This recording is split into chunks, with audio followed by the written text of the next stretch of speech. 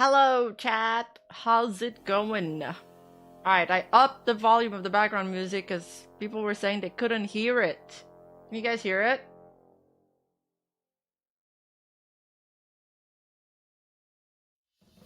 Hi.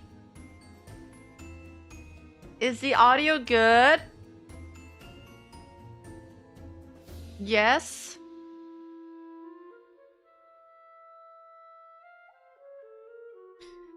Okay, great.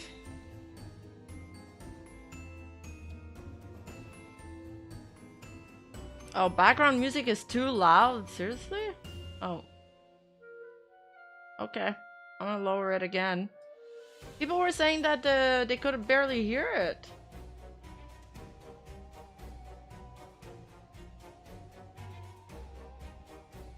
Mic audio's good? Alright, well, I lowered it back. Is it good now?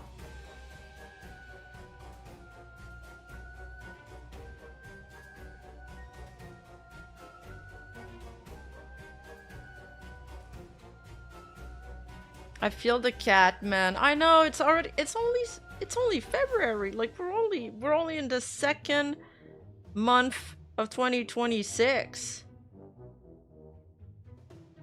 I thought 2026 would be our year.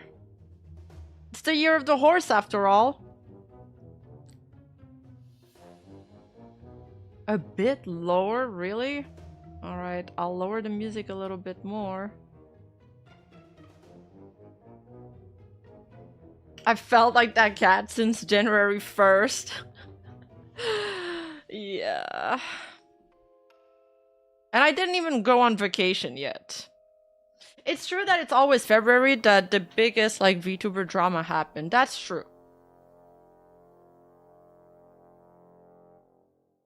Phew.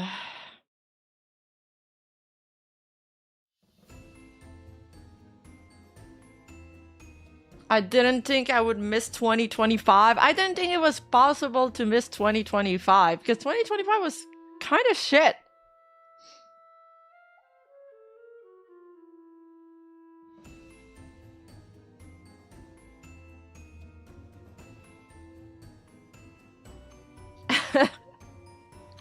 What's happened now? Don't worry, for those who aren't on Twitter, I'll walk you guys through the entire timeline as best as I can. I'll start with my... here, I'll pull up my my tweet summary because I think it's a pretty decent summary. And it was pretty neutral. Don't forget to like the stream, by the way. Press that like button. So, okay. Alright, gotta focus up. What happened?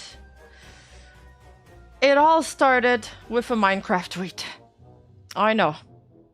Minecraft.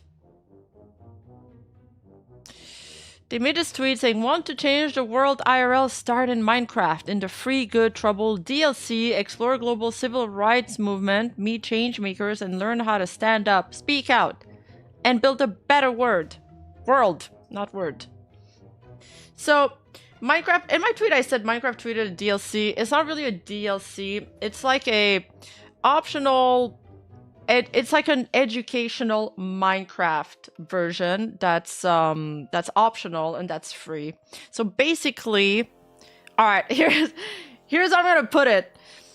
Let's say you're a kid in 2026 and you are in primary school. Wait, what is it called in English? In elementary school. But your brain is so fried from all the TikTok you've watched since you were an iPad kid that you have ADHD and you can't focus on your history lesson.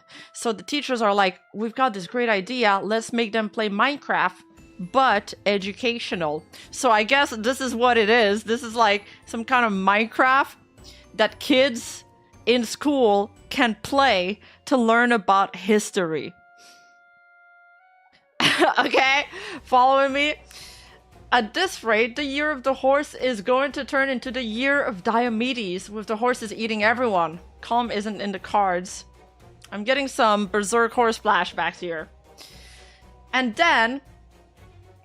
Do elementary schools even use textbook anymore? Is it all iPad? Bro, I don't even know. I don't want to get into it. Like, this is I've got some tweets about Gen Z that I do want to check out later into the stream. Okay, so then what happened? Jelly from Face Connect obviously QRT'd it and said, I was advised by my lawyers not to comment. And then she made this tweet that I included in my tweet saying, screw it, man. I think pushing politics in my children's sandbox game is disgusting, especially when it's disguised as education. Let me play my stupid blog game without having to engage or associate with any of your stupid political garbage that I literally do not care about. I'm just so tired of seeing it. Why does it matter to push real world matters into my blog game that I play to escape from the real world? And if I buy and play the game, can it be seen as taking a side because their dumb ass stupid post blew up? Stupid people in power moment. What's funny is that in Minecraft, most players treat villagers like indentured servant. That is true. I haven't played Minecraft a lot, but I've played with you guys when we did the Minecraft server, and you guys do treat villagers like that. They were very loud as well. And then Jelly said, next they're going to remove slavery from Minecraft. Go Kaiser! Thank you so much for the subscription. Welcome back to the Cute Squad. Hope you enjoy your time here. So then there was another tweet. Okay, this one's a little zoomed in.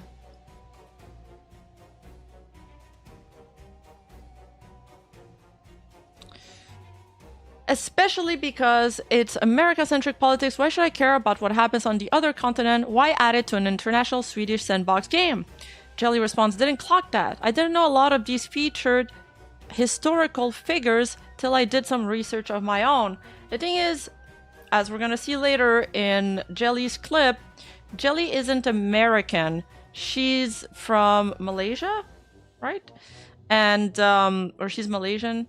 And she says here that, you know, she just wasn't aware of these featured historical figures. Now, let me just go back to my tweet. Okay. Then she has a stream where she talks about it a little bit. And, oh no, before that...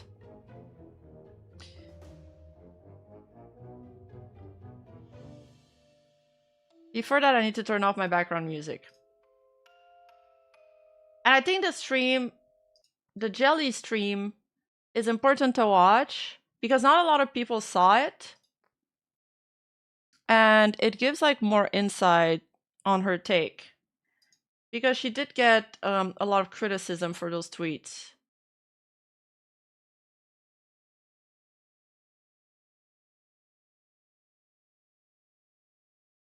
Wait, what are you guys saying in chat? Maybe slightly lower the volume of like my mic? Dude, I play Minecraft a lot. I didn't even know this was all going on. Well, I mean, this is for, it's not for the regular Minecraft game. It's only for the educational version. All right. So, Jelly stream here. And then we'll look at some comments.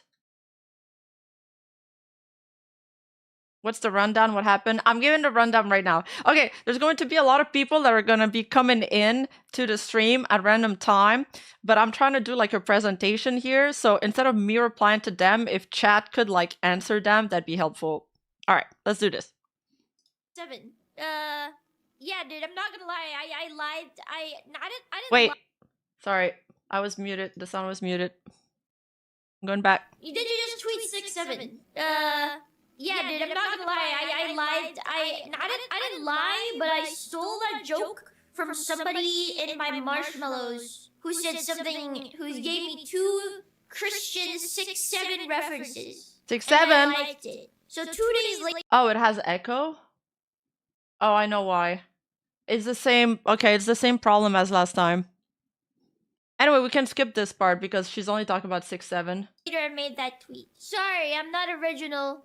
I'm a joke stealer.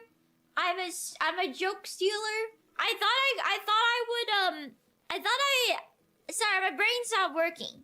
I thought I could 6-7. credit Anonymous and Marshmallows in my tweet, but then I thought that would compromise on tweet bangability.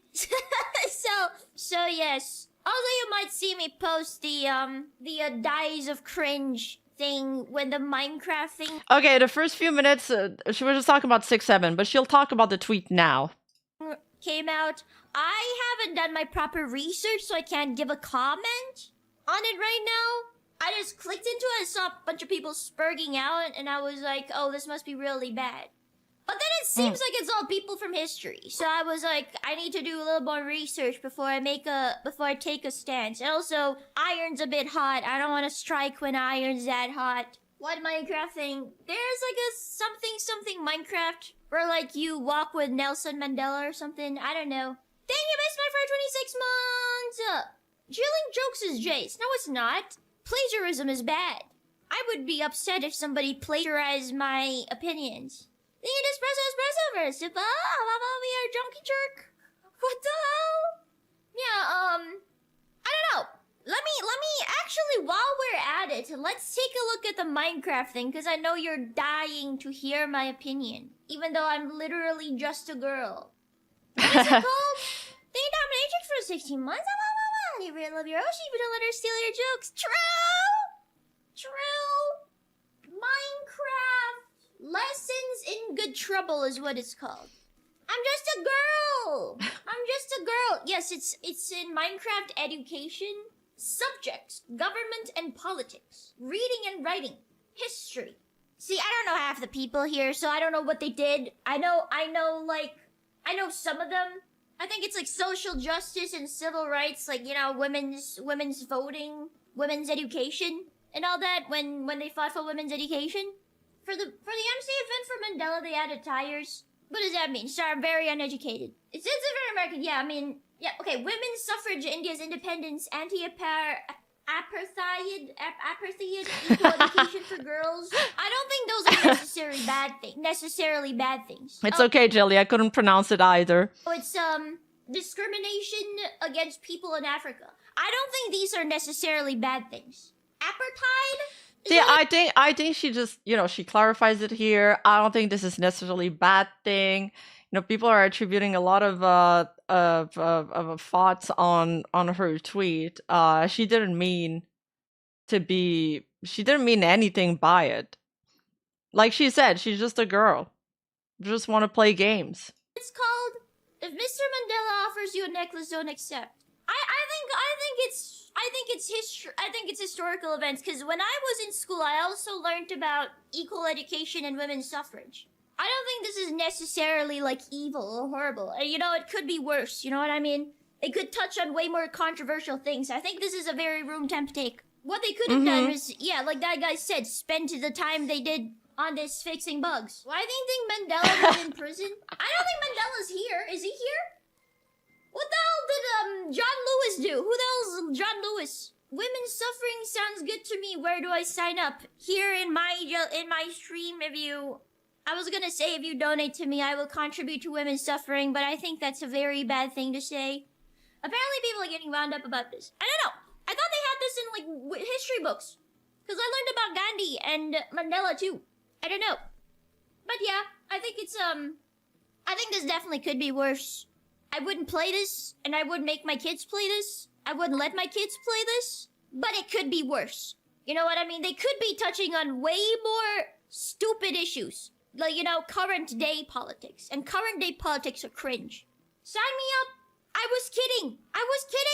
Do it. I was kidding. I'm joking. Could always be worse. Yeah. Nothing Burger also, why barge in when you know nothing? Well, she basically says that. She basically says, I struck when the iron was hot and it was like too hot to touch. Like, I'm paraphrasing, but that's what she meant. She's basically saying she reacted too quickly. She did some research after, and that's it. Like, she was just misinformed when she made the tweet. And then she says, I don't think there's actually anything wrong with the civil rights thing. But then she's just like, I just wouldn't play it myself. Donate and I will contribute to Rima's suffering. You already do, Charlie, and for free. I don't know. I guess I don't know. Generally, a pretty room temp take if I gotta be honest with you. It's just kind of like. Also, I think they released this in a very bad time. I think they dropped this when everybody is kind of still kind of sensitive, you know. And also, I feel like people are a lot more quick to take a stance and fight for that stance before really looking at the facts. That's why they dropped it. It's Black History Month right now? I'm sorry, I did not know that. See, that's also kind of important to underline because I saw a lot of people that were upset because it was like Black History Month, but she didn't even know it was Black History Month. Jelly basically lives under a rock like I do. Don't really care about Jay's personal opinion, but I'm suspicious the management is too lax. They might be falling under the same problem as the end company. She's just dumping fuel to the fire. Well, I think people are really divided on this opinion, Kiwasa. I think some people are thinking that what management did after was too strict. So let's keep going and see what happens. You Kirk, this is for the 5 Super in America. We get rowdy with these subjects every February, and you eventually get tired of such subject. I guess I'm very fortunate to not really have engaged with that here. How the hell am I supposed to know? I'm not American. Isn't it an American thing? I'm not American. Oh, Google removed it. Oh, I mean, okay, let's move on to a different topic. Does anybody want to hear my opinion on something else? American you want to be? Are you guys happy? I think all I have to do is just not be terminally online, and I think I can live a very happy life in America. What's your opinion on America? You guys have very, very good access to the internet. So there's a very large population of Americans that are terminally online and very loud on Twitter. That's my opinion. Because where I am from, we're a lot less terminally online. There's still a lot of terminally online people, but since we're in a third world place, there's lots of people who don't have access or regular access to the internet.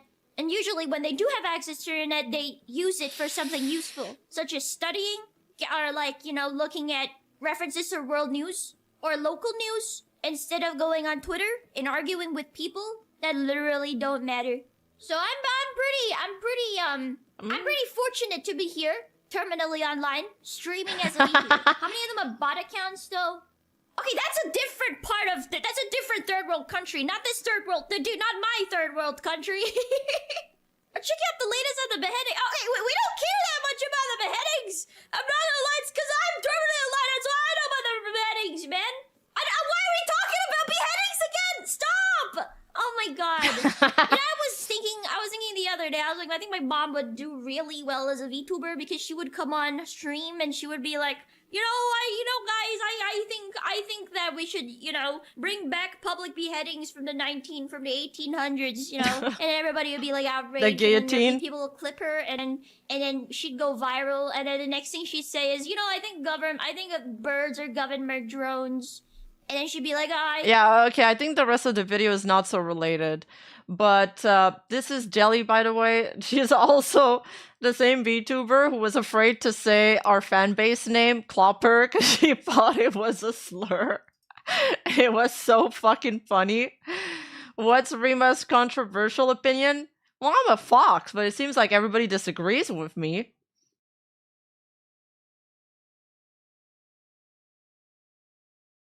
I hope not. Yeah, I hope not. I mean, they made her out to be a racer in the note? What does that mean?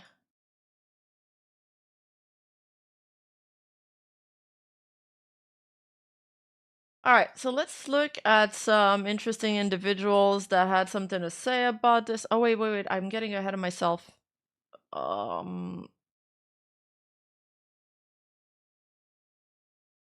Okay, after this, she did like 2 other tweets that are now deleted, so I don't have screenshots of them. But she says something like, thank you for the 100K, like thanking people for 100K. And then she makes another tweet saying, thank you for engaging with my engagement bait or something like that. And then during that time, the tweet her initial tweet gradually blew up. On Twitter, everybody's fighting about it. It gets posted on other forums, VTuber Drama, 4chan, etc., etc. It goes out of control. It hits 4 million views. Then Jelly does another stream, and I'm not sure exactly of the timestamp where it happens, but somewhere during that stream, those tweets get deleted. And then 2 days later, 2 days after February 3, on February 5th, Face Connect drops this statement. An important notice regarding recent events. Thank you for understanding. Thank you for supporting Face Connect. Recent comments made on Twitter by one of our talents include discussion on sensitive issues. Following an internal review, these comments were taken down. We sincerely apologize for any issues caused by this incident. And this is the part most people have trouble with. Face Connect's focus has been and always will be providing entertainment through different personalities and a wide range of unique content. We do not tolerate racism, hatred, or bigotry in our communities. Thank you for understanding and your continued support of Face Connect and our talent, Face Connect team. So the internet completely explodes after that. And we have people like Mr. Softando here, who you can't see it in this screenshot, but he has in his name anti-Face Connect movement saying, ha ha ha, they got my report. You fucking losers. Fuck you, Jelly. Fuck you, Lumi. Fuck you, Dizzy. Fuck you, Pipa. Clara won. This guy is like a spurg. Woke one. Fuck you, Nazi motherfuckers. He's crazy. I have more tweets by him.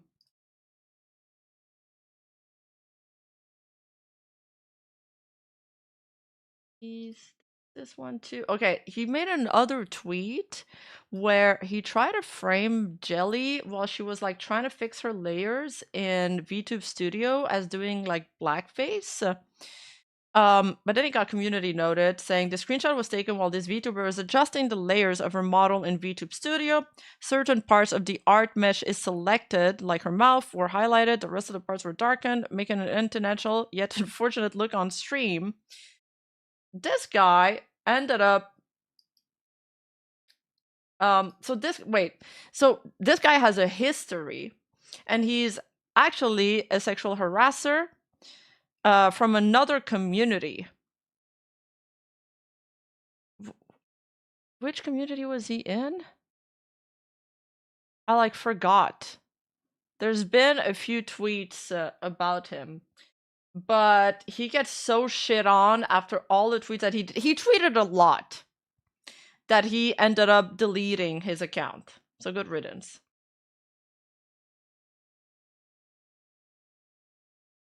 Now back to the Face Connect statement, because I think a lot of people had a lot of trouble about had a lot of issues with it.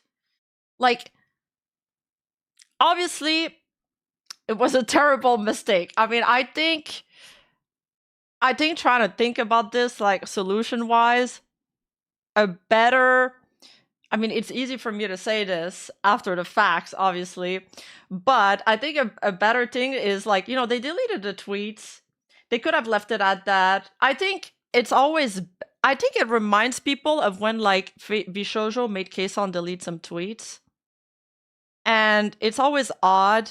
It's better for sure when it comes directly from the talent. Like if Jelly looked at the tweets and she was like, you know what, it was stupid. I decided to take down the tweet because people are taking it all kinds of way. Like she could have just tweeted that herself and it would have felt more genuine and less like, you know, management is trying to make her shut up. I think people just dislike the lack of transparency. And then besides that, when I first read the notice, the second paragraph, I thought it was the way I read it, like my good faith interpretation of this is that this paragraph was regarding the community. Like, Face Connect Focus has always been and always will be providing entertainment through different personalities and a wide range of unique content. We do not tolerate racism, hatred, or bigotry in our communities. Like, the way I read it is like everybody's included. You know, we're not trying to exclude anybody. We didn't mean anything by this. Now, people, but obviously this is not how people are taking it because we're here now. So either they needed to not make the statement, or they really needed to formulate it in a way, if that was their intention, of course, that this was not directed at Jelly, because people are seeing this and now they think Face Connect was saying that Jelly's tweet was racist, hateful, or bigoted.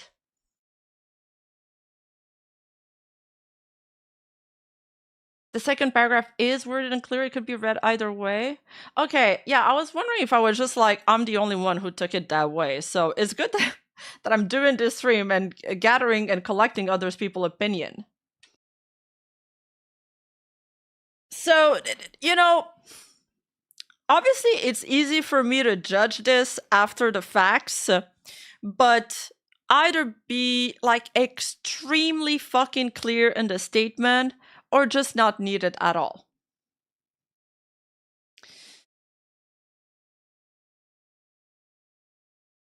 Yeah, the wording should have been clearer to eliminate ambiguity.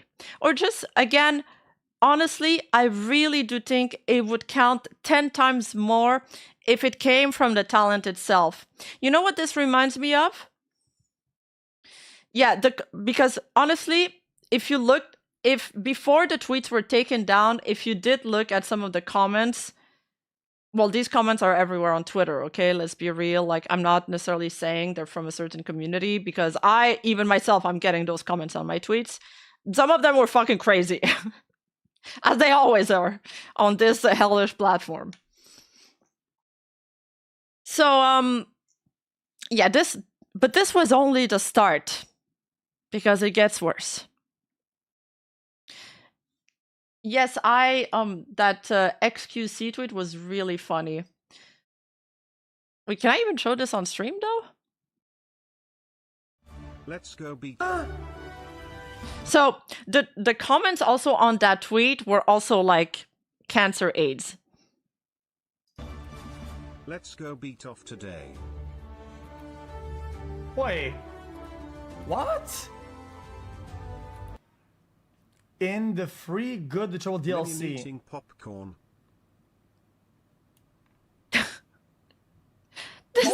Yo, I'm generally done for the day. Oh my god, bro. Why though? It's the first comment on the Reddit. Like, I'm doing the I show speed face right now. Like, nah, dude. Like, I'm. I show speed face.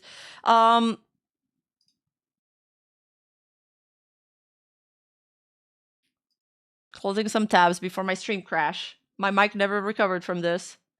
He's like genuinely wide. I know. He's like, I'm done for the day. I'm fucking done. I'm fucking done.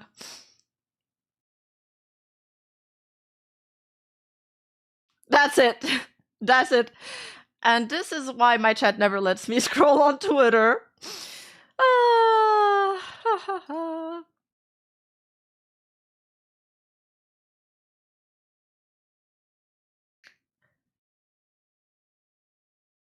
Before the statement dropped, though, Jelly was like making funny memes about it. I skipped a step, okay? Fuck.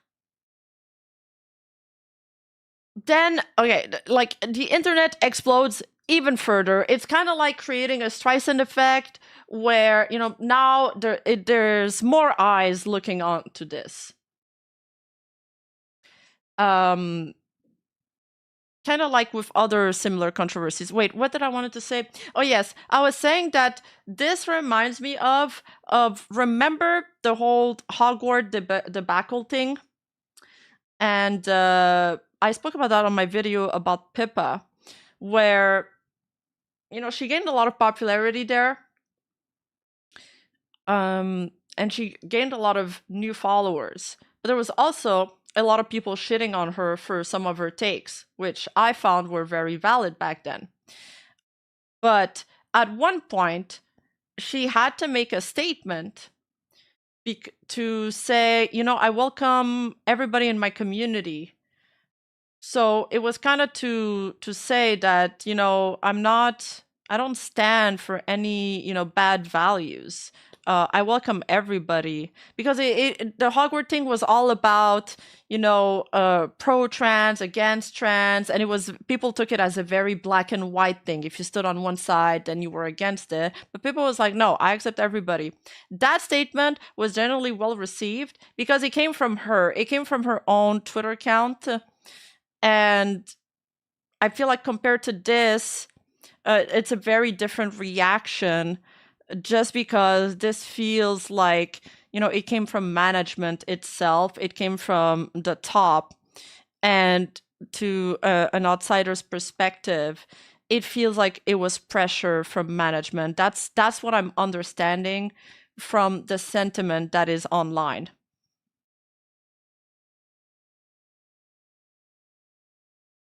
So now, and then, this blew up, continued blowing up throughout the day. I think this was posted very early on. Okay, not that early, noon. Okay, I woke up late that day. But I remember seeing this, and I was like, my migraine immediately activated, because I could just foresee the heap of trouble this was gonna cause. Like, I was like, oh my God, this is not gonna go down well.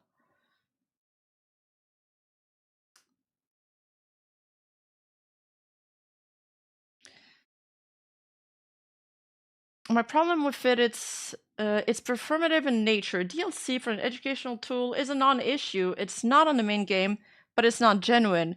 Are you talking about the statement or the tweets? Yeah, well, that's the problem, is that now the statement feels, well, that kind of if I'm understanding this correctly, it kind of plays into what I'm saying. The people's perception is that it wasn't genuine because it feels like it was forced by management instead of coming from a genuine place. Basically, everybody's unhappy now.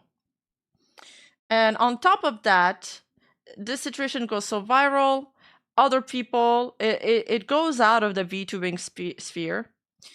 Now, people are bringing out the Clara thing, because she also gives some political statement on her PL at one point.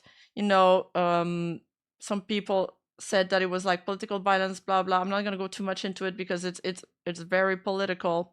But and then they're like, well, why didn't you address this? But you addressed this.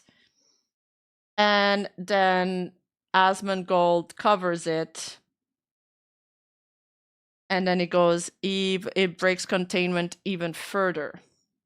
He also displays Clara's docs on his stream, which is very bad. I don't think we should ever show anybody's docs. It's a whole other shit show. And then what happened? Just when we thought it couldn't get, the day's over. The day's almost over. I was like ready to go to bed. I was like, oh my God, it's a disaster.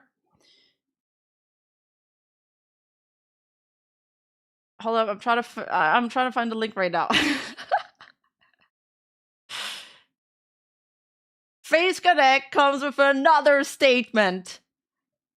And this statement is about Clara's graduation. So they announce Camina Clara's graduation. They say she's going to graduate from FaZe Connect on the 28th. So like legit at the end of the month, very quickly. Concluding her regular activities on both YouTube and Twitter, and she will treasure the time she spent walking alongside her fans, yada, yada, yada. Normal, regulation notice. She doesn't get given FaZe Citizen, unlike the other graduation that we had recently, where, so FaZe Citizen is like, it's kind of like that Hololive graduation that they did with Ame, which means like, yes, you're graduating from your regular activities, but you can still come back whenever you want. I knew it was bad, but I didn't know it was this bad. It really like broke containment, yes. Then Clara also tweets it and she says, I just want to state that this is a decision I made mid-November and I had been contemplating for a while before then. I didn't want to draw attention away from my GenMate Memories graduation last month, and we finalized the date earlier this week. Thank you. My first question looking at this was like, did they do this graduation in response to the backlash that they were getting online? Was it smart to do it the same day? It just feels like everybody's upset now.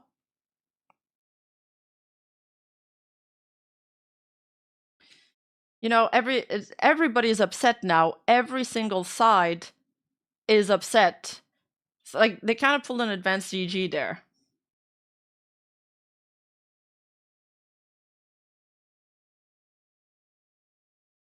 Yeah, it was weird timing, right? But I don't know if she was like, you know, fuck this shit, I'm out, or who it came from. It probably sped up the announcement, yeah. And she's had very few streams in the last 6 months, that's true. I wonder if she was self-suspended. Whoa, chat's going way too fast right now.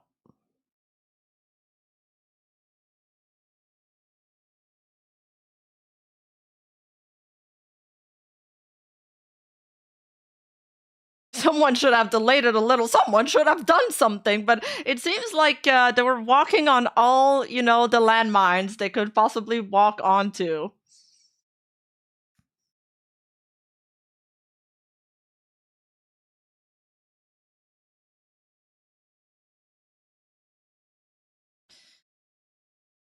Yeah, I'll get to the Dizzy clip, don't worry. I just wanted to catch some of the chat's comments because I haven't been looking at it. Walking on all the garden hose, gets hit by the stick on the face. Fuck. Oh, it was break before and after, since way before the controversy Dawi was stealth. Some people were speculating they think it was a stealth suspension. I don't know. We don't know. Okay, we don't know. It's all speculations at this point. There's a lot of assumptions like going around, I think, from all sides here. It's been interesting to see a lot of the development, that's for sure.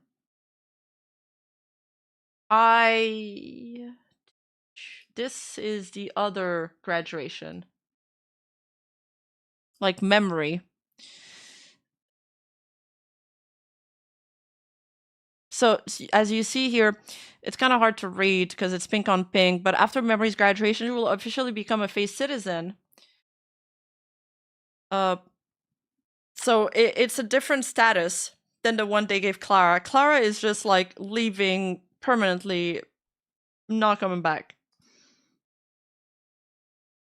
There's a clip. Chat, I've been jumping. Sorry. I'm trying to keep you guys in suspense, and my audio and my links are not timing with my timing. So there's a clip that people have been pointing out that I'm going to show it to you. Some people are speculating that it might have been having like Clara's graduation in mind, but no names obviously are being cited here, so we don't know. It's in the realm of speculation, small disclaimer. I'll play the clip. You guys tell me what you think. Scared by messages where people are like, should I quit? And I'm like, no, what? don't ask me a question like that so suddenly. What the hell? What the hell? This Pippa model is really cute, by the way, but it's weird to see Pippa that cute, you know? Should I quit? No. I always tell people. Sometimes people just get really in their own head. And I always say, it's not, how do I say this? Okay, I'm just gonna be blunt and I'm gonna say, okay, like, it's not ever really worth like, quitting a VTuber company, in my opinion. I know, it's like a feral creature with this model. Look at this face! Like, this is the perfect frame! I know, the contrast is extreme! It's not worth it. Like, it'd be better if you just go on hiatus for however long and then you can come back. But like, why would you burn the bridge, right? Why burn the bridge? I don't think anybody would prefer that. Like, usually what I hear in response is like, oh, but if I go on hiatus, like, my fans will just be left waiting for me. And they feel guilty about it. They don't wanna hurt their fans. They don't want their fans to be left wondering where they are. And I'm like, well, I think your fans would rather you still be in the company and occasionally come back versus you leaving. Yeah, I think they would rather wait, you know? It'll bother you. Goodbye, should I quit my job? No! Unless your job really sucks. Mommy way is best. I also always recommend that. I'm always like, if you're like Don't quit your job because it's impossible to get another job back in this economy. Make all of your jobs fight each other and bid each other to keep you. That's the real play. seriously thinking about it, you should consider becoming a phase citizen rather than graduating, because it's not like you can't do other stuff as a phase citizen, you know? And this way, like, your fans that stay behind, like, you can still pop in and see them and stuff. Much better than closing doors. I think it's much better than closing doors. I just don't know why you... Well, what's the context of this clip? We don't know what's the context of this clip. Like, we don't... She's just talking about graduations in general, chat. Like, she's talking about graduation in general. If she had somebody in mind or not, we don't know. But, like, obviously she's like, it's better to remain a phase citizen, like, than to graduate. So this is a reference to Memory's graduation, obviously.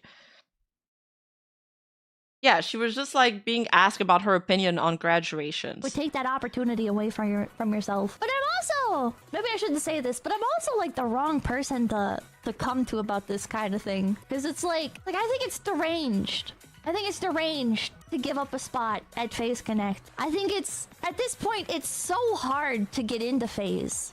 There's so many applications. There's so many people that would give up everything to be here. Why would you give it up? Why would you give it up? Especially when you don't have to, like, hard give it up, right? Like, you always be like a phase citizen or something, you know? It's just, I don't know, it's crazy to me. It's crazy to me. Sib is a corporal at heart. I am a corporal at heart. Opportunity of a lifetime. I think so, yeah. Sure, FaZe Connect isn't gonna just hand you tens of thousands of viewers on a silver platter or whatever, like some other companies have been capable of doing. But I mean, Talons have been getting like 10,000 plus viewers on like debut streams and stuff, and like the amount of support and resources and everything you get is just crazy. And they're required. Oh yeah, and just to be clear, this was way before like all the recent developments. So this clip was from like a week and a half ago. This is just that people, you know, dug this out after the fact. Requirements are so low. Like, if you want to mentally check out, you can mentally check out. I wouldn't suggest it, just because I think you're doing yourself a major disservice. But it's like, it's not like a demanding place to be. It's only demanding if you want it to be demanding. I know I keep overloading myself like a stupid idiot. She's gonna be a phase citizen. She's not like hard graduating. Yeah, but at 6 a.m. impossible.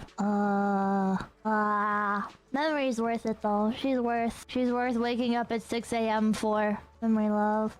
I didn't realize. I felt kind of guilty. I didn't realize like how long Kaleido has been in FaZe Connect. Like Kaleido, the Japanese branch. It kind of caught me off guard. 2 years, yeah. Time goes by fast. It does go by fast. It goes by so fast. Time be doing that. Yeah, it's crazy. This is gonna sound dramatic, but I kind of view graduations as like a reminder of mortality. Maybe that's a bit extreme, but it's like, I don't know, when a graduation happens, like they're not themselves anymore, right? Maybe they exist in another life, quote unquote, but the opportunities that you had before are now permanently gone, you know? Yeah, it reminds you nothing lasts forever. It's like, I don't know, it's like, oh, you have to make the most of people's time, you know? You have to make the most of it, because you don't know when they're gonna be gone. Nothing lasts forever, positive. I don't know, I think nothing lasts forever, neutral. It's just a change of job. I guess for somebody like me, though, where streaming is kind of my whole life, it's like, I don't know. Like, I don't feel very strong attachments to anything outside of streaming. YouTube is all I've ever wanted to do. It's all I can ever imagine doing. And so when somebody leaves, like, the immediate sphere that I'm in, it's like, oh... It's kind of like somebody moving away. Or them straight up dying. I don't know. I mean, I'll cheer her on in whatever she does next. But, someone moving away is a more apt description, yeah. All good things must come to an end. That's life, not wrong for feeling sad, but you gotta keep on too, of course. Of course. I've been thinking about lately this manga panel. I think it's... Yeah, when people... Even VTubers with like really large fan base, when they reincarnate as indie, they still lose like a large portion of their fan base. Sometimes they follow, like, you know, Fauna to Nimi Nightmare. That was a transition that worked pretty well. But then sometimes they just get like an entirely new fan. Well, no, sorry. I'm gonna mince my words, but like most of the fans follow, but there's a part that doesn't. In the case of Keisan and Kiryu Koko, I think that was pretty clear that was the case. But then they get like new fans too. And it depends also if they do the same type of content that they used to do. From Akagi, actually, where it's like men will go their whole lives making excuses for like why they haven't done something yet, or why things are unfair, or how someday soon like they'll wake up and they'll really start their story this time. They'll really start their life this time. And then on their deathbed, they realize that the life that they lived was the real one all along. I don't know. Graduations and stuff just remind me of that. It's too close to home. I just had no choice. I want to be more proactive about collabing with some of my kohais. Because like Saya, I don't think I ever collabed with Saya before she left. It was from Kaiji? I never collabed with Saya. I should collab with all my kohais. It's so strange. It's so strange to see people go. I don't recall, at least. I regret not checking in on memory streams. Just try to talk to them sometimes. Some are very shy. Yeah. One kohai collab every couple of weeks? Maybe. People that have exited phase have continued streaming or not? I don't know if that's fine for me to say. I don't know if I'm supposed to say that. Other people can give you answers. At least in the graduation sense, they're guaranteed another life, whatever form it may take, even outside of streaming. Yeah. Good answer. Ken already did at one point. Even if you exit VTubing, you can remain adjacent. But they're like functionally dead, right? Because like how much are you really interacting as a streamer with somebody that's not a streamer? You know? I guess some people are probably better about that than I am. But I don't have anything to talk about with people who aren't streamers. Or in the VTuber sphere. If you're in the VTuber sphere, we have something to talk about, I guess. I find that doing the switch to flesh tubers completely different, though. But if not, I don't know what to talk to you about. I don't know how to connect with other human beings. You can talk about Quail. Oh hell yeah. God, I'm worried about my Quail. I wanna go check on him. I can't hear him peeping from in here. My little baby Quail. My little Quail. I like that wrestling comparison, Chad said. You guys are bringing up a lot of good points. So yeah, what do you guys think Pippa was referring to? If she was referring to anybody in particular here, I'll let you guys decide that in chat. Now let's look at some tweets, some commentary. There's been some pretty... I'm seeing some really insane stuff, like from both sides. I've showed you, one side, the Suftendo dude. Suftendo. I don't even care. Honestly, I don't even know if that's his name, and if I don't even care about pronouncing it right. Kiwasa, Parasocial, so Valentine's Day soon. Rima, will you be the Clopper's Valentine's? I think I'm gonna be the Valentine that gets rejected somebody in my comment section was asking if my tail was single. Like that's how much you guys put me in the cuck chair. But anyway, some people are really, really upset. You know, like this person saying, I don't see Pippa jumping in to defend Jerry like she did with that, in brackets, literal whore, Clara. This person's not a fan of Clara. I mean, I can agree that the statements that she made on her PL were really stupid, especially for being in a corpo.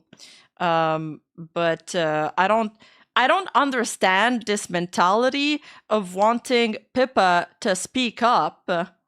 This is the same mentality as the people that were going after Tomoe last week, telling her that she needs to speak up on political topics because silence is violence. This is literally silence is violence.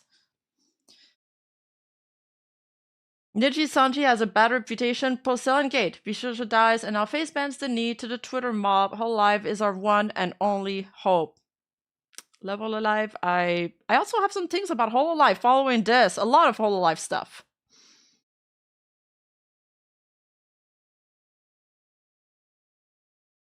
Another idiot here.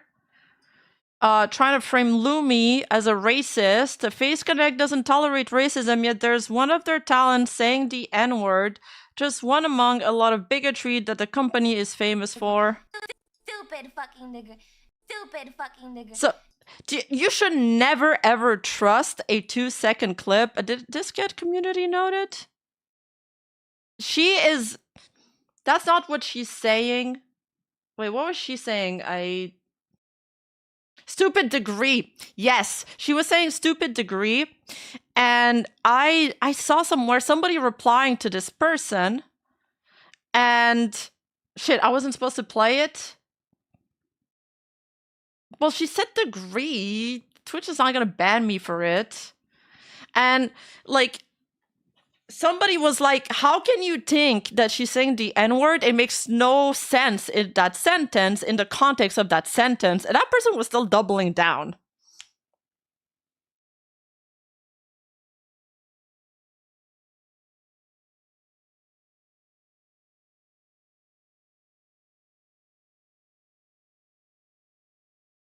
Okay, and then other people. Okay, another idiot. I'm gonna show you guys a lot of really sub temperature room IQ here. Monetization. Rip monetization. Sorry. Whatever. All right, so Pippa tweets, I'm going to do the rest of the sponsor obligations, but regular streams will be spotty for a bit. I don't know, man. Obviously, she's a little depressed about everything going on. And this dude is like, unsubbed anyway. Done with Face Connect. It was fun, but the fun has been killed. Jelly did nothing wrong, and you won't even stand up for her. You are awful. But hold up. You know, at first you read this, you might be thinking, geez, this is a Face Connect fan that seems very hurt by the situation. He must have been like a big fan. But then you see more stuff that he's tweeted, like this, for example. Tenma just tweeting again, come on a collab tweet saying that she's gonna be streaming with Cleo and Ponko, completely unrelated. This guy arrives like a hair on a soup. Tenma, if FaZe does not apologize to Jelly, I will cancel my current orders. I also not support talent going towards, because I don't want to support a company that abuses its people.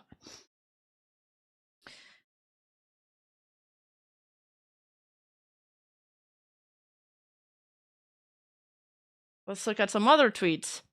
She blocked me. Time to abandon FaZe. Okay.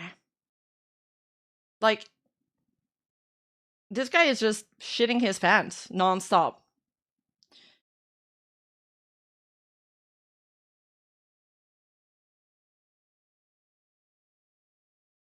He's replying. I see him in every single tweet. He's replying to everybody.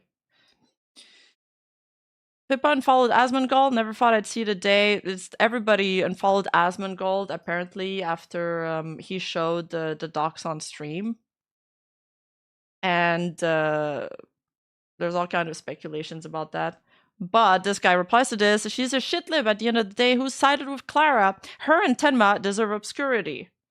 So, you know, I really think that this situation, breaking containment, has brought in, or has at least like shed a lot of lights on people who actually who claimed they were fans of Face Connect, but they weren't actual fans of Face Connect, were they? Or you wouldn't be acting that way.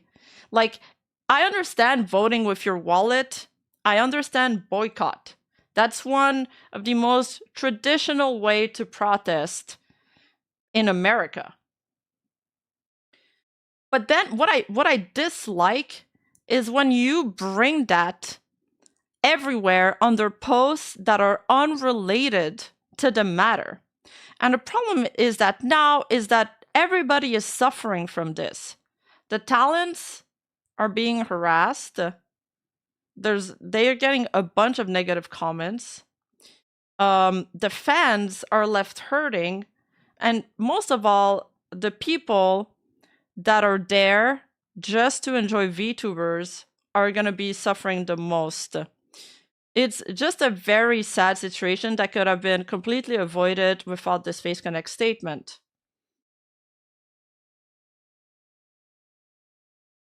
I remember Corrupted Pixel. They're a giant Niji fan back then. Not sure if they still are, but wouldn't be surprised if they are still. They're sending Lumi like that.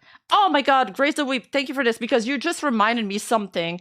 I don't have the comments here, but I swear to God, a lot of the initial backlash against FaZe, and I'm sure it's still going on right now. I just like there's so much. I didn't bookmark everything. A lot of these people are the same people that were part of the Niji Defense Force. I'm telling you, I remember a lot of these names, a lot of these usernames, because I never forget a rat's name.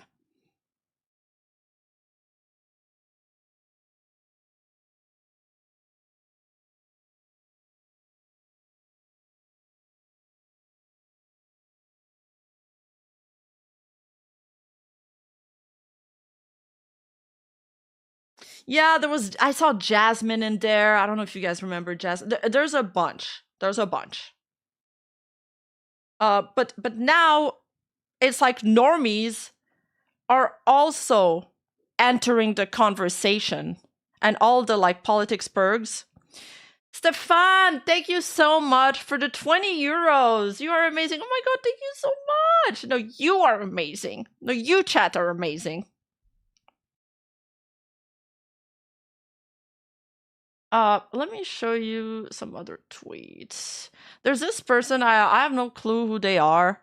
They tweet a lot. I don't always agree with their takes. He tweets here, letting normies dictate the fate of things you like is not the win you think it is, no matter how much you think you agree with them today.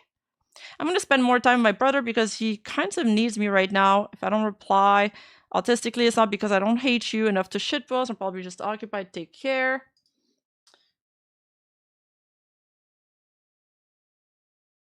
Over here.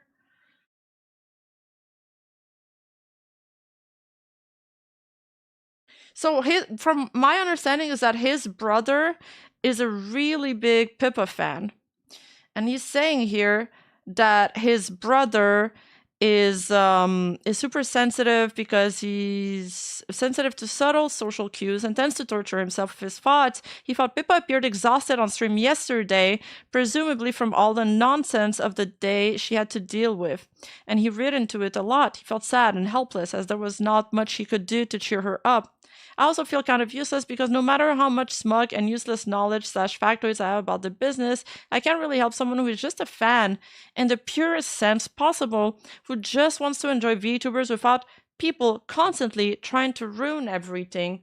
And I think this is where I'm at this point. Like, at first, I understand the frustration and all of that, but I think the harassment is really not necessary and it's going too far. And I've always had that take. I've even had that take during Silentgate, during the whole Niji Sanji thing. Harassment is where I draw the line, dudes.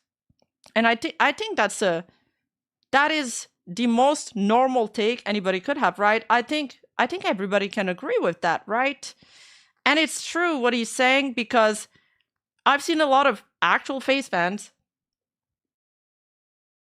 because I know who they are. I recognize their name. One of them, for example, is somebody that works on one of my channels, Lazy Clipper here. And he was really upset by the statement as well. But after this, you know, he tweeted more, because there's like a wariness, there's a fatigue that started dawning on everybody, because I think everybody's realizing that this is becoming a lose-lose situation for everybody. Pippa drunk herself to sleep on stream. She clearly was hurt. Yeah. Yeah. So yeah, Lazy here. I decided to showcase his tweets because I feel like he had, you know, a good take. Some hours after the announcement, shit went down exactly as I expected. Everything is worse now. People like Asmongold already covered it, so now it's going to become a culture war frontline for like 2 weeks, with tourists from both sides being ass. We the fans just got fucked. Yeah, this is also my frustration right now. And I don't know, am I the only person who feels that way? Like, I need people in chat, in the comment, to tell me I'm not the only person who feels that way. I hope I'm not the only person who feels that way. It's tiring. The amount of shit flinging and harassment we'll see is gonna be horrible now. I don't want to go into specifics, but people are digging up old shit now and spreading docs material. Whoever wrote and greenlit this announcement really fucked up and should be reprimanded. I agree. I mean, I hope that they fucked up and that they won't do it again, obviously. I hope FaZe management learns a lot from this. If they don't, then the company goes under in a year or two. As for now, we, the actual fans, just gotta weather the storm and support our Oshis. Remember to not harass others or do things like that. It'll just make shit worse. Lock reply, because Auntie started showing up and I don't want to deal with that shit after waking up. I wish I could give money directly to the talents. You guys can. They all have Streamlabs page. You can send donations too. Alright, if the FaZe Connect and talents cut there is different, but at least YouTube won't take 30% of the dono. Streamlabs is always the best way to donate, by the way, to corporate talents. I don't know if the fans will be willing to support us hard anymore. They played themselves. What's probably going to happen, similar to what's happened with Hololive fans, they'll start being fans of just the talents and not the company. I predict that after this, many won't defend FaZe when something else happens, but it doesn't affect their Oshi directly. In fairness, I was already disgruntled by how tame and sterile VTubing had become, largely due to the business end, and was sort of hoping for a shakeup in how things had been going. Maybe this could work out for the best and allow talents to be more expressive. Dude, if you wanted a VTuber that speaks out more, then just look for one that does that. You won't find anyone like that on the corpus. Dude, he's so right. That's why I like this comment. I'm getting like the senile woman like memory flashbacks that I forgot. You won't find anyone like that on the corpus side of things, but you surely will on the indie side. Shit like this literally only brings negative, almost never positives. I mean, it's true. Like at the end of the day, yes, FaZe Connect was edgy, totally. They're unhinged, they're, you know, the crazy Menhera company, but they're a corporate at the end of the day. And that's what Lazy's trying to say here.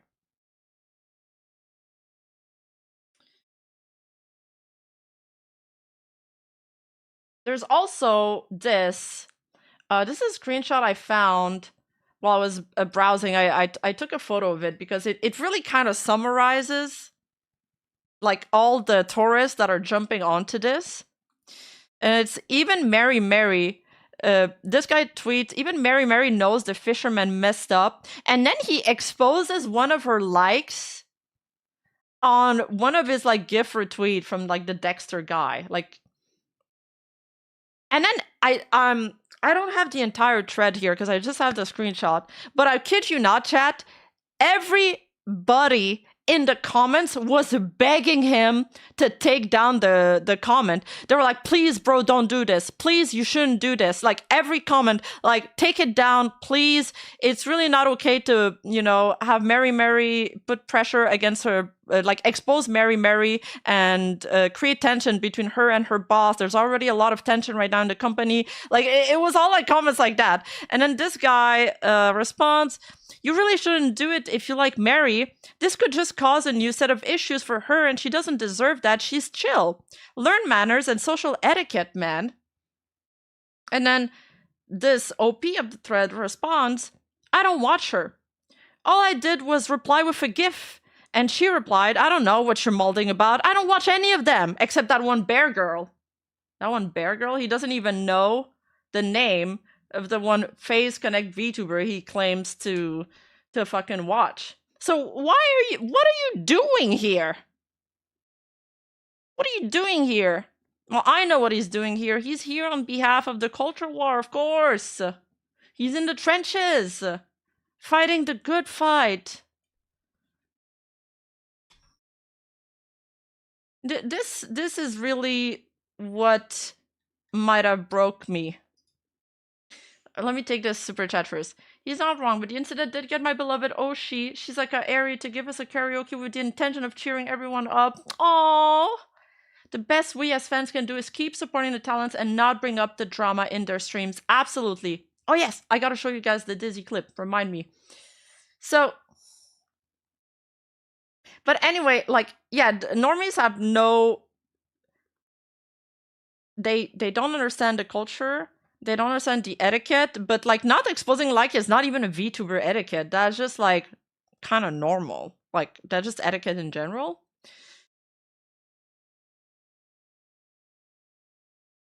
I was gonna add something, but I lost my train of thought. Fuck. Okay, well, this guy's saying that because likes are hidden, likes are given with implied privacy, airing this out is rude and creates problem for others because people attack popular figures for their opinion. Yeah, and yeah.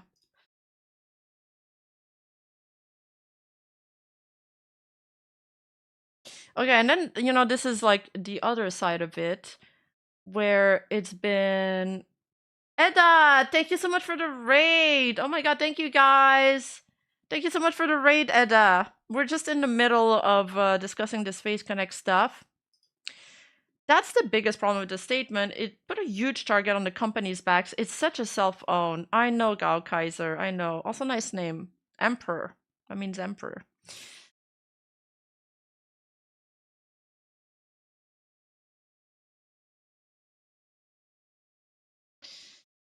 This is like, no words can describe just how angry I am with how Clara was treated by the company that was supposed to protect her and her own coworkers' fan base, but I guess that's what happens when you cultivate a community of hateful people.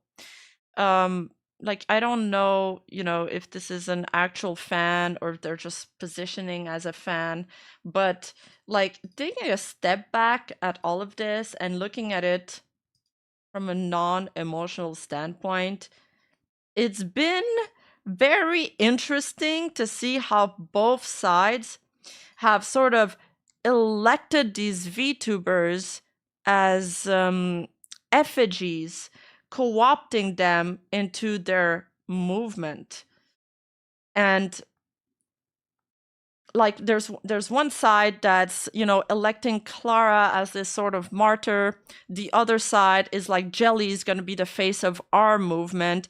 And it feels like both, well, and there's, you know, there's Pippa also thrown in the mix. And it really feels like these VTubers are kind of just being used as political pawns at this point.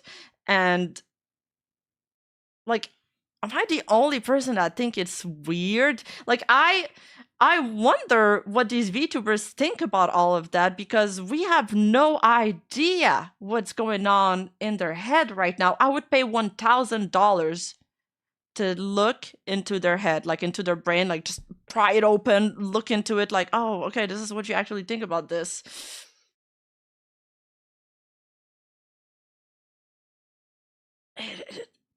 Yeah.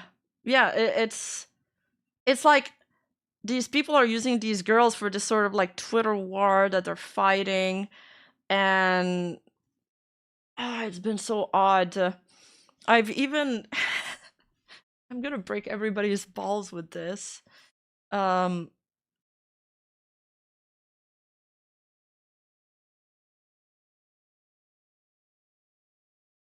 Why would you subject yourself to this mental damage, Rima? My mind just goes there. I'm gonna subject you guys to this Tolstoy quote, okay? Because yesterday I was reading War and Peace. I'm almost done with the book, and there was a line that really reminded me of these people that are like deep into, you know, the war. And it's these two characters, they're arguing, okay?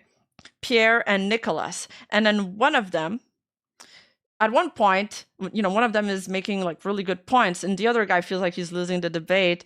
And it says, Nicholas felt himself cornered. This made him still angrier, for he was fully convinced, not by reasoning, but by something within him stronger than reason, of the justice of his opinion. And I was like, wow, that's like how the average Twitter soldier thinks. But you know, what's the interesting part of this too is that Nicholas is not portrayed as a bad character at all, you know, by Tolstoy. He's just like, he's an average person. He's a good guy, actually. He's got great values. But it's just that sometimes people feel really strongly about things. Thank you, Rima, for spreading our culture. Oh, are you Russian? Yeah, the War and Peace is the well-known Yao Duzhin. You guys don't know that Yaoi? Jerry with the gift of Cassandra, what she complained about in games with culture war battlegrounds added, she's becoming IRL, support the girl. Yeah, like I said, like, I really don't think that Jelly has a single malicious bone in her body. Like, she just... I think all of these girls... Well, okay. Yeah, no, I think all of these girls at the end of the day just want to be like anime girls online. I want to believe the best in people.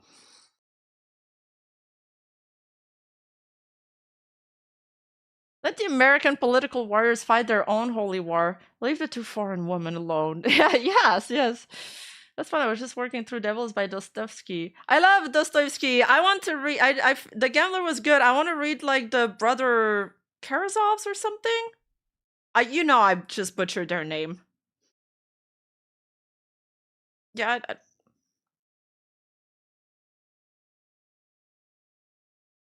Okay, more.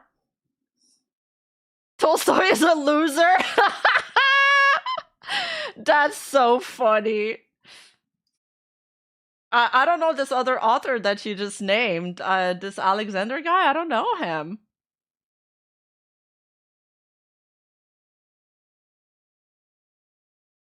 The brothers Karamazov. No, that's not it either, Gilderfane. Karamazov. Yes, I think that's it. That's it. Her is a piece of shit. She came extremely close to villainy and cited violence and bad etiquette about face reveals and her VTuber anonymity are irrelevant to defense of her actions. I don't think that's true. I think no matter what, I think doxing is always bad. Like, I feel like that's just a reasonable take. That's always been our take too. For the past like 3 years since I've done YouTube. You know, some people have this argument that I've said this the last stream too. I keep repeating myself, I feel. They're like, "Oh, it was a public account." Yeah, guess what? All information is technically public. That's why doxing isn't technically illegal. But we still don't do it because it's bad. Like, doxing is cringe, always has been. I don't know why we're excusing it now. So, like, if you open the floodgates to making it okay for her, then whenever other people are upset at somebody from your own political party, your own side, they're gonna dox them too. Do you want this to happen? No, of course not. It's gonna be worse for everybody.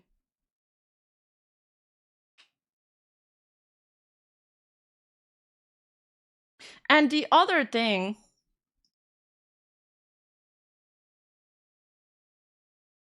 uh,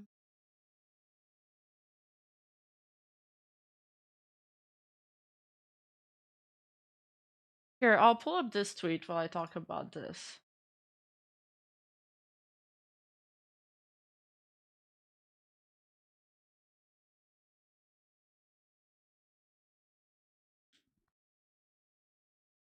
That info was obtained and spread with malicious intent as well. Yeah, intent also matters in there. That argument is kind of bad. No, your argument is kind of bad, Frederick. So, that PL was private, bro. That PL was private. What are we even saying right now? Like, okay, maybe the OPSECs weren't the best, but do we really want to get into these technicalities? Yeah, an eye for an eye and the world will go blind.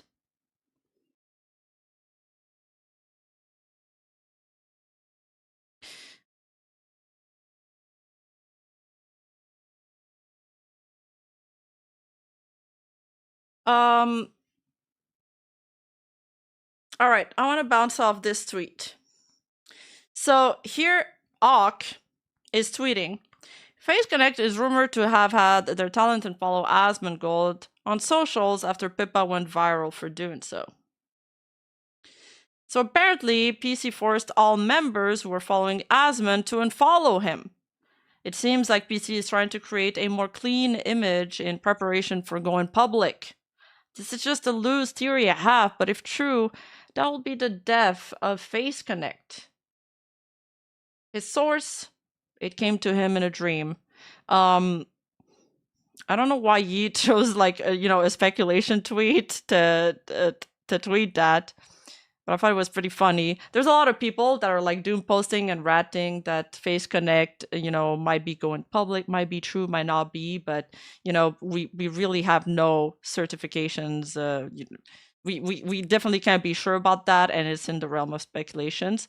There's another rat that people are saying that Face Connect, forced all the members to unfollow Asmon. This tweeter is saying maybe it's just girls behaving like girls and unfollowing someone who escalated the situation and called their friend a bitch in front of 40k people. I don't know.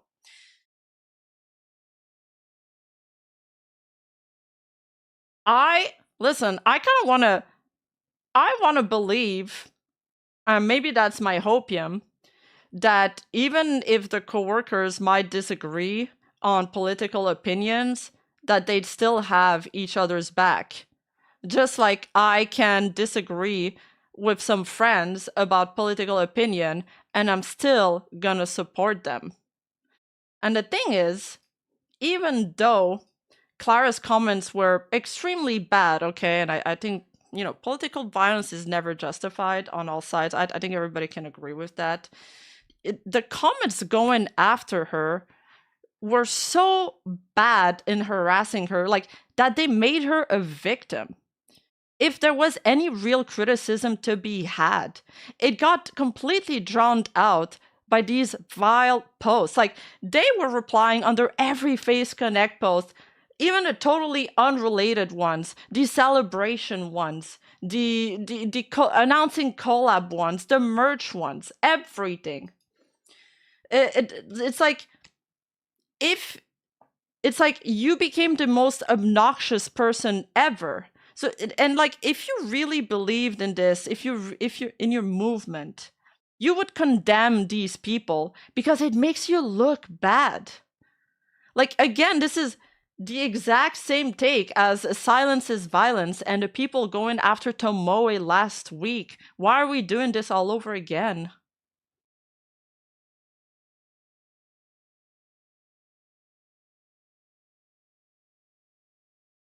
Why are you saying Asmon dogs Clara? He clicked a link while covering the drama. It's not his fault. Clara didn't private her PL. Her PL was privated the entire time. These posts were leaked from her PL. Just I'm gonna put the dots on the eyes there. This is the truth. Asmund might have done it accidentally. I'll give him that. But at the same time, you know, the initial poster did it in a way that was malicious. So yeah, we are in an eye and eye for an eye environment. It's messed up. Clara's obnoxious. Sure, you can think that. You know, I'm not gonna argue with you on that front. But dude, is it crazy to think that people shouldn't be doxxed and harassed for this? I can't be the only person that believes that.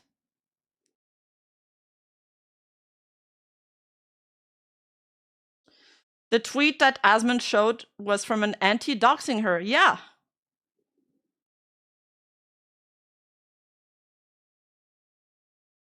Asmund doesn't adhere to the VTubing rule of doxing, then he shouldn't be covering VTuber related stuff. That just proves that he's a tourist.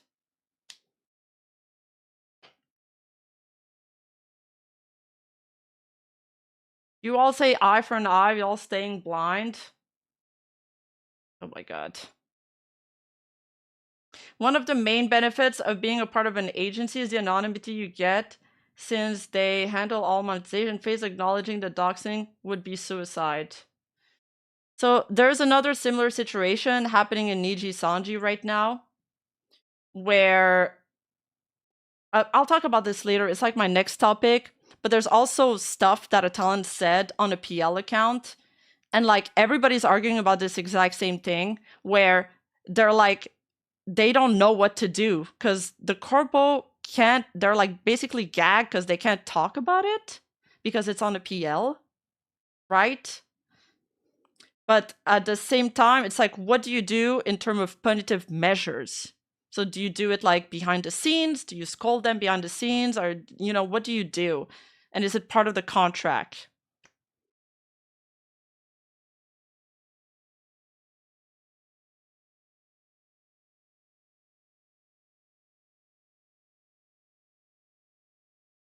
I miss when the internet was a place where you could talk with people who know nothing about your real life self. Yeah.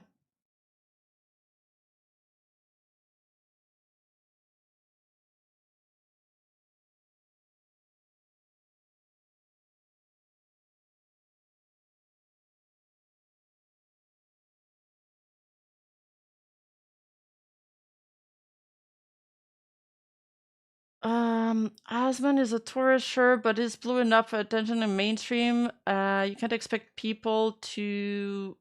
Yeah, but has he created any positives? Because now the only person that's hurting are the FaZe fans.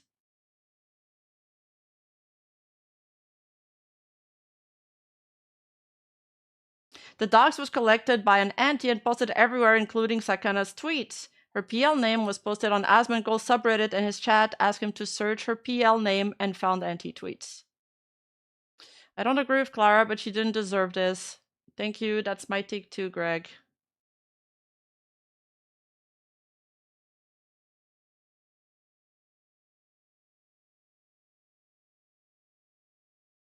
Anyway, like, again, I think if you want to vote with your wallet, that's fine. If you want to, you know, boycott, if you want to, you know, pressure a company by, you know, stopping to watch, stopping to subscribe, that's valid, right? But don't bring this on tweets that have nothing to do with it. You know, don't go into talent stream pressuring them to speak about it. I don't even think that Jelly can say anything when she comes back, by the way. So, you know, have some decorum.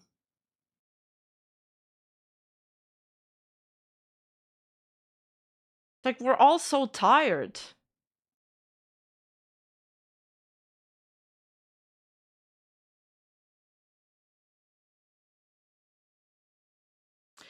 I don't agree, since you covered real-life live streamers you know nothing about, so is it fair that you're a tourist and just stick to VTubers?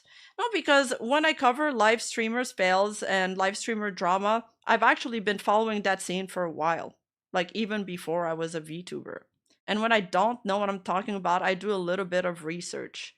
Like, the last 2 times that Asmund has covered VTuber stuff, he's kind of made things worse for us. But the thing is, Asmund kind of, like, he should know better. Like, he should know better.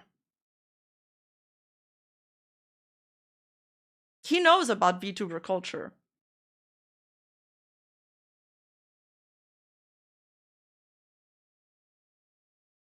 I think it's precisely because normies don't adhere to VTuber etiquette that this could have been easily expected and avoided. Yeah, no, that's true. I mean, it all goes back to the statement. That statement was like AIDS.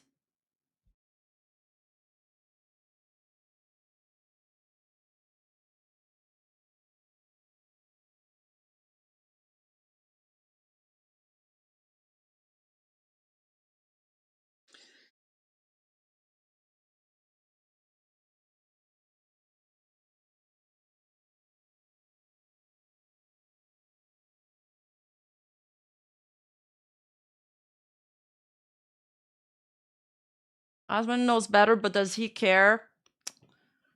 I mean, there was a time where he cared about VTubers. I don't know where he stands now.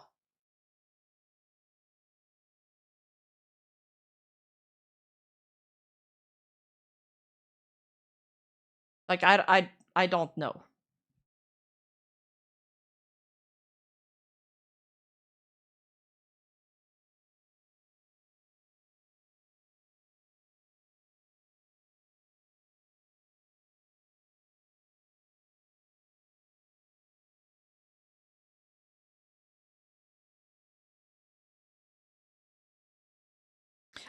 You know what this reminds me of, chat? Do you remember when I showed you guys that Japanese tweet where the Japanese person was saying that they needed to gatekeep all Westerners, but they meant like American. Like, I'm talking about the continent of America, like probably Canada included.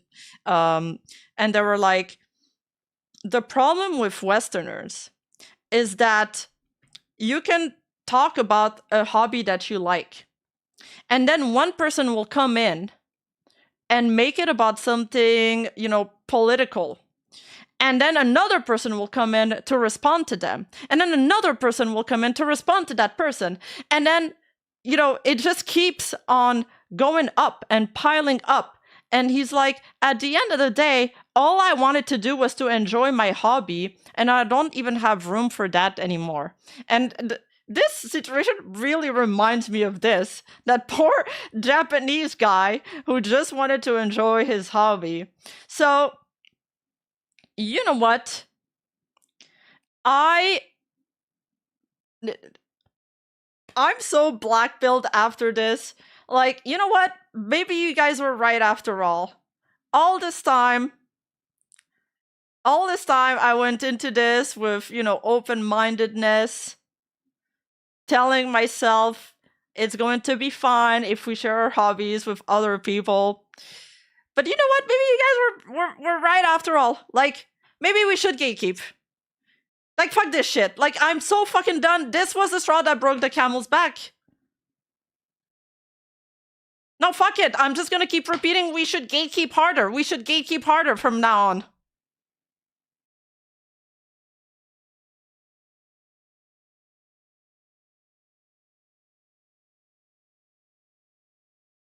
Chain smoking 20 cigarettes kind of mood. Are we still on the whole Minecraft debacle with the corporate language email from FaZe? I thought when the email talked about the community, he meant specifically the community. Well, we kind of moved on from this conversation. I did address that at the beginning of the stream. I also read it as he was talking about the community, like, hey, everybody's welcome here. She didn't mean anything by it. Obviously, other people didn't take it like that.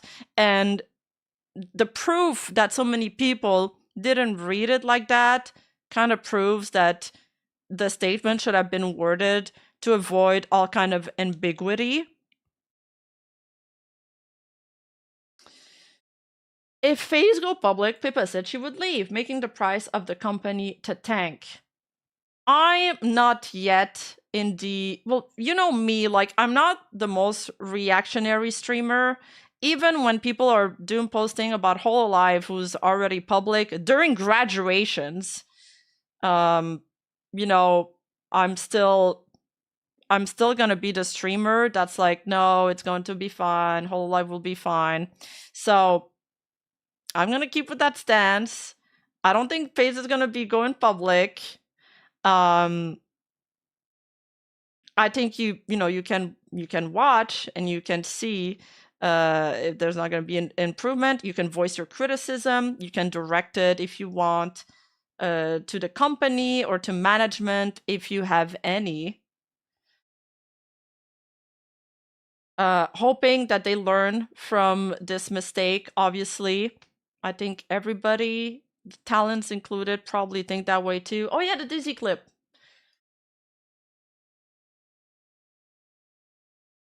But I doubt it would go public. That'd be so weird for them. That'd be like a really odd move for them. It would not fly. It would not fly at all. I know that there's a lot of people that want FaZe to go under right now. They want to see FaZe burn into the ground. But I believe, and I've said this also during Niji Sanji and the Selen Tatsuki debacle. I think that any corpo going poof from the scene is really bad long term for the scene. Like it hurts everybody. It in the spirit of like healthy competition, it's not good. Welcome to the gate, Rima. We've been expecting you for a long while. You finally turned me. Be the girl balls that gate keeps the whole community. Could even convince people that you're actually some flavor a super villain if you do. Well, finally.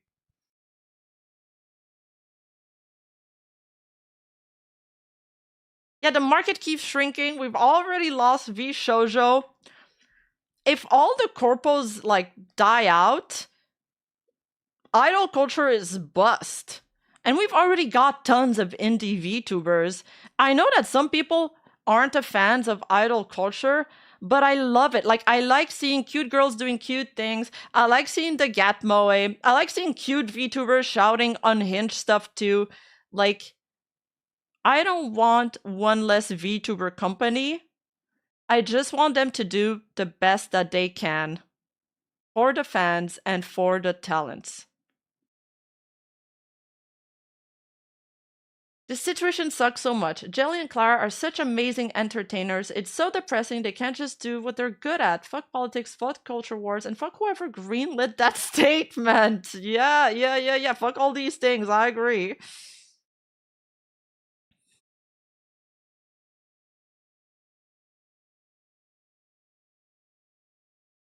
Okay, but a little bit of good news. I think you guys will like that clip.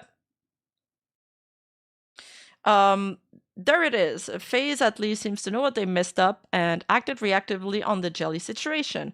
For the good of everyone involved and FaZe as a whole, we love the talents there and only want to see them be as successful as possible. Please show all of them the love and support they deserve. What Clara said was disgusting and should at least have some accountability. But at the end of the day, she works for an agency and it's the agency's job to protect the identity of the talent. Yeah, I agree with that entire statement. There should be some accountability from her, and I hope that she learned from it. And, you know, it was a stupid move from the first place. Don't use social media as your personal diary. I feel like that's just logic. FaZe is probably still better to be in compared to Niji. Holo FaZe fanbase is being brutal. It could see a contract breach, but still brutal. It's been brutal, yes.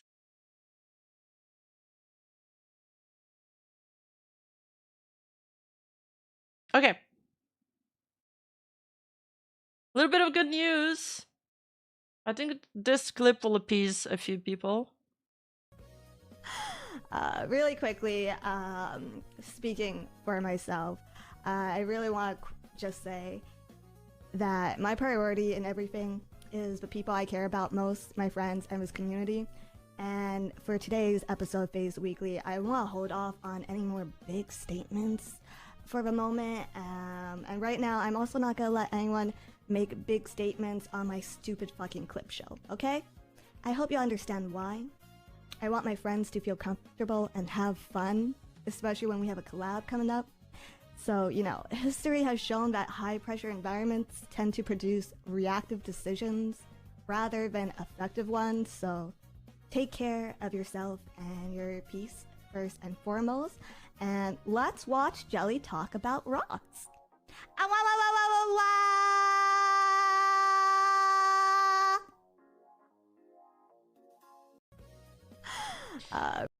So I think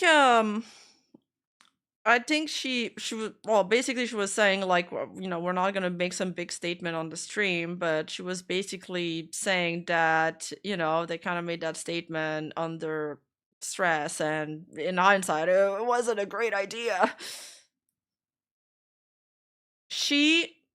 Yeah, I feel like she handled this with a lot of diplomacy. It was really well handled.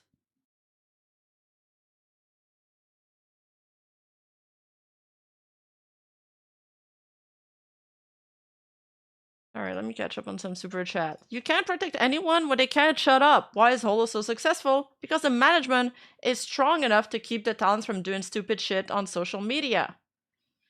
Yeah, okay, you got a point there. Yeah, no, yeah, that's true. That's true. Why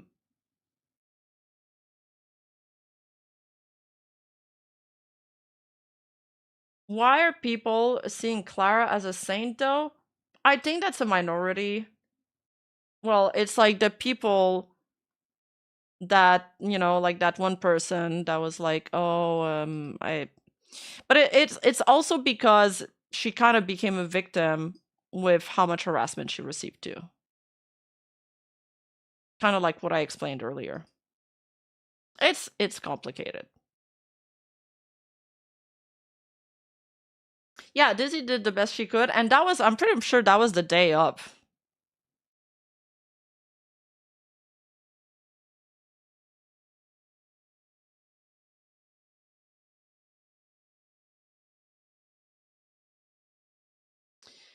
Shelly was a centrist and not wanting politics in Minecraft. How is that stupid?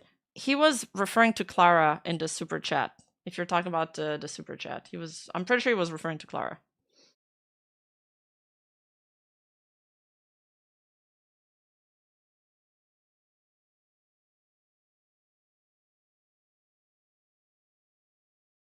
Oh, FaZe Weekly was every Saturday? Okay, my bad. But I thought there was 2 people that streamed the day of. Like, most FaZe Connect streamers were like, oh, I'm feeling ill. And then 2 of them streamed the day of.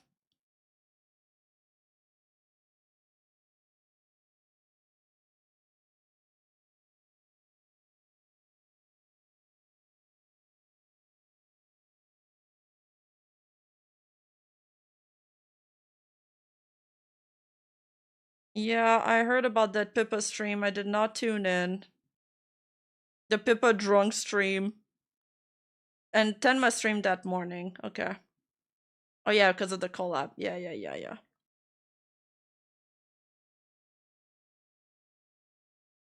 Kind of funny that the moment FaZe broke the do nothing and win rule, they instantly imploded. Yeah, I mean, most of the time she mentioned me. Oh yeah, wait. Let's look at that tweet. Sorry, I cut off my line of thoughts, but basically I think that whenever you break your own little rules, like your internal rules, because you're emotional or you feel stressed. I know that I've done this before and I've always regretted it. Like, I know how I should behave, but every time I've broken my own structural rules, I've always regretted it. Always.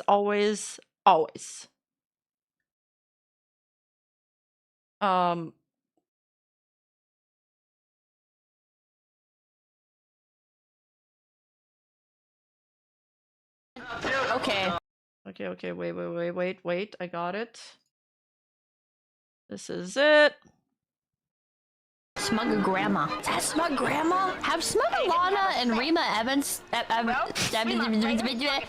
collabed? Battle of the ESL cute accents. Battle of the ESL. I'm sure they should collab. Alana doesn't have an accent? Okay. I like that she just said, okay. You know, finally a battle that I could win. Finally a fucking battle that I could win. She says the new debuts. Alright, buddy. Alright, pal. Smug Grandma. Is that Smug Grandma? Yeah, I feel like Alana definitely has an accent. She says she doesn't. Bro thinks I'm ESL and I have the most stereotypical American accent ever. I'm gonna end myself. Fuck my fat chungus life. You know what? Fuck my big back of life too, Elena. Rima does have a cute accent though. I'll give her that. Oh, let's kiss. You think Alana would out-yap me? I don't think that's possible.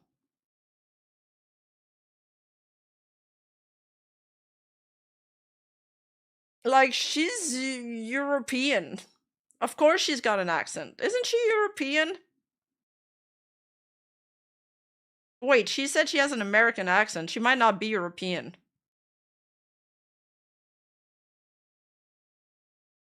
What I want to do is I want to get the most obnoxious ESL accents ever, like all together, and then do that mage battle collab.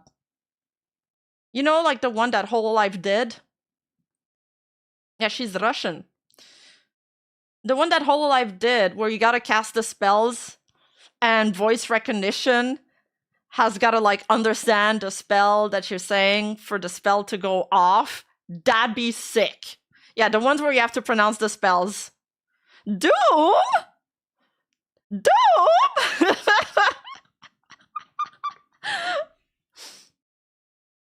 Yeah. So, at least we know you're not breaking any dating rules, because we know no one is dating you, silly Hans. Yeah, fuck you. That'd be a collection of Rima clips. Oh yeah, you know it would be. So, oh yeah, final thoughts. I wanted to ask Chad a question about the FaZe Connect stuff. You know, what do you guys want the company to do from now on? Like, what would make it better? Would you rather we just, like, never speak about it anymore, just continue giving us entertainment? Do you want them to give you another statement, an apology? Would the apology even help, or is it just too fucking late now after the facts? You know, do nothing, don't talk, protect the talents, never do a statement again, ignore drama. An apology would help. I just hope that FaceCon still goes well. Oh yeah, there's FaceCon soon too. Silence or taking down the apology documented tweet, but if they take down the tweet, shouldn't they, you know, make a statement about taking down the tweet? Apologize to Jelly. Yeah, but apologize publicly or behind the scenes? An apology would blow everything up to overdrive. An apology would not help at all. Return to do nothing and win. Maybe, yeah.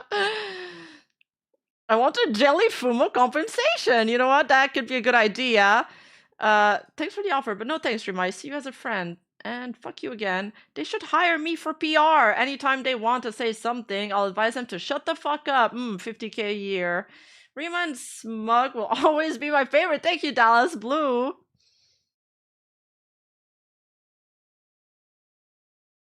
FaZe should keep calm and be careful who they work with. Shut the fuck up about the matter. Don't throw your talent in the bus. Apparently they're shit at PR, so they should never say anything at all. Wait, I saw a tweet that was like a funny idea. Say to the fans that they'll stand by their talents and never make another statement until the heat death of the universe.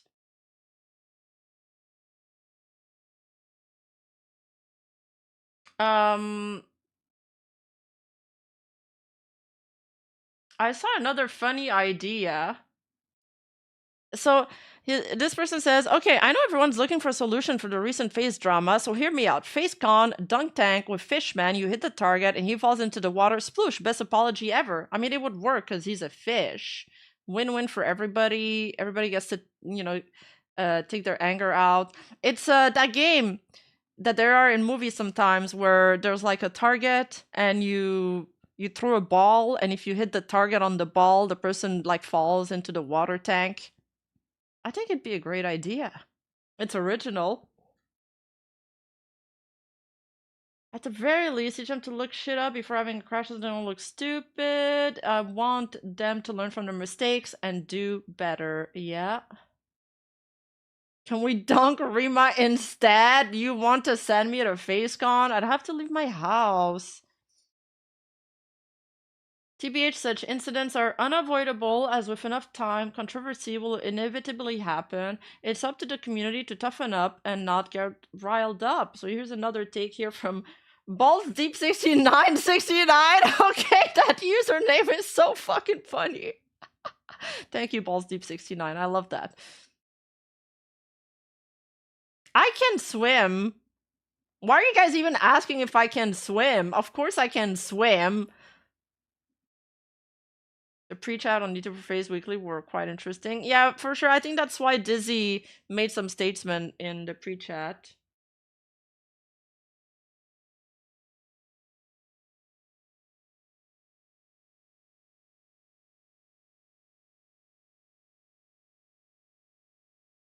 Horses can swim. Yeah.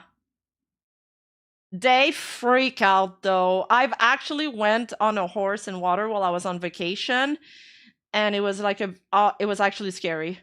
Like the horse was jumping up and down like a fucking dolphin, and I had to hold on for dear life. Fat floats on water. But apparently some other horse, like it depends on the horse. Anyway, Dizzy is a Giga Chat, yes.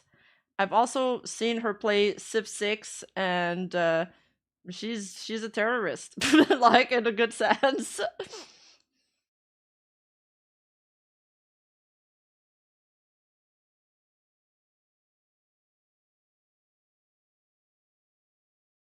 Yeah, I enjoyed that stream.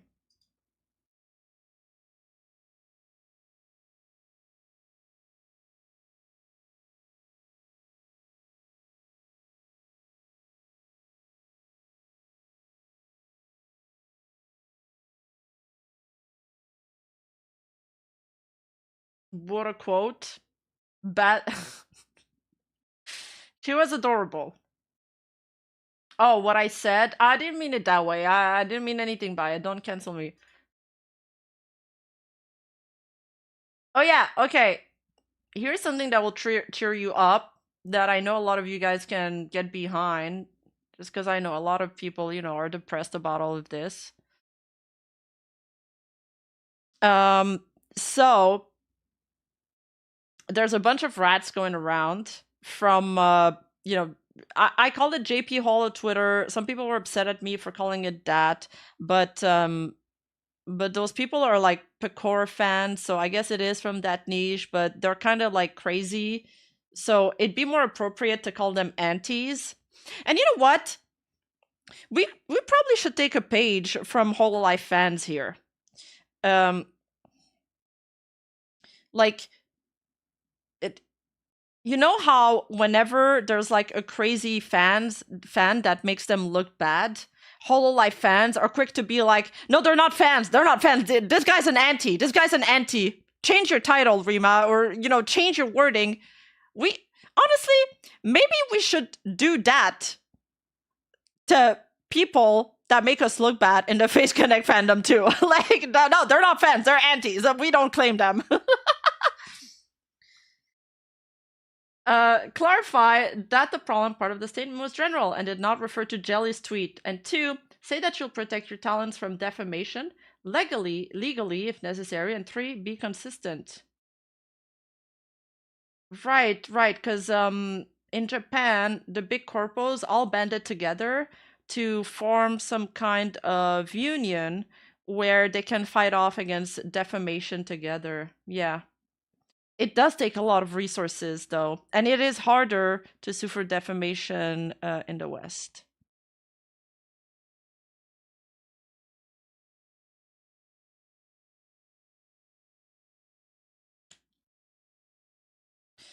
Everybody's typing gatekeep. All right, wait. This is where I say the line. We need to gatekeep harder. I'm learning, chat. I'm learning. I'm getting there. Yeah, it's true that a threat is enough in 90% of cases when there's like, real legal repercussions. Like, somebody trying to frame a talent while they're fixing their layers. Well, you could report them. Okay. See, not so difficult. Fuck you, chat. Okay.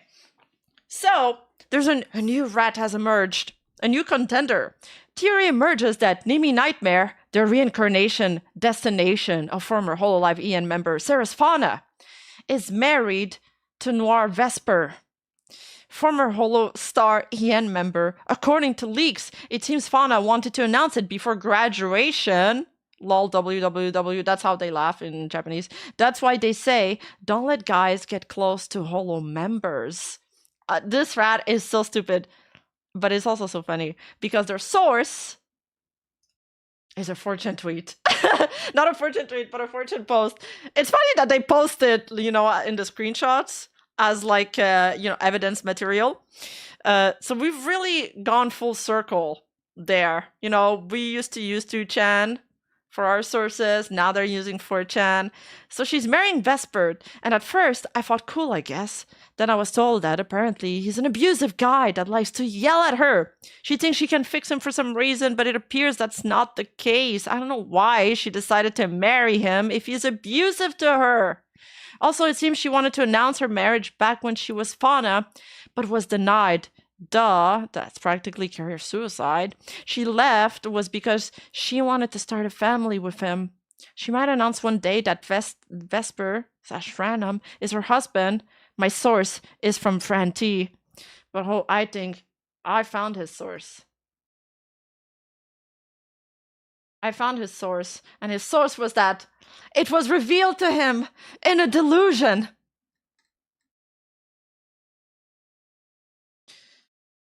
Okay, back to the face thing. For the Minecraft DLC, my take is, do you really expect a greedy, incompetent, soulless corporation like Microsoft to accurately teach kids history? They did create... Wait, did they create Windows 11 or is that another company? You know what? Editor, edit this joke out of the final highlight. It did not land. It's not working. I don't know enough about companies. I'll take your word on it, Master N.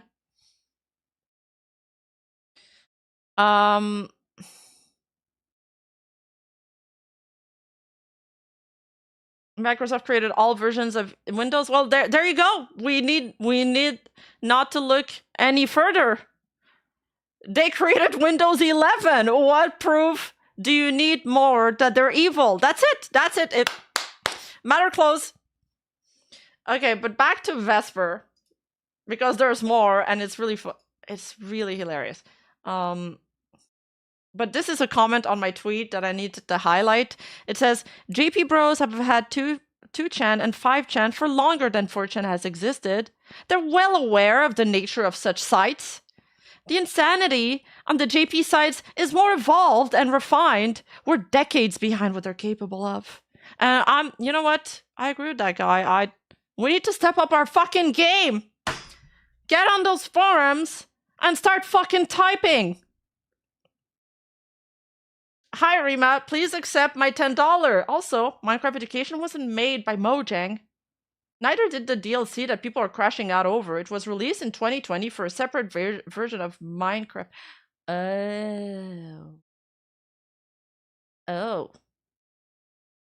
Yeah, it's I heard that it was like there for a while. It's just because the marketing team tweeted about it now that it became another like topic of contention. Yeah, step up the Delulu, everybody. I want to see you guys in there on 4chan typing your wildest delusions, okay? Like this guy.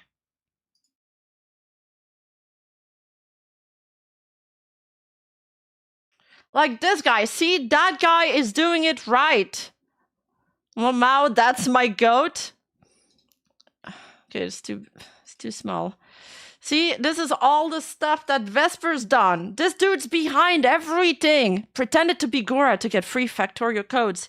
Vesper told his manager to fuck off. Vesper is Laplace's boyfriend and keeps inviting her to Valorant games when she's supposed to stream.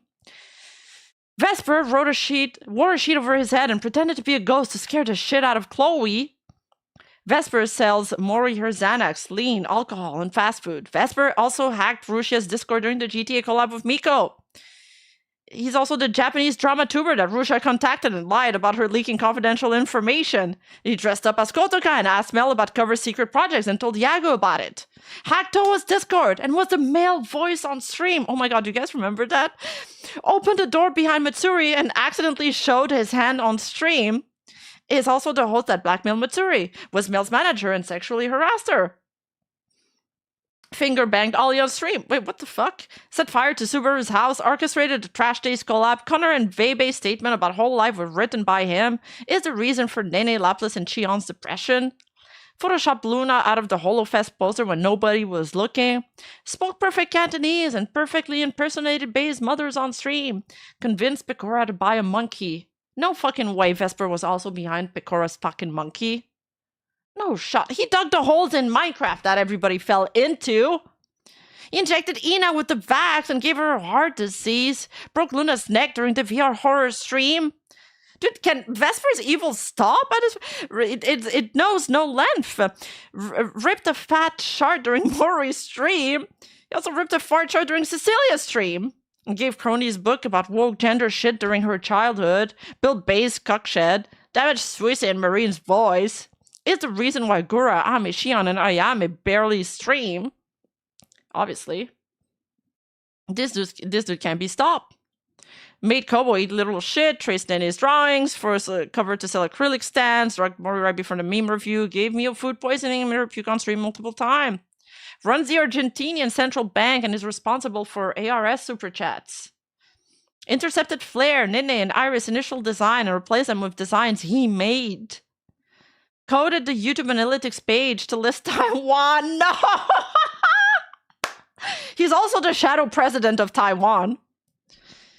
He also simultaneously runs the Chinese and anti-bot farms. He managed HoloCN and is responsible for every bad decision they made, causing the entire branch to get fired, including watching Wolfwire on stream. That's all included in my videos, by the way. Ordered Russia to invade Ukraine so Russian fans couldn't donate to Botan any longer. Killed Fauna's cat, Noel's hamster, Santa's dog, and Roboco's cat. Told Mori's sister about the Airbnb and suggested the Rager. Fed boner pills to every dude at the house party and told them where Gura was hiding. Told Mori she was up to shenanigans. This is actually like such a compilation of rats. Added himself as a friend on Gura and Iris Switch account. Is single-handedly responsible for every Orange Woman bad post, ran the Ecord. Convinced Miko that Pecora would totally enjoy it if she initiated Smegs with her out of nowhere without asking during their sleepover. That's because Miko was like moving weirdly during like a 3D stream. Yeah, this level is villainy is what I aspire to be. He's also the CEO of Capcom and caused the Holocaust by deciding to copyright strike Mio for playing some decade-old DS game requiring permission for games ever since. Also caused the real Holocaust. Planted the Rain Dogs pictures in Ali's image folder. Infected Kanata with her ear disease. Got Choco and Kira shadow banned. Told Susan to crack down on loot content. Tweeted out all the anti-tweets that made Hook cancel the Kiara Minecraft collab. Fired Shinobe, forced Kira, Suzaku, and Koru to graduate. My god, Vesper. Vesper, he's been busy since his graduation. Saying this Vesper fan, never do 4chan kids. All true, by the way. Yeah, he's feared all over the world. Just look at that villain. This dude can't be stopped. Oh, yeah, Vesper, man.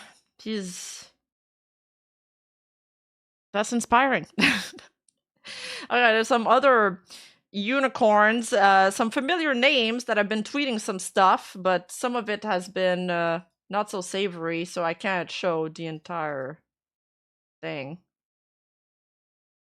My Streamlab sort of crashed.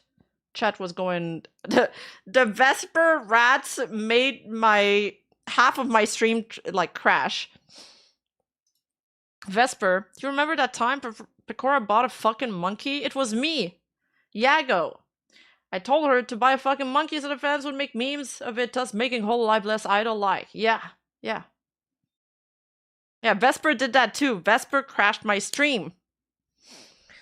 Anyway, so this is another rat that people are like spreading. Wait, we've already read that. My bad. I find it funny. My source is from Friend T is the same as like my dad works at Nintendo.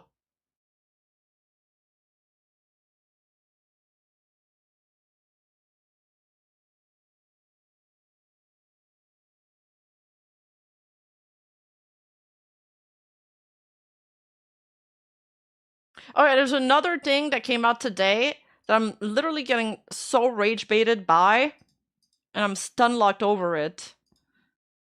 Okay, the Vesper stuff. So, Hololive aunties.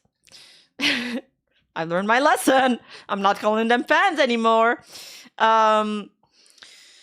They're saying breaking news. Yago calls Pecora's first TGA win luck, but say Sakura Miko's second win was due to real skill, and in doing so, the president himself accidentally exposes the discrimination and favoritism within the company.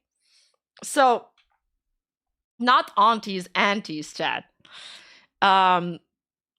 Basically, so I've told you before, ever since the Hachama like meltdown that happened, people have been claiming, like a big chunk of these Hololive, aunties have been spreading rumors that there's a clique within Hololive, and that Sakura Miko is like the ringleader of that clique, and that she's been intentionally, pushing Hachama on the side, excluding her from collabs, and that the company is heavily favoring her, and this is why she's now so popular.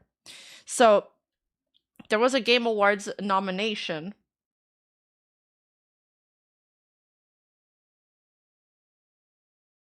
Oh, I've seen a few posts about it. There's this one, and it's crazy. All the Japanese tweets go so viral, but like you only see them if your algorithm is sort of, hooked on the Japanese side of thing.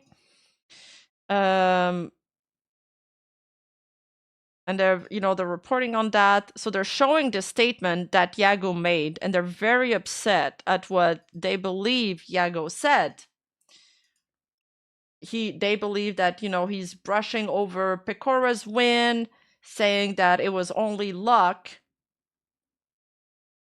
This Japanese user here says, is this really true info? If so, that's way too messed up. Does that mean that the president himself dismissed all of Usada Pecora's efforts so far in supporting Hololive with just one word?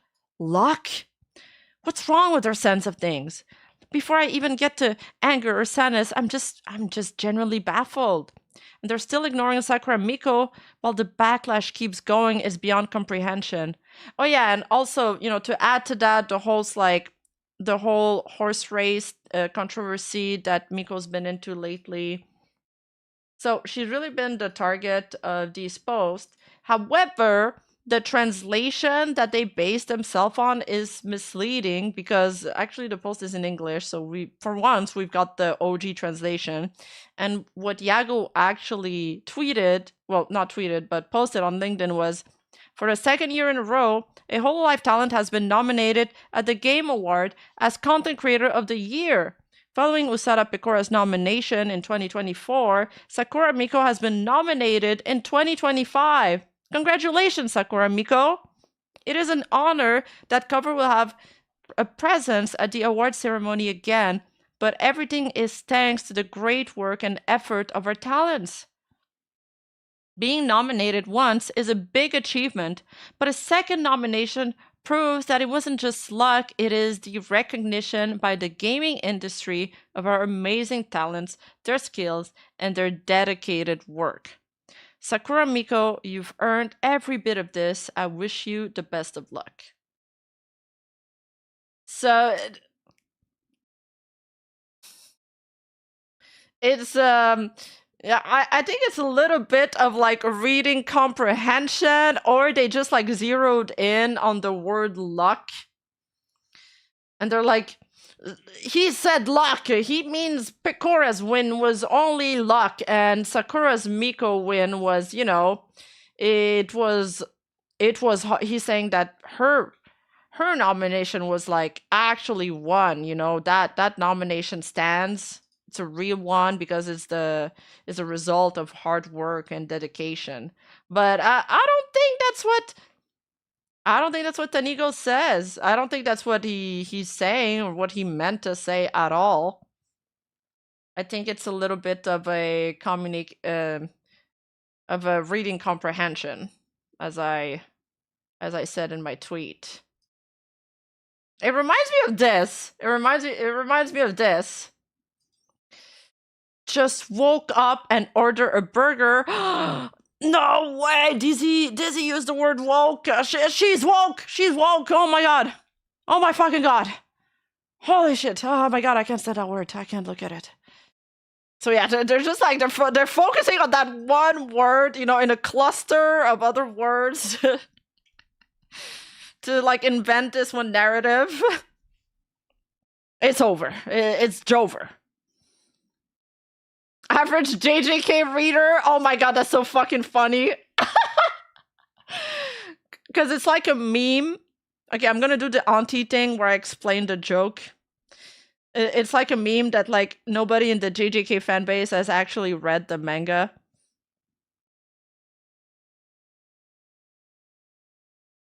English, motherfucker. Do you speak it? Sakura Miko. That's for the aunties. Yeah.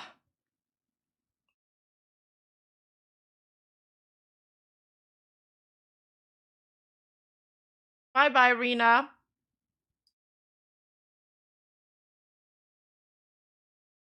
So here's another tweet with 1.6 million views, not 15. Another interest, like, it's crazy because these Hololive aunties are literally writing fan fiction, chat. This tweeter says, Sakura Miko Kanatan also got in touch with me. And Picora says, we talk about stuff like eating a meal, giving her a present, getting the equipment.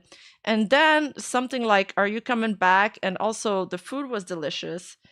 If they really got along so well and interacted closely, you can have episode talks like this, but did Mikoshi just get a line message? Basically, the translation's a little scuffed, but the implication here is that Picora is closer to Kanata than Miko because they ate together, while Miko only spoke through line with her. Because Picora doesn't go out of her house often, Picora going anywhere to meet anybody is seen by these people on some sort of gotcha moment. So the Hololive aunties, I don't know what they're eating or what they're on, but they're very delulu. It's like, that comment on my Vesper post was right. They're on some next level kind of shit. And then they have this graph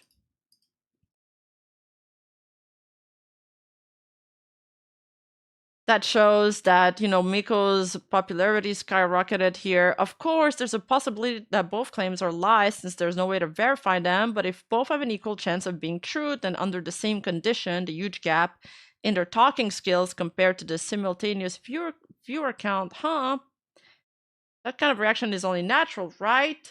So here what he's saying is that they're insinuating that Miko isn't as good as a speaker as Picora, but she's only popular for some reason, for the reason that she's getting favoritism treatment from Hololive. Like for them, this is proof Sakura Miko wouldn't be as popular if she wasn't being pushed for Hololive. And there was another tweet, but I guess I didn't save it. But they were basically they were pulling up all the money that all of these Hololive members were making, and they were like, look, Sakura Miko is only in 18th place. So that's why Cover Corp has been pushing and shilling her merch more than other people and inviting her to more collabs and events because they want her to make more money than everybody else.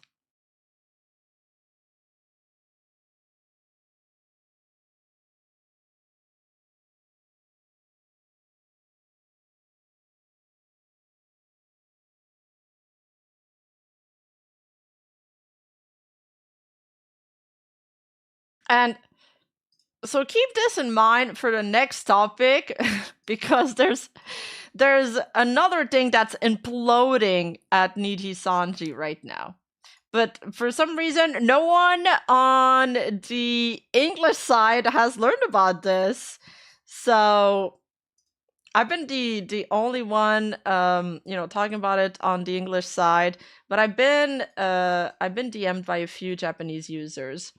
But so this tweet alone has garnered 20 million views. That's crazy. So basically, this Nijisanji liver, Kagami Hayato, he's let me show you guys who he is, just so you can have a visual of him. He's like this Nijisanji VTuber. He's been live streaming since 2019, I believe.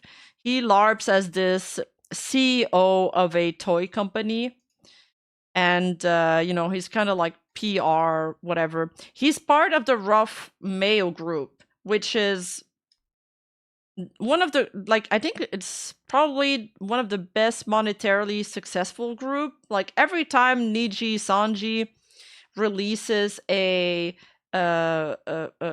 presentation to their stockholders, they put Rough Mayo at the forefront. They're like, yeah, they do all these cool concerts, yada, yada, yada. Now, this guy is getting into a huge controversy because for some reason, now some tweets that he's done on his PL account has resurfaced.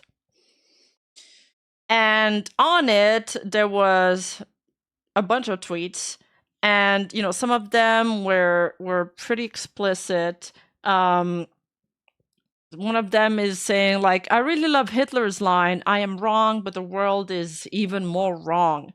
Another one, he's showing his Nazi metal collection. This is a list of his tweets.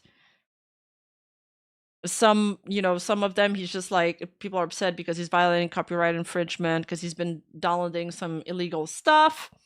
Breika remarks about her age around the time, other vulgar jokes. But let me show you the tweets. It's going to be better if I just show you his tweets. So there is one tweet.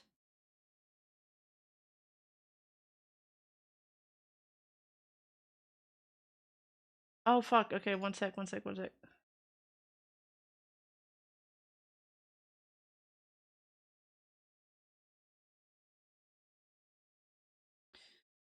So he made this tweet. I spent 10 hours just talking about the versatility of the Hayase. And one here. Such a strange disease, RT. As I said before, I have Hayase disease. What kind of disease is it? It's a disease that makes you unable to judge people other than whether you want to load them into a Hayase or not. Now, what is a Hayase? So this is a tip from a Japanese fan that contacted me about this to explain to me what it was. They claim they're a Niji fan, actually. And I checked their account to make sure that they weren't an anti, like feeding me false information. And they weren't, okay? I checked at least. And so he says, Kagami said, I was infected with Hayase disease. Hayase is a type of car, but in Japan, among people who like such things, it is used as a slang for forcibly putting women and children in a car for kidnapping or assaulting them. Such situations occur not only in comics, but also in reality. And so women are wary if the Hayase car stops on the street at night. It is a statement that hints at SA and is unacceptable. I don't think it will be a hot topic anymore in Japan, so if you like it, please spread it. There's some others of his comments over here. And so first pictures, Mito device, making fun of ADHD, sadistic remarks toward JK. JK is, it's like a type of high school pran, I think. Yeah, it's sexual content themed around JK. It's like Joshi Koze, meaning high school girls. But however, it's probably still played by adult actresses. Yeah, Niji really. How does this keep happening with Niji? But also, it's like, how did nobody find these tweets before? Because I'm going to show you some of the dates, and you guys can tell me what you think about all of this. But some of those tweets are extremely, extremely old. At first, he tries his best to hide it, but he ends up finding out a way that is very misleading, and a family meeting has to be held. But because he's really good at housework, his parents approve, and somehow he uses his mysterious power to go to school with him and make him my sex slave. I want to try to write a song like ADHD, which is similar to BYOB, but give up halfway through.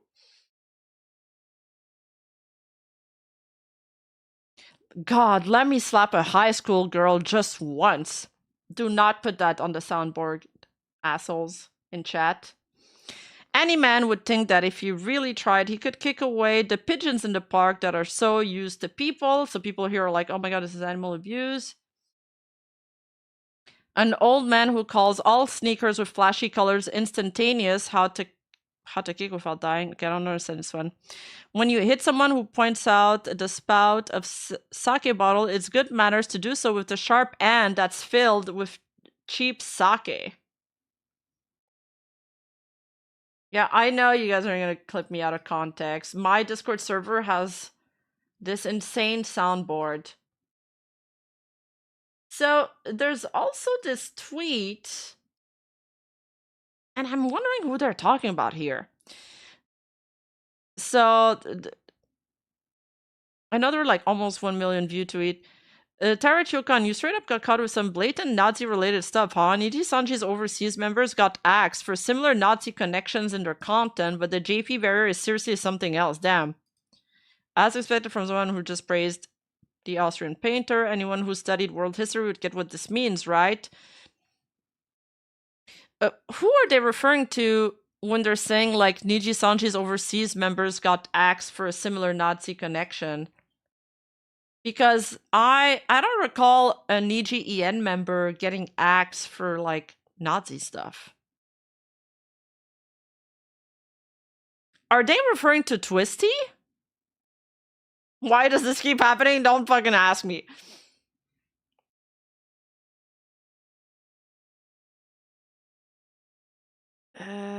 Korea? But I say overseas member. I feel like they're talking about Twisty. So people are arguing over this.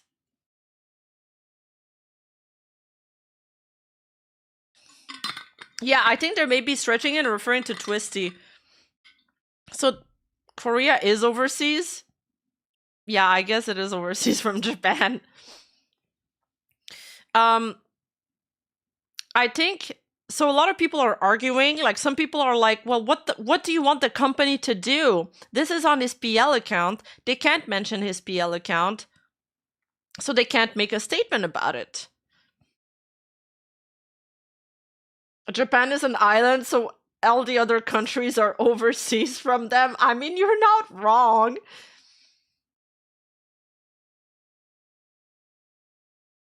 Let's look at some other tweets, and then he did issue an apology, so we'll look at his apology. His apology was on his PL account, though. Seeing uncle who's a fan of Niji Sanji Liver while making reckless remarks and criticizing woman's appearance. This is a tweet where he's looking at some nuclear weapon that are called Little Boy.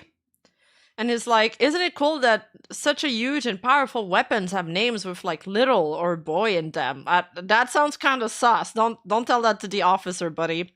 The moment I arrived at my local station, it started raining. If I were the president today, it would be the day I decided to acquire nuclear weapons. Just your friendly neighborhood Niji Sanji liver.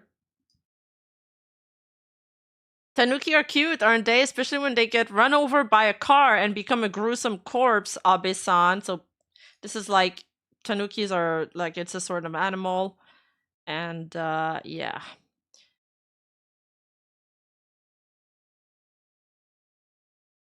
And this is the Hitler tweet that I read earlier.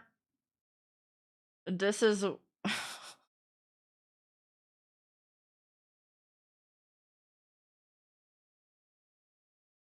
Oh yes, wait. No, you're right. I forgot to say that. These were the nukes that were dropped in Japan, and this is like also a very sensitive topic, obviously, in Japan, because it's about like Hiroshima and all of that.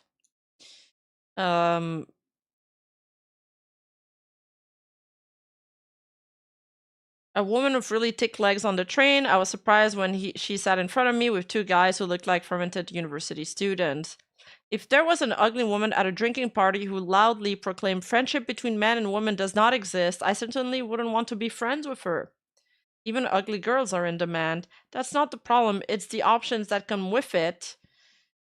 I think it's okay for an ugly woman to have a nice body. That's true. I don't think friendship would work that way. Yeah, I don't think the Fujoshi fanbase will appreciate these comments. But, you know, if you look at some of the dates, though, to be fair, to be fair to him, 2012, this is obviously people are criticizing a lot of things. They're like, you know, these comments are not okay, and they're making me look at the liver from another light, so I don't want to support him anymore. And I can totally understand that. You know, I understand it when, you know, people did to phase 2, when people said that about, you know. But also, like, at the same time, some of these tweets are more than 10 years old. Like, 2012, 2016, this is 10 years old. This, however, that was 1 year before he got hired at Niji Sanji.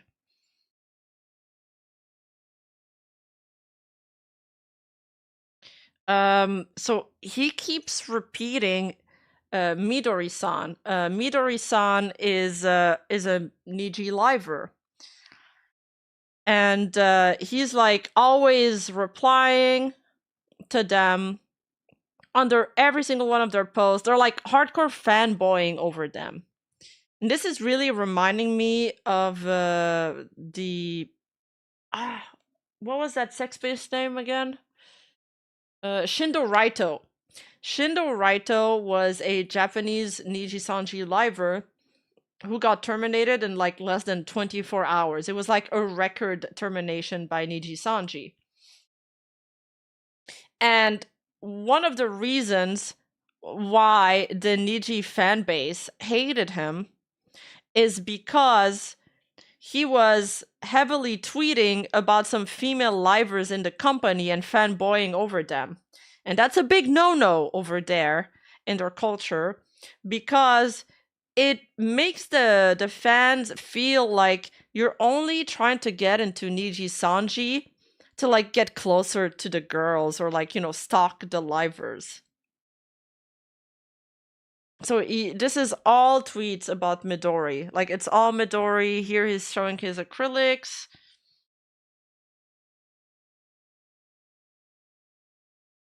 But he tweets about them a lot. He said he was also trying to get close to them, yeah.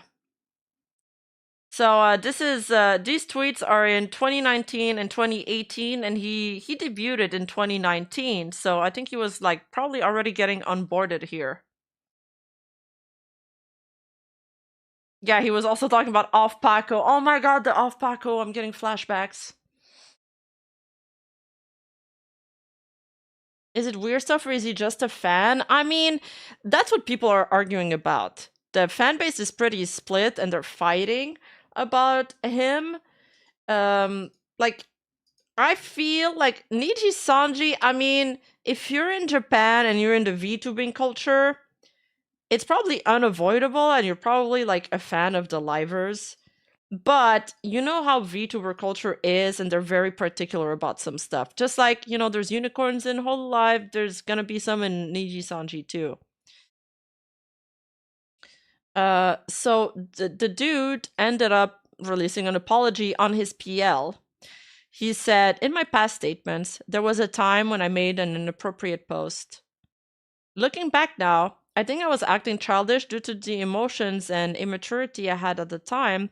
I deeply apologize for those who were inconvenienced.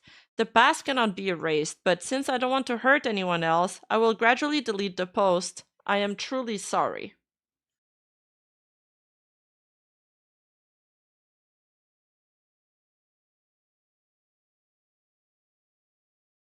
And this is considered news? I mean, it's got 20 million views, bro.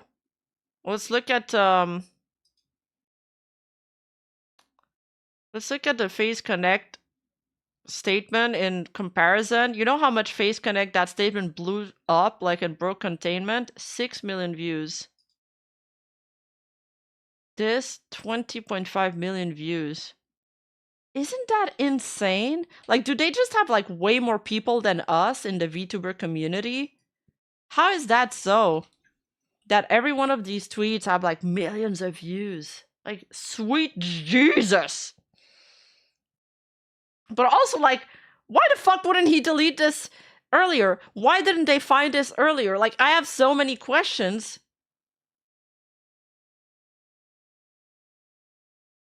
So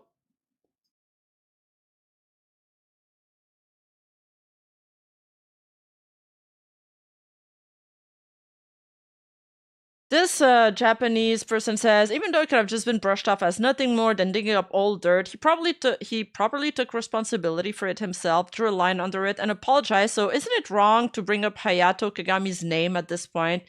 The bad statement, the apology, and the future actions are all on Terachio, so why keep hammering away at Kagami like he's completely a different person? So this guy is defending him, I think. This other person is saying, "It seems Terachio-san is getting roasted for past tweets being dug up, so please dig up my ass, Emerald, too."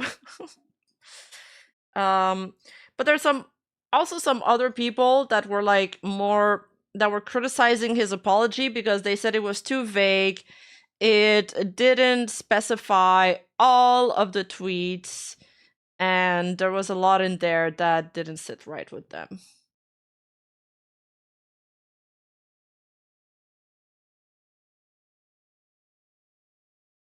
Yeah, not the ass Emerald. I was under the impression that immersion was a big deal in Japan, and there's a lot of people looking for PL accounts there.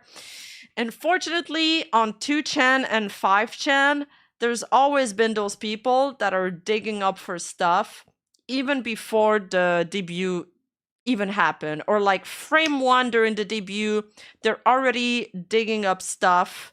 In the case of Shindo Raito, if you want to take a look at my video, I give like almost like an hour by hour play of how they found him. And they found you by triangulation. Like, I think Shindo Raito had just like mentioned a few anime that he liked. So they did a research on Twitter looking for somebody else that were talking about the same animes and things like that. Hika, thank you so much for the 5 gifted memberships. Thank you so much. And that, true, like Azahara says, that also happens in the West. They do it on 4chan too.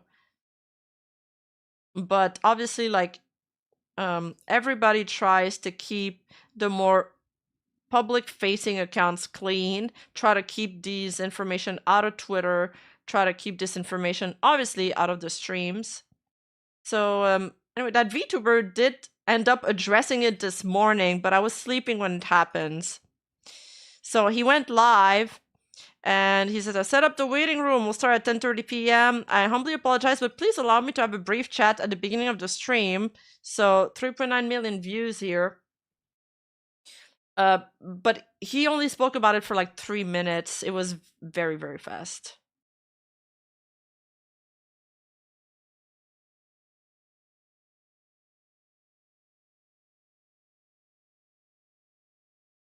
Yeah, you never know what will give you away.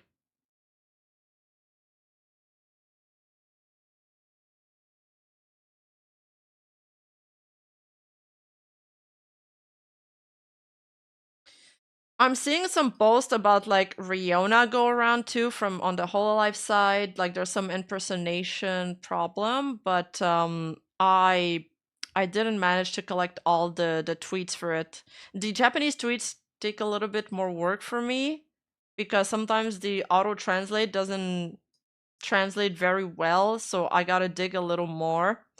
But ever since I started looking into this Niji Sanji thing, I know they're harassing Riona. It's so sad, dude. Giving away Akasupa just to harass a talent is like actually diabolical. I'm telling you, chat, ever since I tried looking into these Japanese tweets, at one point, I think I posted some screenshots in my Discord, my entire feed was Japanese. I did not have a single English post. I promise. It was all Japanese. And then at one point, it started turning into not just like VTuber Japanese. I fell into the just viral Japanese tweets. Like I was clicking translate on some of these tweets and they were talking about like penises and shit. But I did find one gem. I found one tweet that I really liked. That doesn't have anything to do with VTubing. But that's like the most like a doom posting black pilling tweet I've ever seen. And I want to read it to you because I think it can open up a pretty good discussion. And this Japanese user says, Generation Z is the most stimulation-drenched generation in history and the most unfulfilled. They keep processing an endless stream of short videos with just a flick of a thumb, yet nothing ever sinks in. I think on that, AI also has a lot to play into it. I know that I watched a video on an AI professional. Like this guy is literally like the lead in some big companies in storing like AI divisions. And he was explaining how since ChatGPT processes and organizes all the information for you, usually the way you absorb knowledge is by processing and organizing the information yourself. That's why the knowledge sticks with you. But ChatGPT makes you skip that step entirely, so your brain doesn't actually absorb the knowledge. So, I don't know, a little tension here, but I thought it was pretty true on that front. They say they consume knowledge, but don't chew it over. They don't understand. They don't think. They just feel like they've seen it. And an hour later, what lingers in their brains isn't the footage or the words, but an unidentified sense of fatigue. And you don't need to be Generation Z to feel this sense of fatigue. Sometimes I just like, I doom scroll a little bit on Twitter. I watch a few like YouTube videos or shorts that I got clickbaited into clicking on. And after that, I'm already tired. I don't even have the energy to keep working. They think they know the world, but in reality, they're just endlessly bathing in its fragmented noise. They mistake algorithm-selected information for their own will, borrow others' emotions to fuel their anger, borrows others' successes to affirm themselves, and consume others' misfortunes to feel reassured. Their thinking is outsourced. Their value judgments are delegated, and their lives are optimized for timelines. Yo, this is the most. It's like a truth nuke. It's so sad, but it's so true. Like, their thinking is outsourced. They're basically just espousing what, their influencers are saying. They borrow others' success to affirm themselves. That's sad. Instead of chasing the success yourself, you're just happy when other people are successful. But is that actually fulfilling? They stay perpetually connected out of fear of loneliness, but because they're perpetually connected, they can't form deep bonds with anyone. It's not that the future of aging and dying alone in a cramped 6-mat room is too terrifying to even imagine. It's that the focus and introspection needed to imagine it have already been whittled away. Like, that last sentence literally gave me shivers. That's a bar. It's the downfall of a generation that kept chasing stimulation and, as a result, lost the ability to sense meaning. And it's undoubtedly we ourselves who have even monetized loneliness itself, who have designed the spiritual environment of this generation. This is not really directing hostility toward Gen Z, but rather lamenting the madness of this societal trend itself and the profound, now irreversible damage it has inflicted on young people. So please don't take it too personally or get hurt by it. Rather, I want us to engrave this deeply in our hearts as the responsibility and sin of our own generation. And I want everyone else to do the same. If I may be so bold as to wish for one thing, I would be more than satisfied as this post could serve as a kind of warning bell against the boundless profit-seeking of IT companies that recognize no limits. In any case, the unhappiness of Generation Z will be the most accurate condemnation of all, returned to us from the future.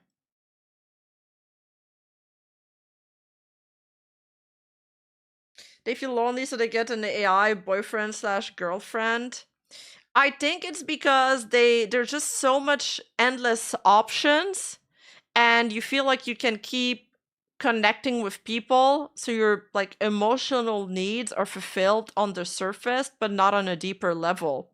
Like, I'm in Discord, I'm in a call with like a bunch of people, so I don't feel like I have to go outside of my house to invest time and energy with friends that can hug me or be there for me physically if there's a problem. Like, people are not very good anymore at sitting in discomfort and at investing in relationships and connections anymore. Because also because there's just like, there's too much of a catalog of options. It's sort of like the dating scene, with the social media apps where they feel like, oh, I've got so many options, so I'm going to keep looking. Like, what if this person is just, what if I can find better? Yeah, sure, I could settle with this person, but maybe I can find better. Because you have access to so many people around the world, you never end up settling. What happened to your feed reminds me of Patton Oswalt programming his TEVO. He watched a single Western and woke up the next day to find it records dozens of kids show. The only commonality were horses. No fucking way. Older cohort of Gen Z are different from younger cohort. I fear for Gen Alphas and Betas' future. Oh, you think they're different? What changed though? Was it the algorithms? I know, it's a strange loneliness being Japanese, so many millions of people just feet away and yet not reaching out to connect. I know. The original tweet he was QWarting was also very depressive. It was like, in the end, I have this feeling that Gen Z will become the generation in history that is the smartest, yet almost also the most miserable. They understand what the correct answer is amid the flood of information, but the resources needed to actually put it into action are overwhelmingly lacking. The hell of knowing but being unable to do. The future where we watch everything in the world from inside our smartphones only to die alone in a 6-foot tatami mat room is waiting for us. So fucking sad, bro. Also, I slept on those tatami mats because I was like really excited about them and they're so fucking uncomfortable. If you're a side sleeper, you're fucked. You're fucked.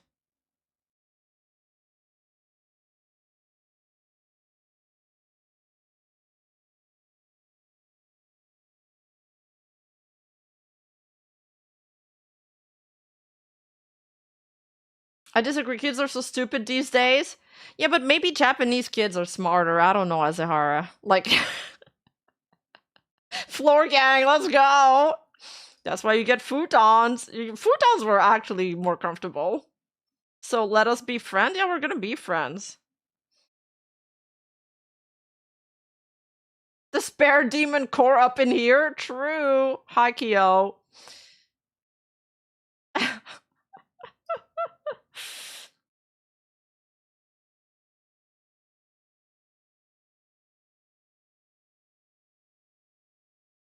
But, talking about doom billing stuff.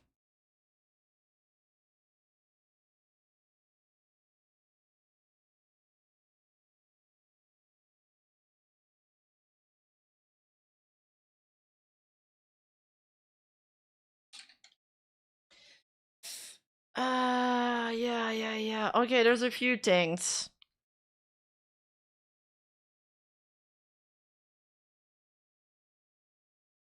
There's Voidzilla on the Epstein files.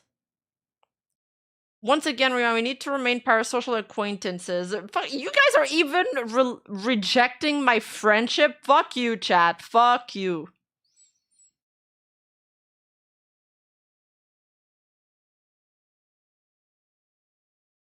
Do we want to watch Voidzilla, the Epstein files? Apparently it's a good video. And then the other video is like, well, it's a little bit late now, but you know how Turkey Tom got into this huge controversy because there was 2 girls accusing him of like raping them and being like violent during sex. And he made a response video. He was quiet for a couple weeks and he finally made a response to that video. I watched like half of his response. It was pretty well done so far, but I haven't finished the video because I was like, oh, I need to stop watching this because I want to watch it with chat. Sorry, Rima, I'm too old. Can't have age gap friendships these days. Yeah, true. If we're more than 4 minutes apart, Twitter's gonna be mad about it. So, what do you want to start with? Epstein or Turkey Tom?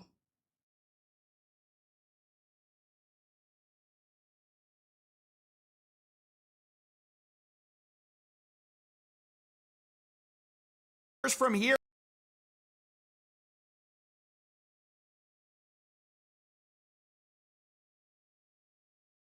Tom for a change of pace? Okay, yeah. I think the which one is less depressing? Probably the Tom one. Just because like there's some crazy shit in there. But it's like, you know, Voidzilla is like there's some crazy shit in there. And probably nobody's gonna do anything about it, so that's more depressing. May 16th. Okay.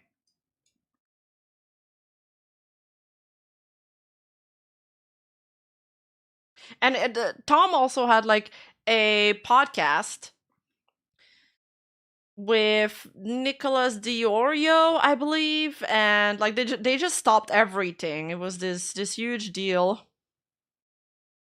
response took so long, I wanted to make sure I had all the facts together before saying anything. Recently, I've been accused by an ex-girlfriend, along with an ex-partner, of non-consensually filming sexual encounters, being so rough and inconsiderate during sexual encounters that it bordered on assault, encouraging eating disorders, being into age play, along with a litany of other completely baseless, false accusations. Like, Turkey Tom being into age play was not on my bingo card. I like any of them. Why can't we be friends? Why can't we be friends? Thank you for the 10, Carlisle. Thank you, thank you. So yeah, he finally responded. The He two women explained who are why. accusing me, Sacramento89, real name Rowan, and Left 4 Dead, real name Katie, took to gossip forum Kiwi Farms to post the accusations, along with carefully cherry-picked screenshots to back up their claims. These claims aren't super difficult to debunk just because of the overwhelming amount of evidence I have on my side. So without further ado, let's start with Sacramento or Rowan. This is a girl I dated for about 7 months, from May of 2025 until January 10th of 2026. 4 days later, she made her first post. Here, she alleges that I am a real freak and like to, quote, record sexual encounters without asking for consent. This is blatantly untrue. I have never recorded any sexual encounter without explicit consent. As a matter of fact, with Rowan, she was the one who initiated the idea of filming sex acts in the first place. On Tuesday, August 19th, after 3 months of knowing each other and being sexually active, Rowan texted me saying, "You should get those Meta glasses when you crack me." I responded by saying, "For what?" And she answers again, "Cracking time," alluding to me filming her with the glasses onboard camera. Now, at the They need to stop inventing new slang words because I can't keep up. time, I did not feed into this. I did not show enthusiasm. I didn't even agree to get the glasses. I just responded and said, "Good night, sweet dreams." So 1 whole week goes by without us talking about it whatsoever, and then on August 25th, Rowan texts me saying, "You should get those Meta things for real." So I respond by saying, "I think I'm going to avoid filming anything involving sex for a while," showing that I am clearly not the person interested in filming our sexual encounters. She is. As you can see in Yeah, the text, don't stick it in crazy. That's the number one rule. even when I say I don't want to film us having sex, she pushes the issue. Now, to be clear, we did eventually take videos of ourselves being intimate, but I was given explicit consent every single time. And on a few occasions, she even took the phone out of my hand and was holding it while filming us. To be clear, there was never a tripod or a hidden camera. It was always handheld, and in every single video, she was clearly aware of the camera, making eye contact with the camera lens. Also, on September 8th, Rowan texts me, "I do miss it though," in regards to our sexual interactions. She follows it up by saying, "Send the videos." Keep in mind, these are videos that she claims in present day were taken without her consent. She then goes on to say, and I quote, "I will watch them and keep them close to my heart," clearly indicating she has no problem whatsoever with them existing. I'm an extremely paranoid person when it comes to my personal life and my sex life and my dating life.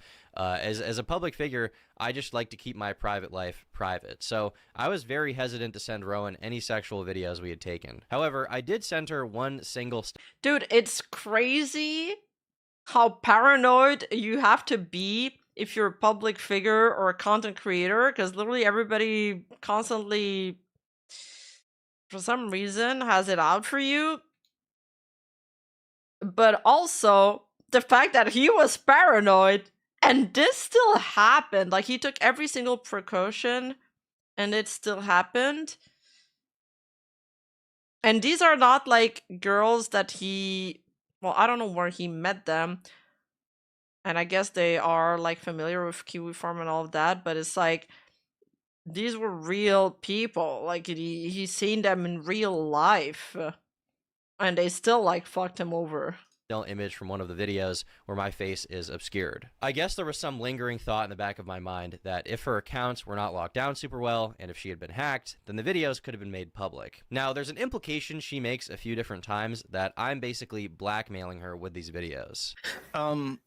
Somebody asked if you had any intention of getting any sort of like law enforcement involved, but I feel like you answered this where you just want to try to compel him to delete whatever he has on you, and that's like the like the extent of your interest. Yeah. And if he doesn't, I don't know. I'm kind of confused about what to do, but we'll see. At no point anywhere did Rowan provide any proof of me threatening to release these videos of us having sex, or threatening to send them anywhere, so she has no reason to believe that I would ever release them. The idea that I, a person who makes a living as a public figure, would publicly release videos of me fucking my ex-girlfriend to get back at her is so insane.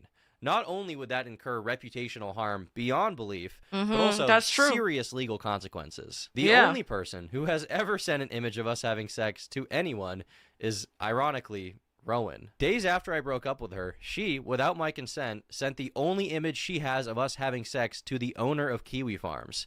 Here, listen to him describe it. Oh, and one other thing, I forgot about this, but you actually, Sacramento had sent me a Bro. picture that was like censored. Apparently, the only picture that he would send you is one where his face isn't clearly visible in it. But you can, Yes. I can tell the desk, like his computer is moved onto the table, but I can still see like the monster is like on the cozy that's like on the table, like in the exact same position. So I can tell that's clearly his desk. I guess I just find it ironic that someone who's accusing me of blackmailing her with her nudes literally sent a picture of us having sex to a man that she has never met. Now, Josh recounts seeing this image and talks about how hard it looks like I was grabbing Rowan on the mouth, essentially using it as evidence to support another claim she makes that I'm too rough during sex, which I find very interesting because after I sent Rowan this photo, she texted me saying, "I like when you cover my mouth like that." Again, she texts me asking me to send her the videos, and she says, "Yeah, whenever you're not locked in, send the videos. It will fix me for about a week. Goon sesh." This is clear evidence that she has... Dude, the girl is so crazy, dude. Tom, you should have seen the signs, bro. But I guess, honestly, a lot of people don't see the signs unless it's too late. Or you get that little feeling, that little alarm bell at the back of your mind. But you're like, nah, I'm probably just, exaggerating. Goon sesh, everybody says that. no problem with these videos existing. To this day, she has provided zero proof that the videos were recorded non-consensually, or that I was blackmailing her with them, or that I had any intention of sending them to anyone. Reason being, I never did any of those things. In Rowan's interview, she claims that I never asked for consent to film these sex acts, and says that she wouldn't notice I was filming until 30 seconds to 1 minute into it. I'm not sure of an exact date, but maybe like 2 or 3 months into our relationship, he never asked me. He would just pull out his phone and record, and I wouldn't notice until maybe 30 seconds in a minute or a minute into it. Now, I obviously can't and would never show these videos to anyone, but in them, it's undeniable that she is staring directly into the camera from the moment the video starts. She never once questions why I'm filming or what I'm doing, because the reality is that every single time we recorded, I had explicit permission. Ask yourself, how could she possibly have never consented to filming when she's literally holding my phone next to her face as she sucks my dick? In the interview, she says that what really concerns her is that I wouldn't send her any of the sexual videos we took. I'd asked him multiple times if he could please send me the videos, so like he's not the only one who has videos of me naked, and he either ignored the question or was just like, no. As I said earlier, I was paranoid to send these videos to anyone, even her, for fear of them leaking. Weirdly, in messages at the time, she seems to actually get it, saying, "I want to see them." And the crazy part is that they still ended up leaking. She said that to, like, who is that? The owner of KF? Like, bro, that's the last person you want to have, like, your fucking nudes.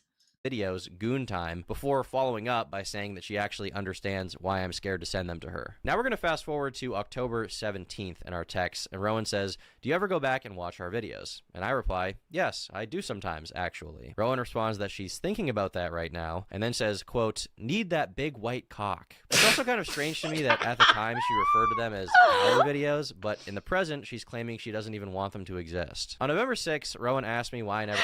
No way he's vindicated himself by showing off how much the girls want his D. Like, he's just reading screenshots of how much they want his dick.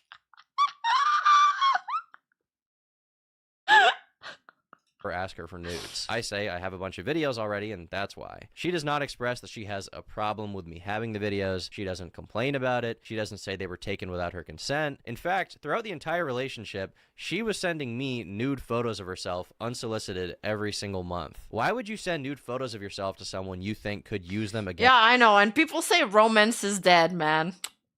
against you. Rowan personally posted dozens of screenshots of our texts, and not a single one shows her bringing up any of the videos being non-consensual. Another interesting fact is that during our breakup, she texted me a pros and cons list, which she apparently had written about me on January 4th of 2026. And in the cons section, she complains about a lot of things, but she doesn't mention non-consensual videos whatsoever. With that out of the way, we can move on to Rowan's claim that I was sexually abusive towards her. In that same pros and cons list, Rowan wrote, "Says he likes hurting me during sex and making me bleed." This also reflects her public claims about me, but the great irony is that I never even said this. She did. On September 14th, 2025, Rowan sent me a text saying, quote, "I'm such a freak. I like when it hurts and No. Read the entire thing. I'm such a sick freak. Okay. Okay, we get it. She freaky. bleeds after something Wong." In one of her public-facing posts about me, she posts an interaction which reads as follows. She says, quote, "Like, we don't need to do it 3 times in one day, or do it so hard I hurt and bleed." And I said, "Well, if you don't want to have as much sex, we don't gotta. We can do other things." And she says, "Okay, I like doing other things too." The way this screenshot is cropped... No, I know you guys want me to read it all for the soundboard, and we already got too much sus things. Like, I invited one of my friends to the Discord, and he was like, "Rima, what is this sound about?" And then I didn't respond because I was busy. And then later, I see another message being like, "Oh God, what the fuck is this? I shouldn't have clicked on this." Comes across like I'm some just super callous freak who's brutally jackhammering her vagina like Steve mining diamonds. But in the full uncropped screenshot, her immediate response to me after that is, "I'm a freak. I say this, and as soon as I see you, I'm going to be freaky again. I can't resist." In the interview, she elaborates on this even more, specifically claiming that she would bleed almost every time we had sex. Okay, and you would bleed the Yes. same? Ew. And you didn't stop? Yeah, I would bleed almost every time. This is just blatantly untrue as well, and it's easy to see by going through our text messages. On August 17th, Bro, imagine having the guts to lie so blatantly when you know all of these receipts exist, though. Like, is she just malicious, insane, or fucking stupid? Or like, you know, or all of the above? of 2025, the day after my birthday, Rowan and I were planning to go to Mass, and she wanted to have sex with me. So she texted me saying, "Tom, I started my period." I was driving, so I couldn't say much, but I replied by saying, "That sucks. I'm 40 minutes away." She follows up by asking me if I mind getting my sword bloody. Oh, and God. I say I'll be okay. So if it wasn't already clear, she's asking me if I'm okay with getting blood on my dick.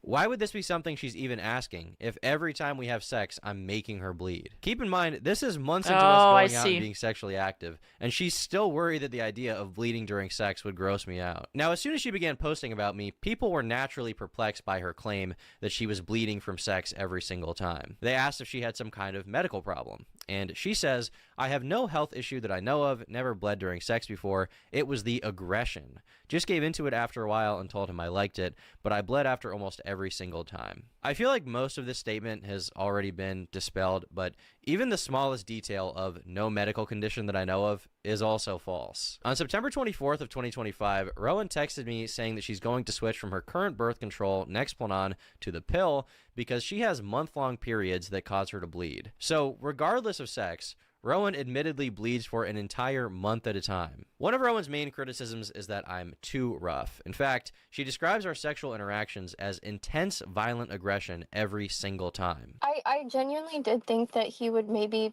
change and stop being so aggressive, because he told me before that he would kind of chill out, but he never did chill out, and it kept being the same very intense, violent aggression every single time. She also alleges that I hit, choked, and beat her without asking, essentially painting me as an abusive partner. Unfortunately, I did still stay with him, and I know a lot of people seem to have a lot of questions about that, and honestly, you were completely correct to question my judgment as to why I stayed with him, even though he was, hitting and choking and beating me. There's this idea she's trying to paint that in the relationship, I Straight up lying.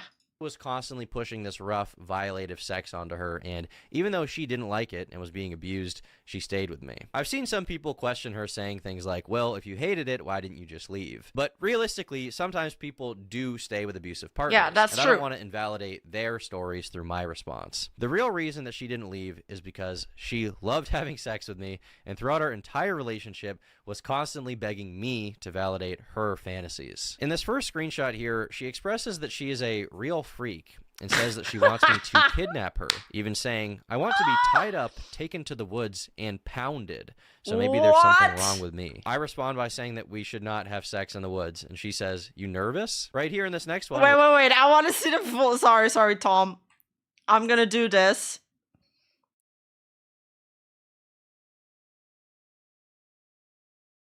Wait, did I miss it?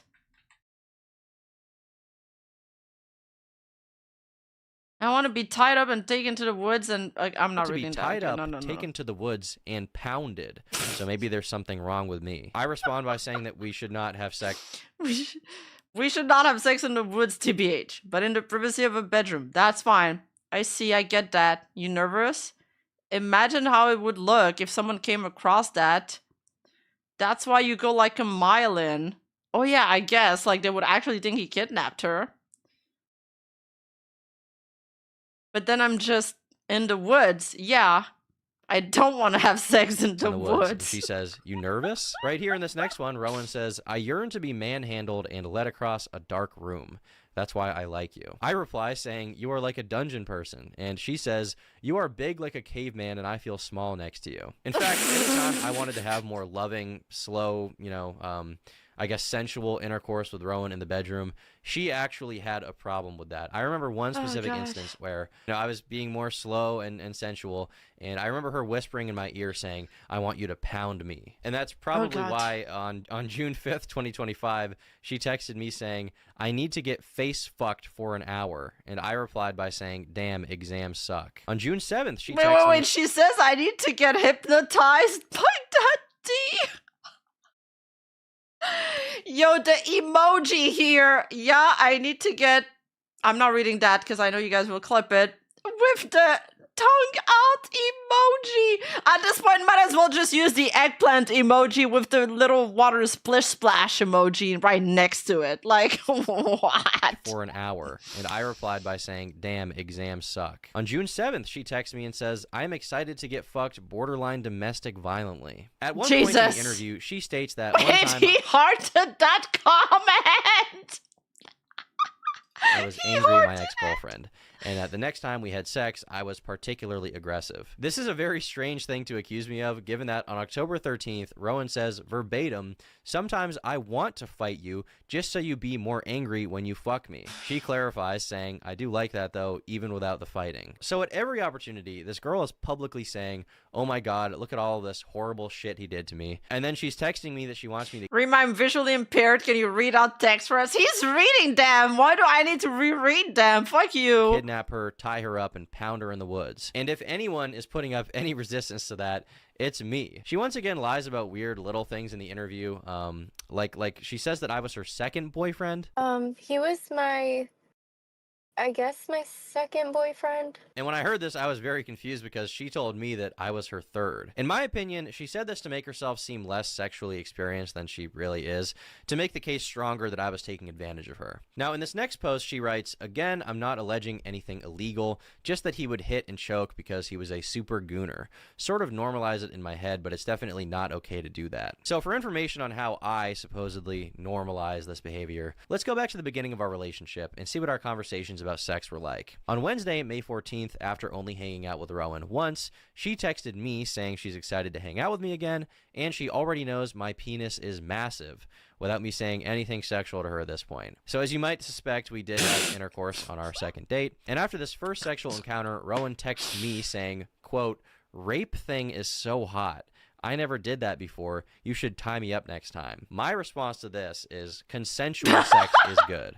And she says, you know what I meant by that. I don't know what to call it. Oh, no, so no. from the very first interaction we have, she calls our sex rape for some reason, saying how hot it is, to which I clarify that it was consensual, and she says, I know what you mean. And for the record... Bro, that's crazy that you no, do not call it rape. Don't try to bait me. It was consensual. Like, he's like, consensual is good. Thumbs up. Haha. I never indulged in her fantasy to be tied up, just not something I was interested in any way. And we also never did anything in the woods, in case you're curious about that. To hammer this point home, let's go over some more texts where Rowan talks about sex. On Friday, May 16th, she texts me asking when I'm free and says that she needs my, quote, big dick. And I say, don't say and she says, it is, and I need it. On May 18th, Rowan says... Wait. What did he reply? But yeah, they say it's large and in charge in some areas. Okay, I understand why he didn't read that part out. Okay, I am learning the real definition of secondhand embarrassment. But she censors asshole? Asshole is where you draw the line? I say, don't say and she says, it is, and I need it. On May 18th, Rowan says she's not used to being with someone with as big of a dick as mine. Is that the Riz line that works on guys?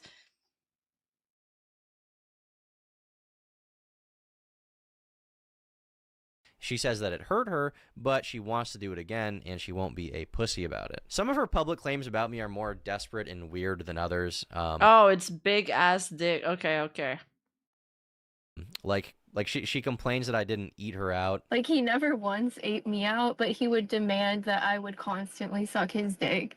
And, like, yeah. But here is a text message of me directly telling her, look, I'm a selfish lover. And she says, it's okay. I like sucking dick more than getting eaten out. I'm a real freak. Despite her acting like I am a like sexual degenerate, repeatedly doing sex acts she doesn't enjoy, here she is saying, you match my freak kind of. Not you're too freaky or we've been too freaky. She says that I match her freak. Here in this next one, she says, I'm getting on my knees as soon as I see you, by the way, freak mode. In this next one, I give a little bit of input. I tell her I'm thinking about her pussy. And she responds to me saying, you gonna tear it up or what? Now, my question for oh my god! Be, do people who are into slow romantic... Is this a video about him clearing his name, or is he just bragging at this point? I don't know! Candlelit sex... describe intercourse as their pussy getting torn up? I would say probably not. Here in this next one, she says she's going to leave mass early on Sunday to go get some dick. And keep in mind, Girl, you need to walk your ass back right there in church and stay there. Go to the confessional. Do not skip go. Do not get the bonus. Just go. Just stay there. I don't want to reveal any of this information, okay? I don't want to be saying this. I don't want to be here right now, and I would never intend on sexually shaming an ex-partner. But she's gone out of her way to not only shame me, but also to lie in an effort to paint me as some gooner, freak, borderline rapist. So let's keep going. Here, Rowan makes a post saying that I am a Patrick Bateman gooner because I flexed in the mirror after we had sex. But the strange part about this is that I have a text of her saying, quote, I keep thinking about how hot it was watching myself take your big dick in the mirror. Gooner as fuck, sorry. Reading through what she says about me publicly, it's like every accusation she makes towards me is actually some kind of confession to her. Allegedly, she also put pics of his D on KF. I mean, she started a whole campaign against him on KF and was interviewed by the KF owner. Like, yeah. Own behavior. On June 25th, she texts me wondering if she can give me head after getting her wisdom teeth taken out. She obviously wouldn't be able to do that because it causes your face to swell up like a blimp. And she responds with, no, I gotta do it as much as possible before. Here, Rowan's asking me, am I the tightest, most perfect girl you ever fucked? On July 2nd, she says, I miss that big dick so much, I'm under spells. On July 5th, I bring up us wearing condoms, and Rowan says, ew, no, and then tells me that she wants me to cream pie her, and that she's a real freak. week. After I say happy birthday, sweetie, for her 21st, she says that all she wants for her birthday is my big white cock. In this next one, she texts me saying, I miss feeling like I'm going to break in half, not gonna lie. No, in this next one, stop! She says, I like when you make me Yamero! choke on it and call me a good girl. On July 23rd, Okay, she says, I get "Can it. come I over get and it, suck Tom. on it Friday night," which I don't accept. I tell her Oh my that God. I'm busy. She then says, I have the big white cock addiction. Interestingly enough, in this next one, she's asking me if I can have sex with her while holding her in the air, essentially, and tells me that I Okay. You're vindicated. We get it. Okay, it's fine. You're innocent. Can we go next? What is this torment? try to do it. Once again, a pretty bizarre thing to ask someone to do who allegedly has been abusing you for 3 months by now with overly rough sex. On July 21st, she starts off by texting me, I hate gooner men, and then not even 1 minute later, she says, I need that big white cock. On August 23rd, she says, whenever I wake up without my morning Tom face fuck, I am sad. On September 2nd, she expresses that she wished she lived closer to me, but if she did, it would be an issue because she would want to come suck my dick all the time. On September 17th, she sends me an Instagram reel of someone praying the rosary. I don't respond, and she follows up by saying, I miss that dick so much. Here Why in this next photo, is she this sends relevant? me a picture of her in lingerie with the caption, when it's rape time. Oh, and God, after no. she said that, all I did was respond with a photo of the movie Just Friends. On Thursday, September 25th at 7:30 a.m., Rowan says, I hope you come. I feel like she's trying way too hard too, and it's like also kind of cringe.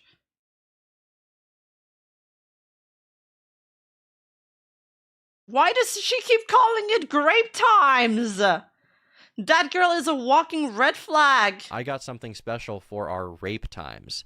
I say change that to consensual sexual. Okay, he says do not say grape times. Okay, sorry. Change that to consensual sexual encounters is what they are. Thank you. I know. Oh, but okay, sounds good. Counters, and she says, I know. She expands on this particular message and says, are you mad at me? I know it's consensual. So even as we're approaching over 4 months of being together, she's still telling me that our sex is consensual and that she likes it. Now that I've gone through a lot of our messages, I think it's pertinent that we get into the month of October. This is the month that Rowan has publicly claimed that there was one specific incident that occurred during which she asked me to stop having sex with her and I did not. To be perfectly clear, this never happened. But just to have some fun, we can go through our texts day by day in this month to see which day this horrific incident could have possibly occurred. On October 2nd, she texts me saying, you are perfect. On October 3rd and 4th, we hung out. She asked me if I got home okay, and she says that I am her formal date in her heart. She then says that she hates when anyone comments on her body, even in a positive way, and I tell her that she should eat slop and go for a walk and not worry about it, and that she is beautiful. On October 8th, she continues being sexual, complimenting my arm. She then resends me a meme that says, me if I do not have violence. Why did she... What is this image? Says me if I don't have violent sex very soon, and it's anime girl on the respirator. I see. When I... That... When I think about you in a bikini or something, I feel like a rabid dog. Ow. That's me when I think about your arm. Damn shit's so big. Oh god. This is the worst flirt ever. Why? Sexual, complimenting my arm. She then resends me a meme that The says, nugget image? No! me if I do not have violent sex very soon. On October 8th, she also says, I miss my handsome husband. Here, I tell her I landed in Texas. She says, I miss sucking on it. She then texts me saying, you gotta start putting rape time in your reminders. On October 9th, she says that she wants to hang out. I say I arrived. On October 10th, she says, let me know when you get back safe. I always have such a fun time with you. On October 14th, she says she wishes she was waking up to me in the morning. And she then expresses sadness that I'm not moving closer to the city where she's from to live near her. She then states that her life has improved since meeting me because previously she was partying and going out, and now she spends time with me. On October 15th, she says, I started my period. I wish I could come suck on it. And that evening, she says, I would kill myself if I had to talk to any other man but you. I say, that's true. I'm a nice guy. And she says, yeah, I'm the bad guy. On October 17th, we've already read this, but this is once again where she says, do you ever go back and watch our videos? And I say, yeah, I do sometimes actually. And she responds to me that she's thinking about that right now and says, quote, need that big white cock. In the mirror, you dead ass look like the Hulk compared to me. me. Now, one thing to note here is that at no point does she express that the videos were taken without her consent. Once again, I just want to have that hammered down here. On October 19th, she texts me saying she needs my milk right now. She then says, I miss my perfect jacked boyfriend, and that night she sends me nudes. At 10 p.m., she sends me a photo of a guy with a clock in his hand and says, I need that dick. On October 21st, I sent her a bicep photo. She responds saying, you look good, Tom. I can't wait to suck your dick. She says, I love you. You're a great boyfriend. She then says, you never officially asked me to be your girlfriend, to which I say that we did. On October 23rd, there's proof we hung out that day. She then says, text me when you get home safe, and I say, I made it. She also texted me saying, I love when my bed smells like your musk. On October 24th, she says, good night, you're the best boyfriend ever. October 25th, she sends me a photo of herself in a deer outfit and says, meow, I miss Tom's big white dick. That night, she says, Maybe we should have watched the Epstein video after all. After this video ends, we're all gonna need a lobotomy, years of therapy, and some exorcism, I think. I'm going to send you ass pics tomorrow. On October 26th, we've read this one before, but here she says, next time during our epic rape time, you can tie me up. I say, you mean consensual sex, and she follows it up by saying, you know what I mean, Tom, rough sex. Once again, these are really weird messages to be sending to someone that you now claim is sexually abusing you on a weekly basis. Now that evening, the evening of October 26th, you can see... No, wait, I'm not convinced yet. What did I come up into? You don't want to know. We're watching this video of Turkey Tom. He's responding to allegation about this girl that claimed that he essayed her, that he was violent with her, and that he raped her, and that there's another clip that he's into age play. And so there's this one girl, then there's another girl that I believe he's going to respond to after this. That I hang out at There's Rowan's two house girls. and I sleep over. Then there's a text that shows that I'm leaving and mention that I took my friend to the hospital. On October 27th, she says that she hopes I'm doing well. She loves me so much. On October 30th, she says that we'll be married in 2 years. October 31st at 12:30 in the morning, she texts me and says, I had a nightmare you broke up with me. Oh my God. She then says that I should cut a hole in my Batman suit for my dick. On October 31st in the afternoon, she says, oh Tom, I yearn for the big white cock. On November 1st at 1:20 a.m., she says, up? No good night? I love you? Yeah, it's fucking over. I tell her that I'm falling asleep, and she says, you was madly in love with her and not me. I'm gonna myself. I tell her, good night, I'll see you tomorrow, and I then say, do not say anything like that ever again. Now, for a little more context on this specific message and what she's talking about here, during our entire relationship, she was extremely insecure about the fact that before I was with her, I had lived with a girl, and she wanted me to basically show more commitment in the relationship than I was willing to show, as far as like moving physically closer to her. And at a few points she suggested that we move in together, and I said, you know, it's just too soon. We're not really ready for that. I don't think that makes sense after dating for just a few months to move in together. So that's the context of this. Yeah, she would that's constantly fair. bring up shit and compare herself to my ex or ex-sexual partners in general, but my ex-girlfriend, and I was like, don't say stuff like that. Like, I'm dating you right now. Stop worrying about this. So later on in the night, she texts me saying, mass is needed. I am such a sweet girl and have love in my heart for you. I know this. And this carries into the morning where she says, hi, my sweet love. The next day around noon, she says, sorry for being kind of bitchy. Let me know when you're on your way. I say that I have arrived. We take a photo in our Halloween outfits. And on November 2nd, I say that I made it home. And she says that she hopes that I have a good day. So we've now made it through the entire month of October. And Thank there's God no it's indication over. of any kind of abuse, any kind of mistreatment, or even really anything negative. But BWC is a hell of a drug, Rowan. Probably I'm gonna kill myself in Minecraft.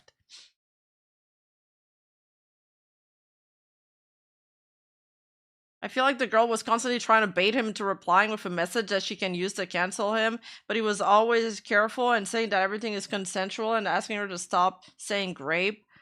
I don't know if she just like flipped a switch after the relationship ended and she went crazy, like some people do, or if it like when she felt like the rejection come in, you know, they flip sometimes, or if she was actually planning this from the get-go. almost every single day, she says something about how she loves me, how I'm perfect, how everything is good, and she keeps sending me sexual stuff the entire time without me even asking. At the risk of belaboring the point, I do want to go through a few more messages just for the hell of it, just so I can confidently show that she was extremely sexual the entire time and never... This girl is a freaky ass maniac. Well, the text she says made the guy look at chat. Expressed any reservations about the sex we were having. On Wednesday, November 5th, out of nowhere, she texts me saying, "I'm trying to make you nut." I just don't respond. On December 12th, she sends me nudes again. Kind of a weird thing to send to someone who apparently has sexual blackmail on you again, is it not? On December 24th, she says that I am a sweetie pie. She's grateful for me. She wants to make me nut again, in her words, and she hopes we're married for a long time. On January 2nd, she sends me a naked photo of herself again, unprompted. And the morning of January 8th, Rowan texts me saying that before she comes to visit me, she needs to know that my dick is working. Less than 36 hours later, I broke up with her. So as you can see, the texts don't lie. Rowan was blatantly the more... He broke up with her after that? Is it wrong that I want to know the reason for the breakup? She sends me a naked photo of herself again, curious. unprompted. And the morning of January 8th, Rowan texts me saying that before she comes to visit me, she needs to know that my dick is working. Less than 36 hours later, I broke up with her. So as you can see... Like, honestly, that would just tire me out, man. It's like that meme. Oh, wait, what is that meme? Like, honey, it's time for our freaky sex again. And Tom is just like, Rowan is like, I want that BWC. And Turkey Tom is like, yes, honey. Texts don't lie. Rowan was blatantly the more sexual one in the relationship. I've produced evidence of this. Health have no fury like a gooner scorned. Yeah, that meme where the dude looks drained. Every single week, and she didn't produce any because there isn't any. But apart from the idea that I filmed her without her consent, and apart from the idea that I was a sexually abusive partner, she actually made some other claims as well. So another claim she made is that I encouraged her eating disorder. Yeah, I told him very early on, like, hey, like, I've struggled with eating issues in the past, and I'm kind of still trying to gain some weight and make sure everything's okay. And he would tell me, oh, I love how skinny you are. I like how small you are, you know, like, I love how your body is, like, skinny, and, like, just say all this stuff that was incredibly hard to hear. This is also a pretty serious claim, and if true, would undoubtedly make me a pretty fucked up guy, but it's just not true. Here, I directly discourage her eating disorder, even giving her advice on gaining weight, and I say starving yourself is very bad for you. In this next screenshot, she says she used to be thick, but she self-nuked. I say you look the same more or less. I guess you lost some weight, but I think both are attractive. In this next one, she says that she feels skinny fat. I say I don't agree, and I say that working out is good. In this next one, she sends me an image that says nothing tastes as good as skinny feels, and I say that's a sickening image. Now, for those who don't know, this is like it's like a pro. Yeah, but is it like that's sickening, like, you know, gay guys say when they mean slay, or is it like that's sickening, don't send me that kind of vibe? Like, you know what I mean? Anorexia slogan, I guess you would call it. Here in this next screenshot, she asks And don't me clip if I that still like either. her if she gained weight, and I say yes. Here in this next one, I tell her explicitly she should eat more food and drink protein shakes to gain weight, and I also tell her that gaining weight would be healthy for her, as well as saying, I just want you to be healthy. Here in this next one, I tell her that I find her sexy how she is. Nobody uses sickening like that. You haven't been around enough, gay man, Dad. The Epstein's file are so much worse. You think this is bad? Get ready to have cream cheese ruined for you? What do you mean? Not cream cheese, please. Sickening negative. Okay, got it.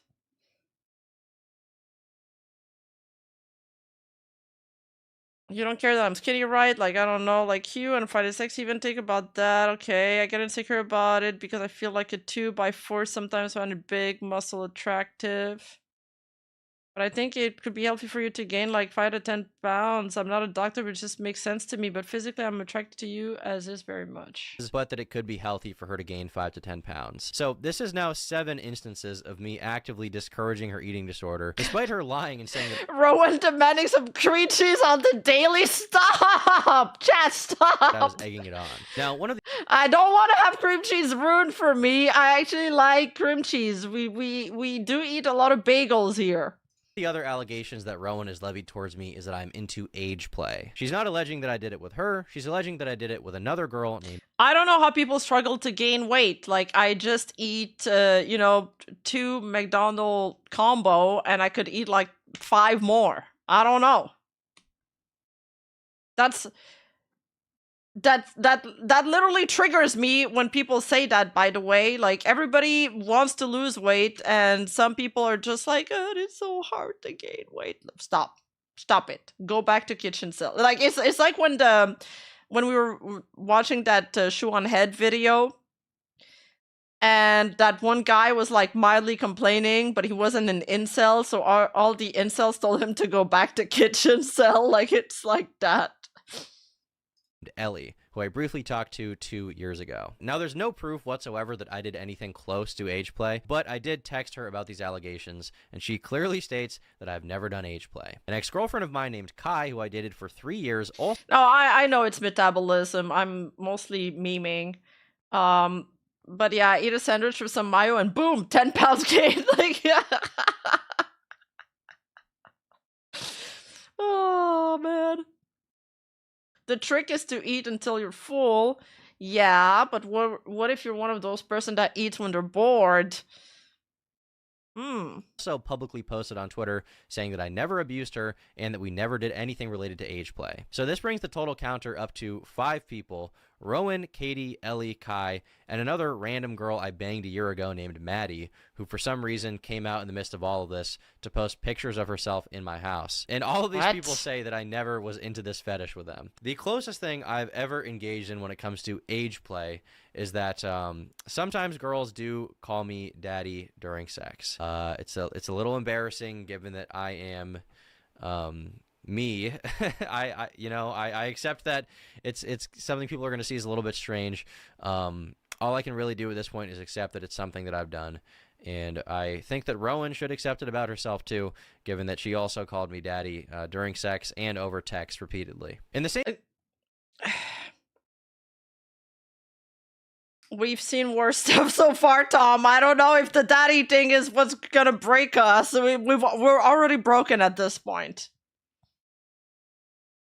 Same vein as this accusation, Rowan stated, "One more thing to add I thought was odd. Never really expressed any interest in Hello Kitty or that type of e-girl stuff, but I had like one Hello Kitty figure in my car. Oh, As a gift, Mom bought me Hello Kitty no. pajamas and a bunch of Hello Kitty stuff. So Rowan... No. She's a Hello Kitty girl. Oh my god. She's spiritually a Hello Kitty girl. That dude. Also, that frame I just stopped on. That's it. That's it. We got her, officer. She's a Hello Kitty girl. Arrest her. Someone essentially wants you to believe that I'm pushing Hello Kitty onto her as if I have some kind of weird fascination with it. But the truth is that I am... Yes, chat. If a girl ever invites you back home and her entire room is pastel with Hello Kitty stuff, do not go in. Do not enter. Abort. Sanrio girl, Hello Kitty girl, it's always a red flag. It's the meme. Everybody knows the meme. I'm a 23-year-old man, and I don't give a fuck about Hello Kitty, okay? The only reason I bought her anything Hello Kitty themed at all, which was once, by the way, was because she frequently expressed interest in it. Here she is sending me a photo with a Hello Kitty figurine next to her printer. Here she is sending me a photo with a hand-drawn and colored Hello Kitty image on her wall. Yeah, she made these herself. Here, in regards to her decorating my room, she says, "No Hello Kitty?" with a frowny face, and I say, "Correct." And something interesting about these texts is that she shows that she has a poster of the movie Lolita on her wall. I wonder what the movie Lolita could possibly be about. This film is about a middle-aged professor who is sexually attracted to adolescent girls he calls nymphettes. He rents a room in the house of a young widow to get closer to her 14-year-old daughter, Dolores Hayes Lowe, whom he calls Lolita. Obsessed with the girl, he eventually gains control over her after he takes her cross-country with him. Rowan even says that I should watch this movie, to which I reply that I feel like it's a movie adult men aren't supposed to see. In this next screenshot, Rowan asks... Oh, it's a good movie. Like, yes, it's about a dark and fucked up topic, but there can be good movies about dark and fucked up I'm gonna crash out. It's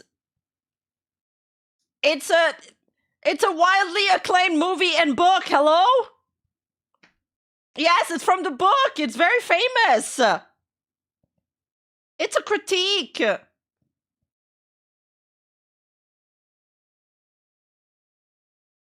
Nah, Rima, please. It's a very famous movie. So So what if the director ended up marrying his stepdaughter? That totally doesn't have any correlation. Wait, was it actually the director? Wait, Lolita director scandal. Yeah, Stanley. Wait, it's done by Stanley Kubrick.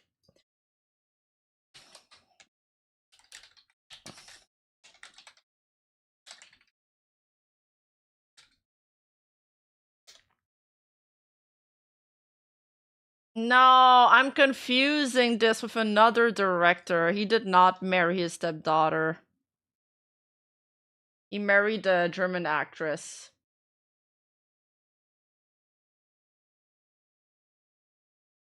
Oh, I'm thinking of Woody Allen, not Kubrick. Okay, thank you, thank you. Don't drop a quote from his book next remark.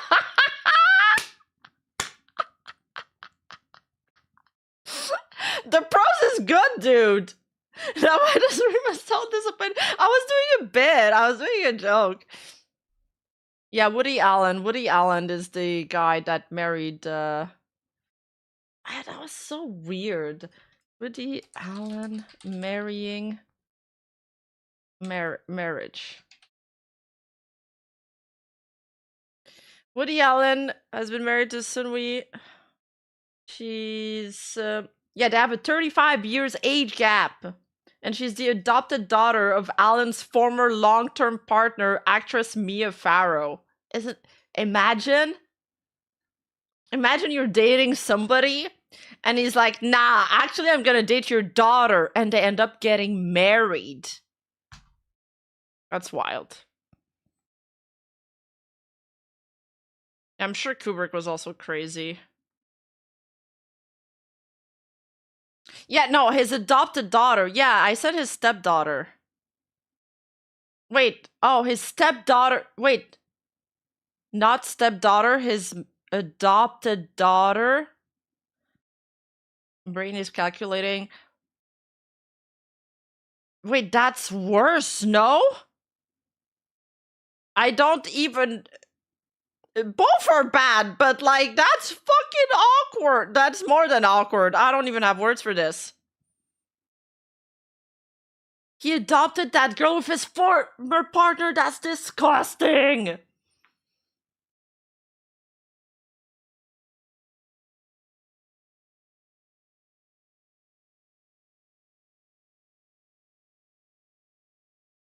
Ew.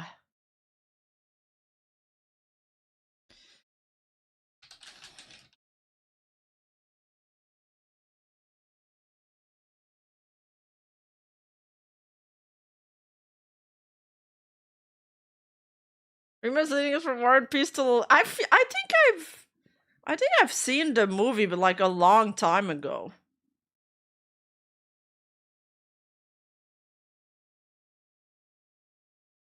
But I think, I'm pretty sure even ContraPoint spoke about Lolita.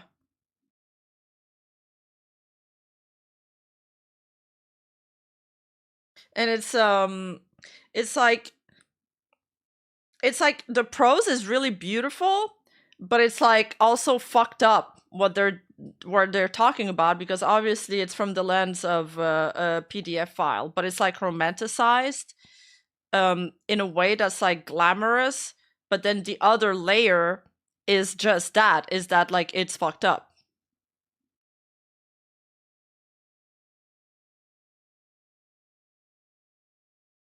You can marry your first cousin in Japan. I mean, there's not really different, but I mean, they aren't related. Seems weird. I mean, it's still weird because like he's seen this girl grew up in his household. They went to adopt her.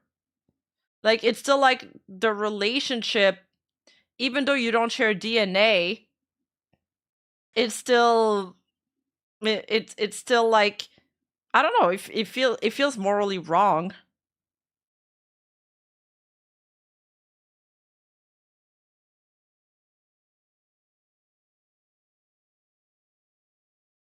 Shut up, Reiko.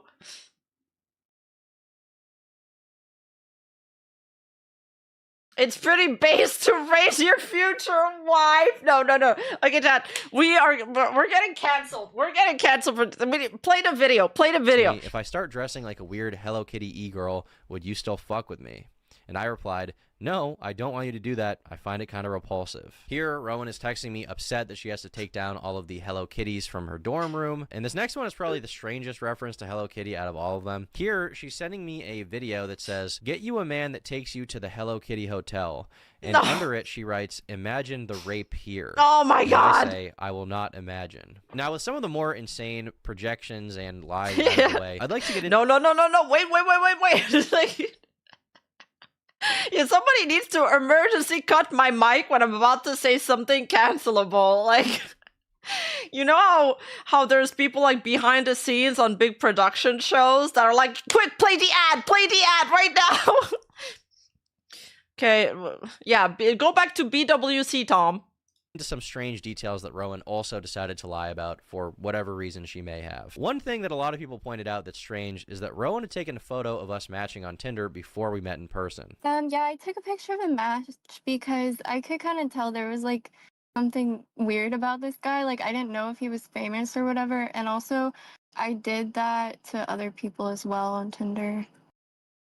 Just like everybody you matched with to like gossip with, like girlfriends? Yeah, like a couple of them. But yeah, he seemed like kind of weird, so I took pictures of our match. She's also stated repeatedly that she's not a very online person multiple times throughout her testimony. But the wild thing about this is Rowan had sent me a message on my YouTube connected Instagram all the way back on February 21st of 2024, 15 months before matching me on Tinder, where she said, you have to do a video on this crazy guy on Twitter who only has like 3,000 followers, but this man is a menace. I even confronted her about this when we first hung out because I found it very strange that she lied to my face when she first met me and said she didn't know who I was. I said, hey... Wait, this is the Amber Heard strat where she told Johnny that like she didn't even know who he was. That's a line in an Eminem song too, by the way. Like, they do that often. Whatever. Oh, you're just like, you're a public figure. I don't even care about this stuff. Yeah, I don't believe her that she's not very online if she managed to find, you know, KF. KF is not a thing.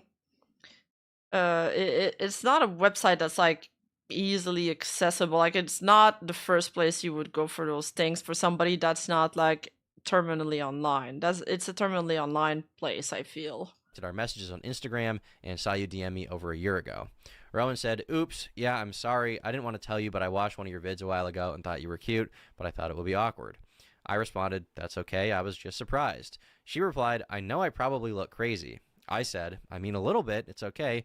I just wish you told me, that's all. She answered, I didn't want to because I thought it would be weird. I'm sorry. Kind of lied about some stuff. I was like a niche internet micro-celebrity on Twitter for a little bit too.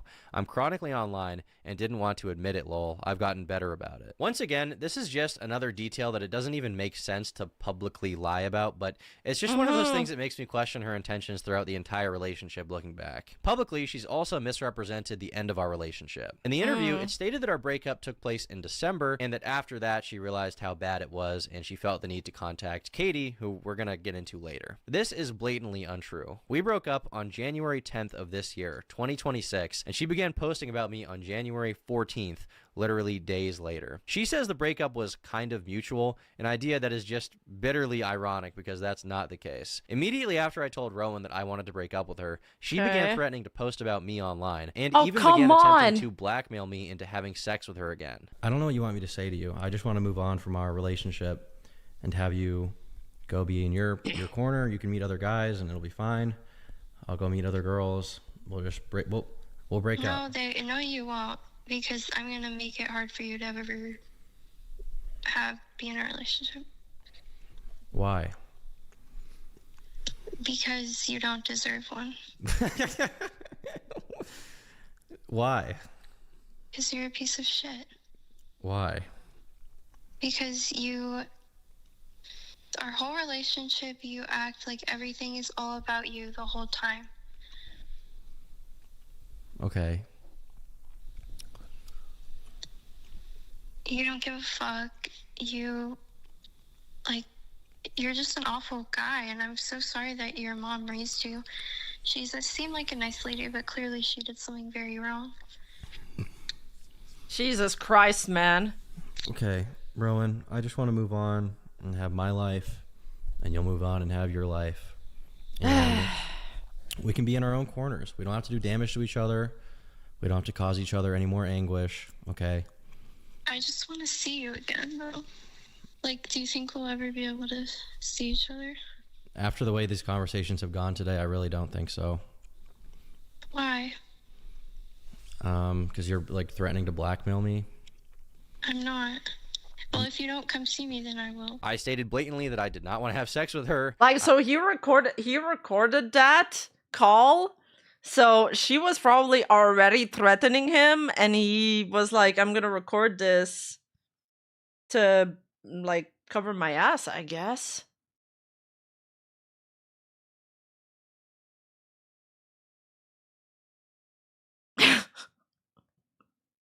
Yeah, why did he waterboard us with all the BWC text messages if he had this call recorded from the start? We could have cut like 15 minutes of the video. I didn't want to be with her anymore. I just wanted out of the relationship. This is something she was completely unwilling to accept, and that's why after I stopped talking to her, Jesus. she proceeded to call me over 30 times and texted me 80 times God. with no response. She is publicly claiming to be a victim of sex. Wait. Should we read the messages? Texted me. Oh my God, Miskiff. Oh wait, no, that's Rowan. If you don't want to talk or listen to me, just say that. Don't waste my time. You need to apologize. Also, I need $900 back from my flight to Maine because it was a waste of money. Apparently. Goodbye, Tom. Good luck impressing the next BPD whore with your limp dick. I have screenshots of you talking about Ellie and how your dick pics were gonna be put all over the internet. You're literally such an R word. Tell your friends from Dallas to hit me up. My question is, why string me along so long and say you love me when you didn't? And he said, it became clear to me that at some point that this would be the response I would get if I were to break up with you. And I've been dreading that slowly, considering you just told me you were talking to other guys over phone and you just threatened to post about me publicly. Realistically, I can't trust you anyway. He ain't wrong. See, that's what I said when I mean you have this little alarm bell going off in the back of your head, but you're like, I don't have enough data to trust myself yet. So you stay and then you get fucked. Is that why you didn't want to break up with me? Because you were scared? I would say some dumb shit. That's so pussy, bro. I see why you didn't want me to look you up because it's so bad. So she's looking him up online? You're literally just as bad as the people you make videos about, like fucking a Belle Delphine impersonator and getting your dick licked is crazy, and then telling your girlfriend about it, expecting sympathy. Have some self-awareness. You're really just an overgrown man-child in some way. Also, I need my money back because you should have told me before the trip to break up with me. You literally sit at home all day and so nothing, have no hobbies except for gym and video games, have a high body count, but you think you're this high value, man. It's crazy. I know whichever girl is unfortunate enough to get into a relationship with you next will go through the same thing I did, because you're like actually so emotionless and mean. And you're like mad chopped in the face. I had to look past it.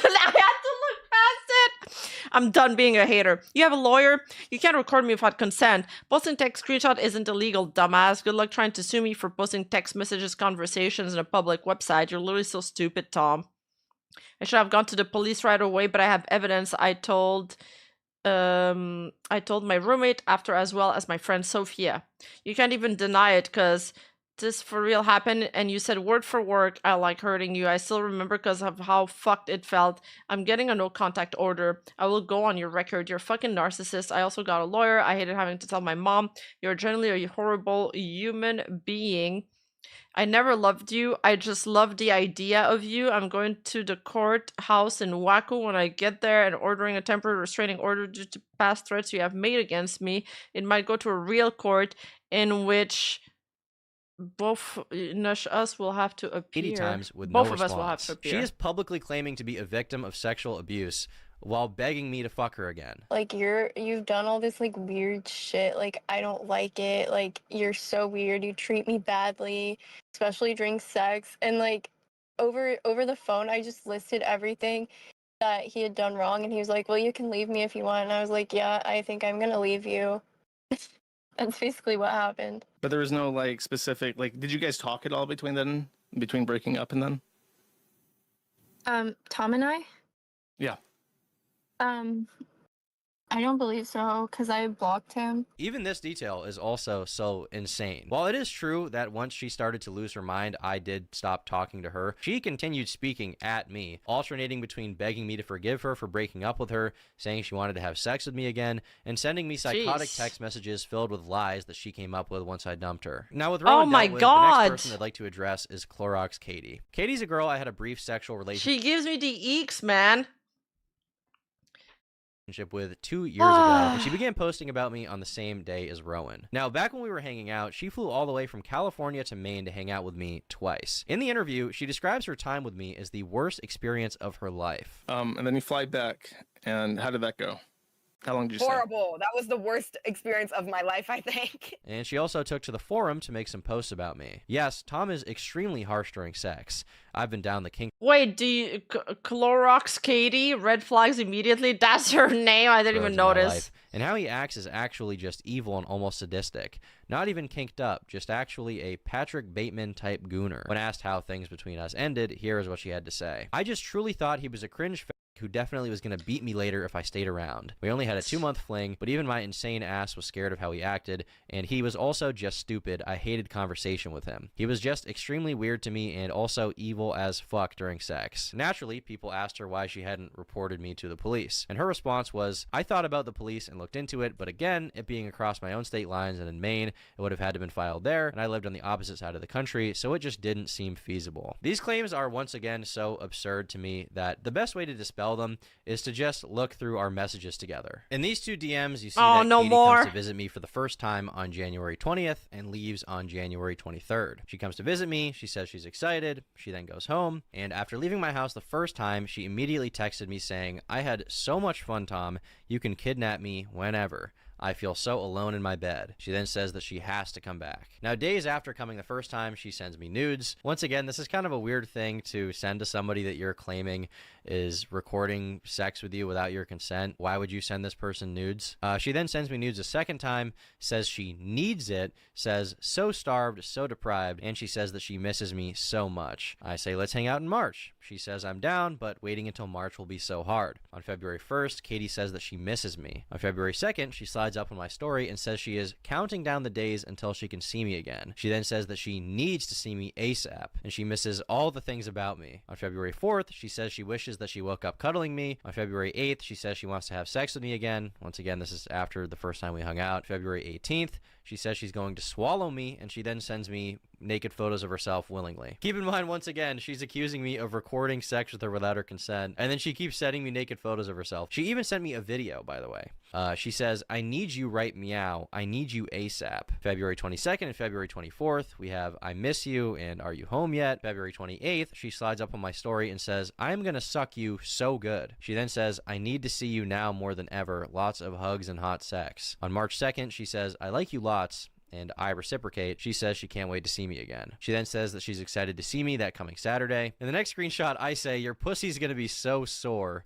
And Oh, Katie God. responds with, good thing we had to wait a while because then I can take a beating. She then says, I'm ready for you to throw. Insert Mega Mind meme, no BWC. Like, well, how does he find these women? Like, it's crazy. Like, he certainly has a type.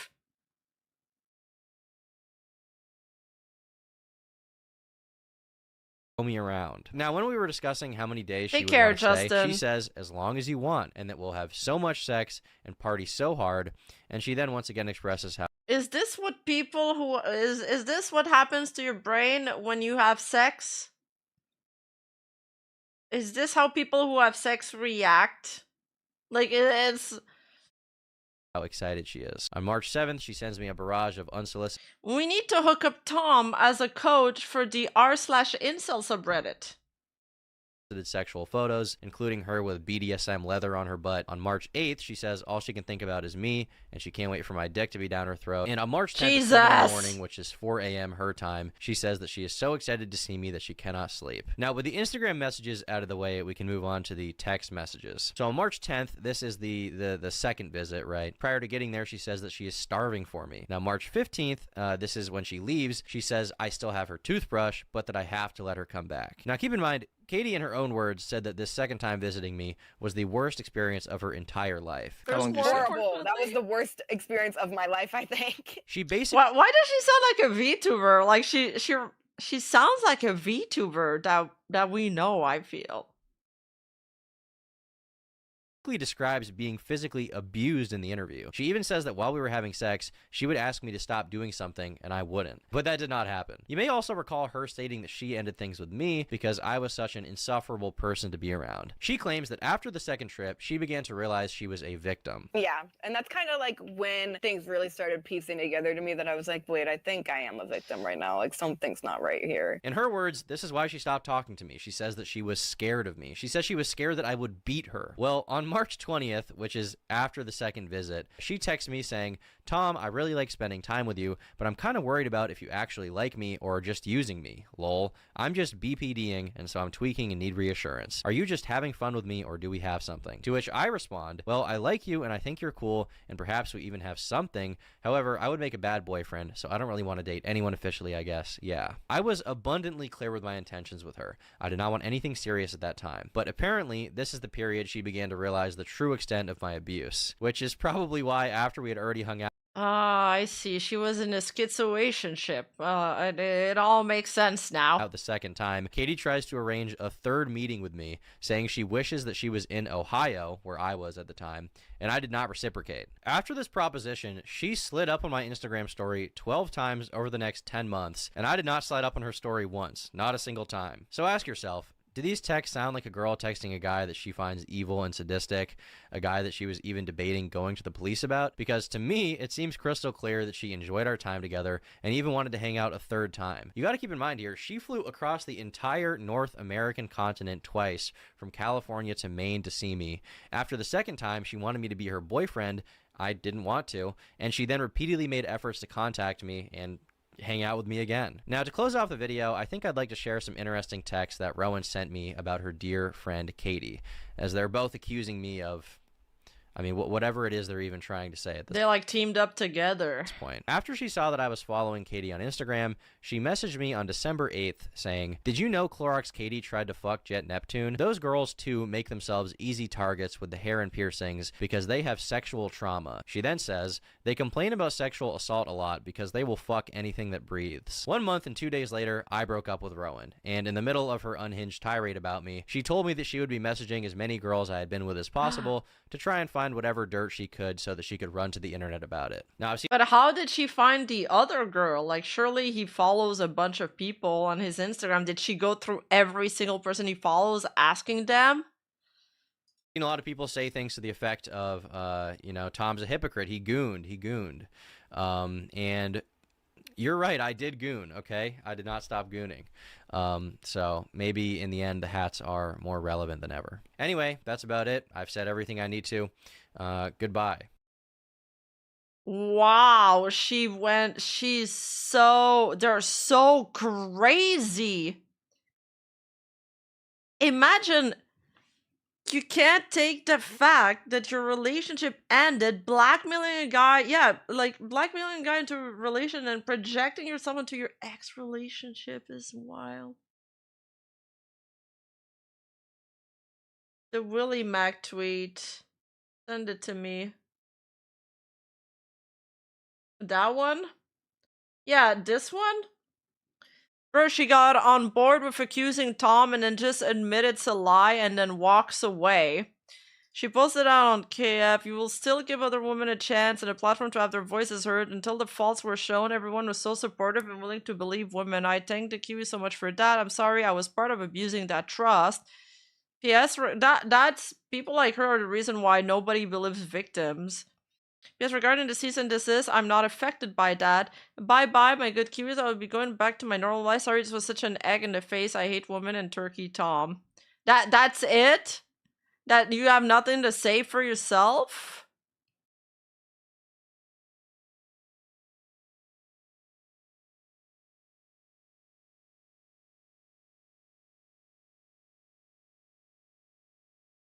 She's like, well, that didn't work out. I almost ruined somebody's life, but well, that didn't work out. Like there was some days where the entire internet was accusing him.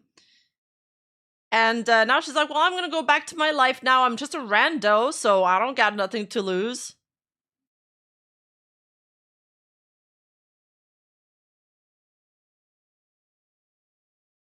Here's the definition for unsolicited: not asked for, given, or done voluntary. Do screenshots seem to match a definition? Hey. This time I described on the interview as the worst time in my life was referring to the second meetup in March, and so far every screenshot he's shown is before that meetup. He claims I want to arrange a third meetup while showing the screenshot. Okay, this is the second girl. It's... Here's a new leather leg thingy I got. It's like a garter belt, but better. It looks really good on you. I'm so horny, lol. Holy shit. You need to be here now. The monster shirt is badass too. Thank you. Wait, but this doesn't disprove that it's unsolicited. It's... She sent him the... I don't... This doesn't disprove what she wrote. I'm so confused. He says he's in Ohio, where I'd be moving into a few days. I'm a woman. I just replied to a shit ton of IG story constantly, especially ones of people near me. He portrays this interaction like I'm thirsting after him, when he has no interest, when he literally replied the same day. And when he replied, I made no move to see him further, so I don't understand why he framed this as me desperate to arrange meet up. He says I swipe up on his story 12 times in 10 months. As you can see, every DM is before 2025. As I said earlier, I did not think anything was bad till late 2024 when my friend sat me down and made me realize, also with therapy and learning self-worth, I understand where he's coming from here, but as someone that's kind of addicted to Instagram, replied to dozens of stories a day, so responding to a story of dry-ass shit 12 times over 10 months really doesn't mean anything to me. While he's framing it like I'm desperate for his attention, I'm also non-confrontational, so I never made bad blood between us, never blocked him.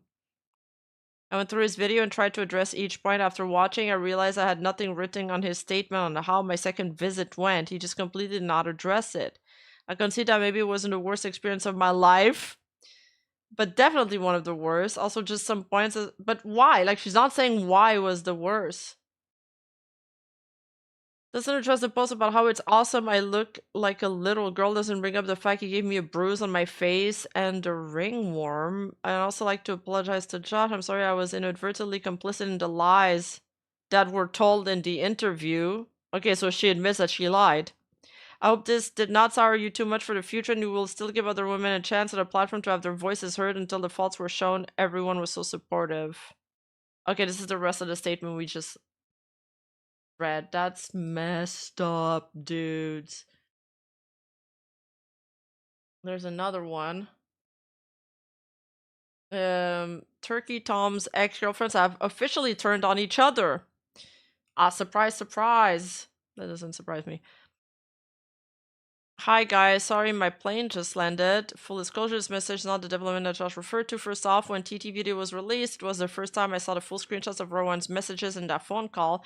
I want to clarify that everything I posted on here in the interview was the complete truth to my story and my knowledge of her story at the time. She made me explain a lot of internet terminology to her, so I did not know she was online at all previously. She had told me she had some prior knowledge of internet stuff from an ex, so I didn't question it when she knew some things. She also did not make it clear she messaged me the same day she broke up with Tom. That would have made me sus if I had known. Also did not tell me she knew of Tom, let alone message him on Instagram an entire year prior to them dating. I would not have backed her to this degree had I known any of this. I feel Rowan lied to me because if she was honest with me, I would not have helped her. She has betrayed my trust and disappointed me. When Rowan said that me and her were working on a response, I don't know what she was on about because we weren't. Maybe she thought we would, or she was working on one herself, but I was not involved with that.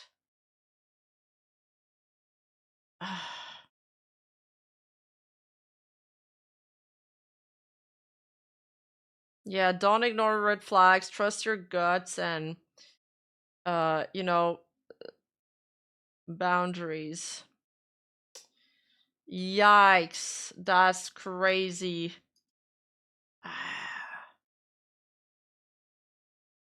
My God.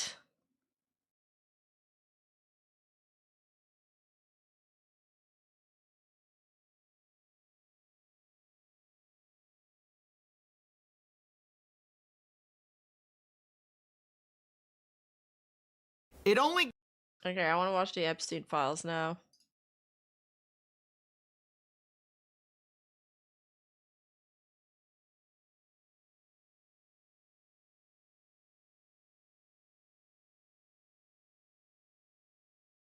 It's scary though, but somewhere out there is a guy that matches her energy. Stay vigilant, fellas. Oh no. gets worse from here. We're going back into the 3 million documents. So far, we mostly covered how billionaires lied about their relationship with Epstein and or got blackmailed in the drafts, eventually killing their marriage. We talked about Howard. Wait, I'm surprised that he like put this together so fast because, you know, he had to connect all these dots. And I see a bunch of stuff popping up on Twitter, a bunch of emails, but none of them is like organized and shit. Lutnick, how he lied about meeting Epstein, although he still denies this. And we also talked about some horrible accusations against Trump and Bill Clinton, although we were clear that they are unverified. Now, some people have responded to the release, like Elon Musk, saying that no one fought harder for the full release of the Epstein files than I did. Ironically, he claims that he knew that the playbook of the far-left propagandists and legacy media is admit nothing, deny everything, and making counter-accusations, saying he had never set foot on Epstein's creepy island or attended parties, despite the fact we saw last time that Elon was asking to be invited to the party. What day and night would be the wildest party on your island? Nevertheless, I think it's an interesting point. The playbook, as we get into this much darker side of the 3.5 million files, you're going to notice this trend is true, that everyone we're going to talk about, basically they admit nothing, they deny everything, and then they usually make counter accusations against other people in the files. Almost no one has faced any kind of consequences for this whole thing, leading me to wonder, why is it that it seems like really only in the rest of the world has anyone faced anything? I mean, you've got the former Prince Andrew losing his title. You've got the Slovakian National Security Advisor resigning over the Epstein links.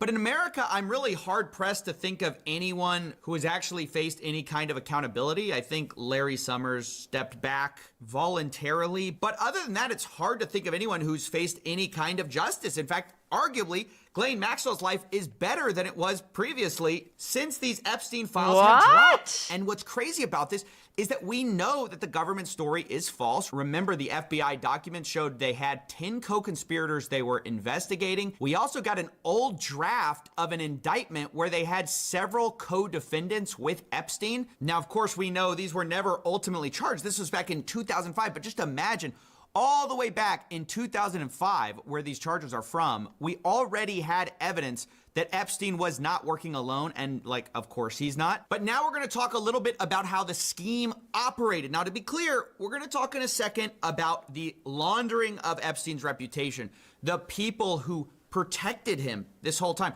But right now, I wanna talk about how Epstein got some of these girls in the first place, because the Epstein files provide an interesting look behind the curtains. Obviously, we know Ghislaine Maxwell was helping, whether it be procure the girls, talk them into stuff. But now we have emails of a different side of the scheme. It says, yesterday I spoke to Daniel Syed, who Jean-Luc Brunel describes as a scout or recruiter of girls or women for Jeffrey Epstein. Attached to this incoming email from Brunel is the contact information he has for Syed. And then they blacked out his number and email. But digging into Jeffrey's emails with Daniel shows that he was constantly sending him links to girls. It shows Jeffrey Epstein paying Daniel 3,000 euros, which, to be clear, was the amount that was agreed to by Jean-Luc Brunel. Quote, Dominique, we will pay him 3,000 euros each month for scouting for a 6-month period.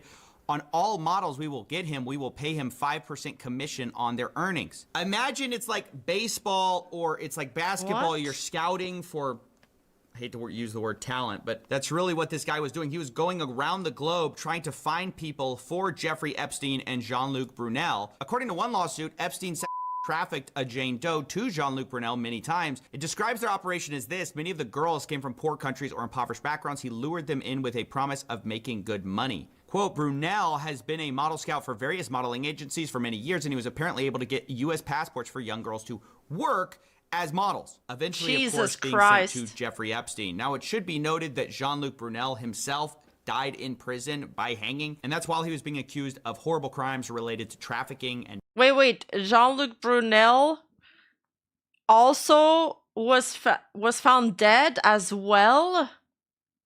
died in prison by hanging, and that's while he was being accused of horrible crimes related to trafficking and minors. So this guy is not a good guy. He was part of the op along with Daniel Syed, who was also scouting on behalf of Epstein and Jean-Luc Brunel. They had their agreement. Here's a sample of how this would work. Jeffrey Epstein asked him to take a full body shot of someone. Daniel Syed says, now she is really skinny, I will do Polaroid. Jeffrey Epstein asks for a copy of her passport and then asks, how many tickets do you want for Woody, meaning Woody Allen? He says 2. Okay, thank you. Full body if possible. That's the dude we just looked up who married his adopted daughter. And then Jeffrey Epstein says, doesn't look too happy. Comments on her body, and then he says she is very sweet. I'll skip a few of the sordid details here. They comment about her body extensively, and then Jeffrey Epstein says, I sent a request. Does she want to come out to Paris on Sunday? He says, I will invite to come. And this is basically how it worked. Daniel Syed flew around the world looking for women, sending photos to Jeffrey Epstein, who then would get a copy of their passports and bring him to the States. Here's an example of this. Daniel Syed brings him a girl. They didn't redact this name, but I'm going to do it. He says, very nice, easygoing, dream to work in United States or visit the United States working as a model in Dubai. He asks age. Daniel says 22 or 23. I forgot to ask her. She looks younger. I have her number if you want to call her. She was going to send this evening. And this happens over and over. At one point, he talks about a Thai actress. Jeffrey Epstein says he can see her on Wednesday, and then he complains that she wants to meet in a restaurant. I don't do that in New York, and then says she didn't even respond. Not nice. The point is, a lot of these girls were looking to come to the United States for one reason or another, for some kind of dream. They would ask for passports or visas, and then ultimately get sent here by this network of people who would later be accused of trafficking or other abuses. Now, to be clear, there have not been charges against Daniel Syed, and the government, remember, says they have no evidence to go even predicate an investigation against uncharged third parties. So it's a little bit bizarre to be reading about this scouting operation for Jeffrey Epstein, the way he recruited girls, and then be told, yeah, nothing to see here. Yeah, one of the scouts was like this, like, who in jail, but no, there's no one else here, even though there's definitely guys floating around, even though we literally have redacted defendants in our old draft of an indictment. We have nothing to do. We can't possibly imagine doing it. Bro, they're literally lying to our face. We need Batman. Anything. And that brings me to one of the frustrating parts of these whole files is the redactions. I mean, I know I've been over this, but it's a different thing. In the past, the files were sort of overly redacted to protect people. The problem this time is not only are a lot of people still being protected, like literally the names of the people they were going to charge, you couldn't argue those are victims, but the work was just done so sloppy that oftentimes you'll find that the DOJ has uploaded 2 documents that are functionally identical, and they redacted one but not the other, letting you see what— No, not Tom dressed as Batman, the real one. Ultimately behind the mask, which is dumb because sometimes the thing they're redacting is Jeffrey Epstein's name. Or other times it's somebody who clearly is not a victim, because then you see the non-redacted copy and you're like, yeah, that's clearly not a victim. So it's a little strange what they seem to have done here. Let me give you a for instance. So we have this message from somebody whose name is blacked out, and we see participants, and then we see Jeffrey Epstein is involved, right? And it says, we need to work around your 38. We need to push back on the lies, then crush the pedo trafficking narrative, then rebuild your image as a philanthropist. Now, I want to know who's doing that. Who's trying to— Was that after he was convicted? Rima, Batman is a billionaire too, which means— holy shit.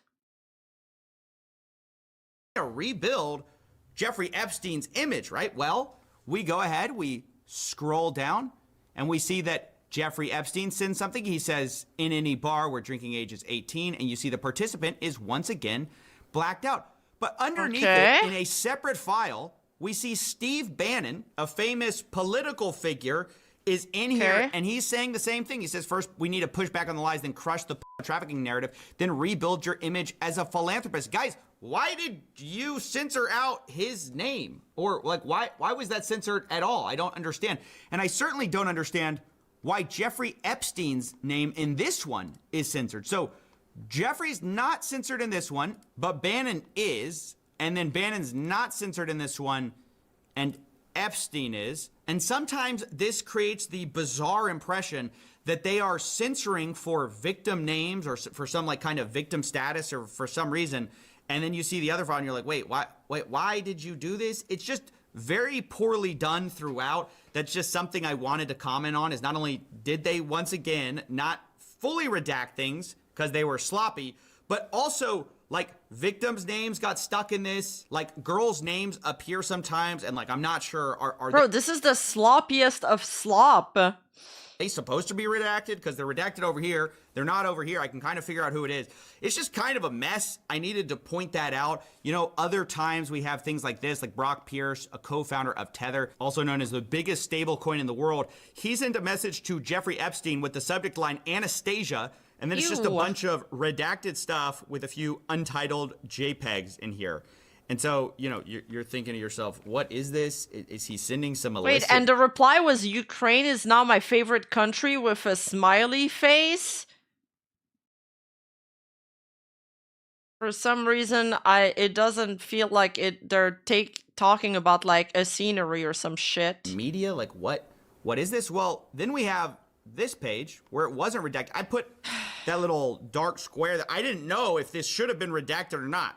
But it's like a bunch of JPEGs. Now, does that contain victims? Is Brock Pierce sending photos of victims? I don't know because of the way the government did this. But underneath, it says the Ukraine is now my favorite country, smiley face, Brock Pierce, with the subject line Anastasia. I don't know what to make of that. I'm just saying the redactions, like the way they did this is not good. But now let's return to Steve Bannon and his we're gonna crush the trafficking narrative. Because this guy, oh boy, has been revealed in the files to being like Jeffrey's right-hand PR man. I mean, this guy was filming basically a documentary about Jeffrey Epstein in order to rehabilitate his image. And some of it has actually leaked to the public. It's been interesting to watch how that's been received. But the funny thing is that originally Jeffrey Epstein's plan was to just do a YouTube video, like an apology, like a old school 2016, turn on the camera for authenticity and saying, you know, he says, do you think I can do my own video interview and upload it to YouTube? No sandbagging, interview format, or like a diary piece. Steve Bannon says if you do an interview, it can't be like Johnny does a YouTube. It has to be amazingly professional and perfectly cut. Then Jeffrey Epstein responds, Woody, we assume Woody Allen, because they were close, said he would help edit. Not sure how to stage. Okay, Woody Allen is a PDF file. Like, if we already wasn't sure of that, it's 100% now. Points to make. But better than trying to do an interview that I have no experience doing. Goal is to humanize the monster. Anything written carries little weight. To which Steve Bannon replies, yes, Jeffrey Epstein. Should it be an interview format, interviewed by me? They start talking about, like, how do we do this? Humor, apology, how did I get rich? Question mark topics. They're brainstorming. How do we trick the public into seeing me as more than a monster? We were sure decades ago, lol. Oh, ew. Now, ew, funny ew. enough, right before this, Jeffrey Epstein asks about a dinner with Woody, and then he says, or too many pedos in one place. No! And you gotta love the self-awareness there. Now, I don't know what he meant by that. To be clear, I'm not making that accusation against Woody Allen. We'll talk about him in a second. That's Jeffrey Epstein. Yeah, me neither. Allegedly, if these files are right? Epstein saying that. I think what's interesting to point out, though, is how all these rich and powerful people are circling the wagons to try to protect Jeffrey Epstein's reputation, right? This is a guy who at this point has been known for years to have pled guilty to these 2008 charges. This was an open secret. And so Steve Bannon goes along though anyways, and he films this documentary. Now what's interesting is he starts talking about the documentary and he starts saying, I'm watching our second hour now. Guys were blown away. I didn't think it was as strong at the time, but I was wrong. Need huge part about threat of AI versus reality, threat of climate change. And this is where the notes start going going back and forth of how can we get you to think of other things? So part of the conceit of this big interview of Jeffrey Epstein was to try to humanize him and actually present him as this genius, everyman, quirky guy with a few flaws, right? They knew they couldn't run away from the crimes. To quote, Bro, it really reminds me of that scene in Succession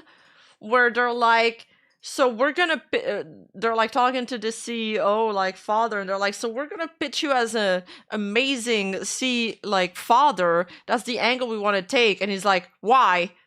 And the interviewer is like, well, because you're an amazing father. And he just looks at them like, no, I'm not. in Bannon's words, yes, yes, yes, of course, but we must counter rapists who traffics in female children to be raped by world's most powerful, richest men.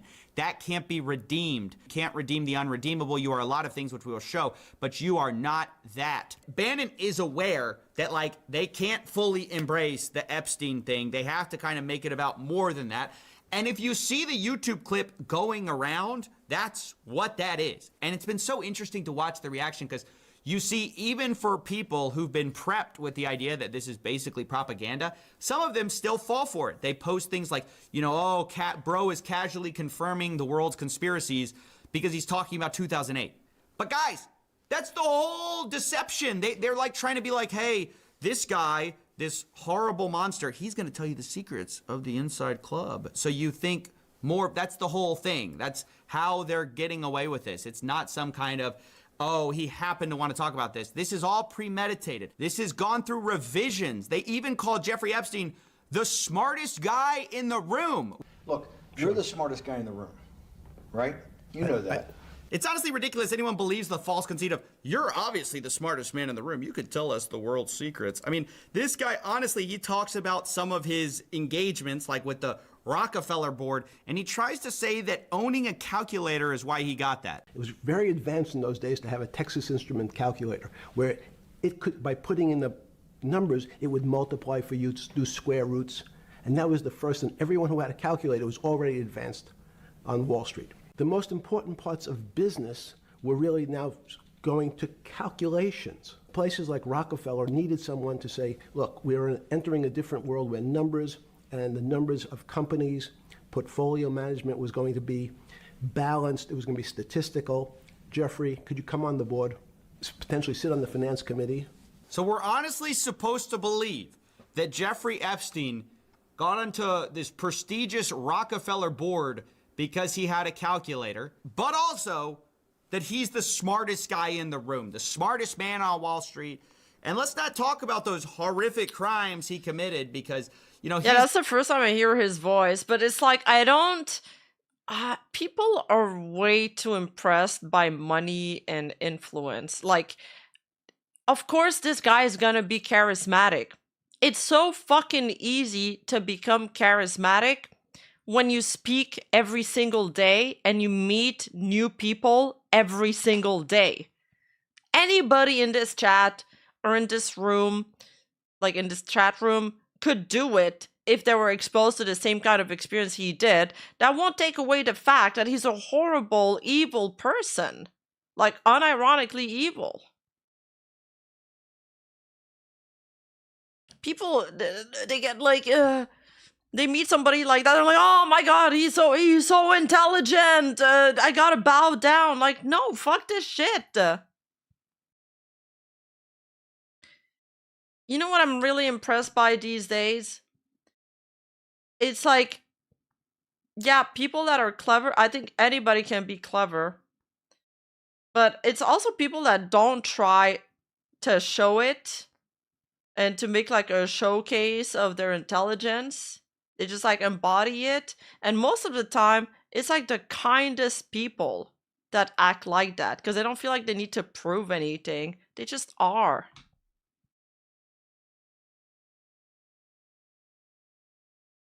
Yeah, it's the difference between something you can do versus something you should do. That's a good way to do it.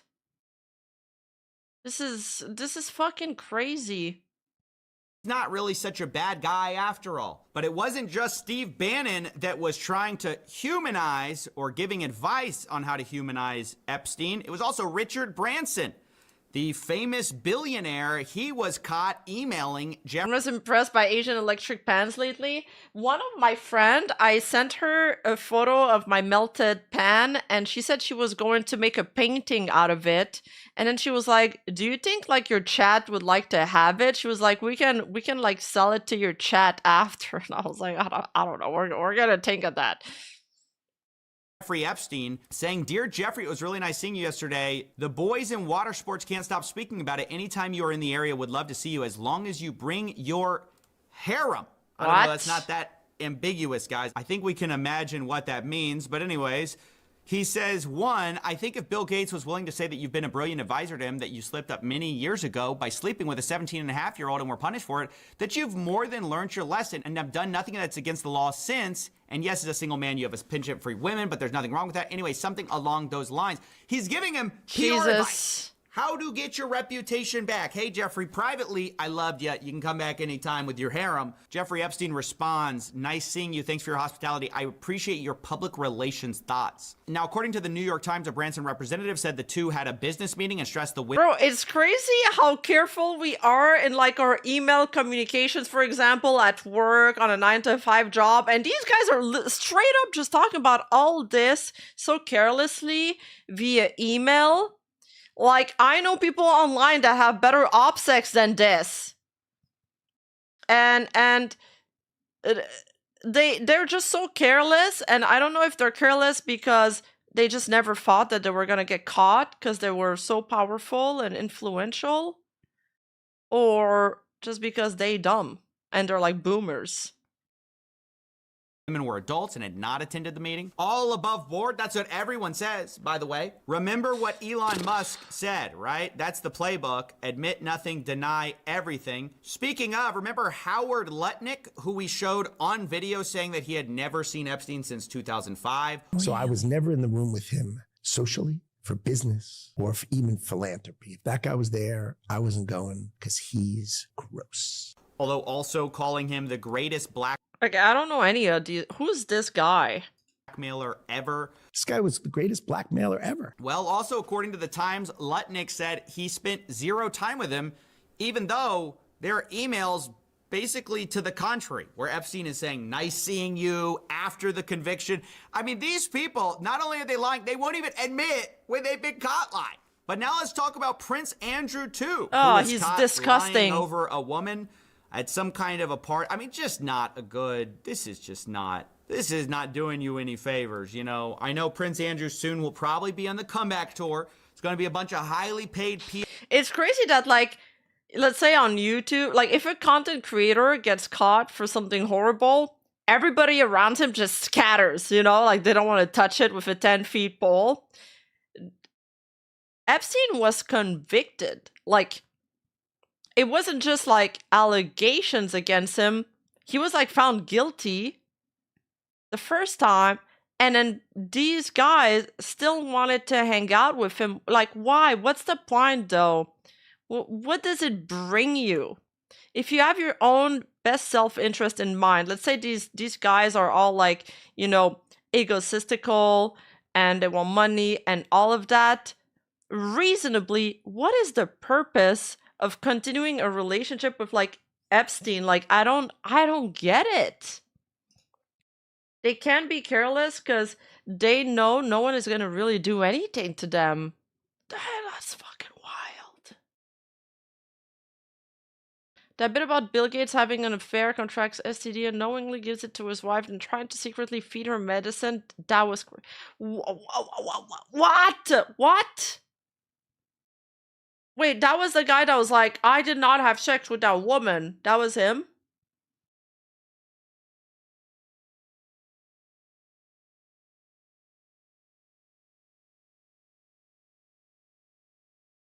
No, that wasn't him. That wasn't him? Okay. That's Bill Clinton, another Bill. Oh. Our execs, maybe Steve Bannon can jump in, shoot another 5-hour podcast trying to rehabilitate him. Like, Prince Andrew, what's the secret behind the royal family? Look, you're the smartest guy in the room. I remember that interview. It was so badly received because he looked like he gave you creepy vibes. Nobody liked him. He's like the least charismatic guy ever. But again, has he admitted anything? Has he denied? Wait, Bill Gates is Microsoft founder? I knew they were evil. We were right when they said making Windows 11 was evil. Like, there you go. It's all connected. Everything. Now, we should also probably talk about Noam Chomsky as well, the guy behind the book Manufacturing Consent, which in hindsight, oh God, maybe we should have suspected something. But either way, he also sends some reputational advice to his buddy Jeffrey Epstein. He says, I watched the horrible way you've been treated by the press and public. It's painful to say, but I think the best way to proceed is to ignore it. When the vultures dearly want is a public response, which then provides a public opening. In general, I think it's best not to react unless directly questioned, particularly in the current mood. That's the best advice I can think of. Noam. Now, he sends that to Matthew Hiltzik of Hiltzik Strategies, who is a also famous PR guy, I guess, trying to help Epstein, I assume, who responds, I think that is wise. Now, later talking with Bannon, Epstein loops in Hiltzik again. He says, Matt Hiltzik thought your idea was epic. Hypocrisy of the liberal left. And he says, yep, he would confidentially like to sit and help if you like. This is Matthew Hiltzik. You know, a lot of powerful people basically were bending over backwards, left, right, center, trying to rehabilitate this guy's image. And the question is, why? Why were all these guys so interested in the precious Jeffrey Epstein if they had no involvement? I mean, that's the part I can't figure out it. Because all of them deny it. All of them don't admit anything. And so what exactly is the problem? But now it's time to talk about Elon Musk's brother, Kimball Musk. He was also in the files. Jeffrey was copied on an email talking about Kimball's 40th birthday, where the password to the secret party was P Riot. And then in all caps, Boris, the sender of this email, says, I am not joking about the password. This was in 2012 in September. Now that's important because a little bit later, Kimball Musk is emailing Boris Nikolic and Jeffrey. Remember, Epstein was a teacher. He talked his way up until people started giving him money or extorted them and saw Diddy as a competitor. Did he actually mention Diddy?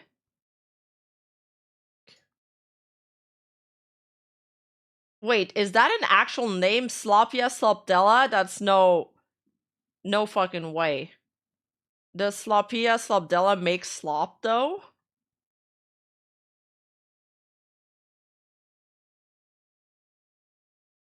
Epstein, and he's talking to them about being connected with some redacted name and saying, I believe you both played a role, whatever that means. Now, whether this was at the party or, you know, right after their meeting in October, I don't know. But what's interesting is Boris responds and says, Kimball, just FYI, you better be nice to redacted. Jeffrey goes crazy when someone mistreats his girls/friends, so better be very nice to her. Kimball Musk responds, message received, wide and clear. And he says, seriously, I'm very— Ew, the winky face. The winky face is doing work here and it's disgusting.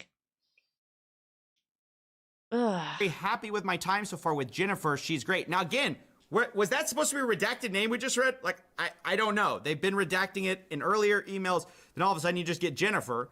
I can't really figure that out. But what I can figure out is that a little while later, a few days later, Jeffrey Epstein gets an email. Now we know Kimball credits the meetup and says Boris and Epstein were responsible in some way for this. But now Jeffrey Epstein's being emailed about Jen's schedule. Is that Jennifer? I mean, it seems like it because Jen's schedule for the rest of the year, and it seems like the assistant has copy and pasted Jen's response because she says, Sue, these would be dates in November, and then starts saying, you know, this, she can go to New York. She says the 29th to the 7th, she's free. Kimball to New York. Then she says, Kimball, Jen, London.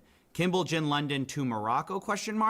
Then she has a break, and then it's Jen, Kimball, St. Bart's, assuming we're not sick of each other by the end of November.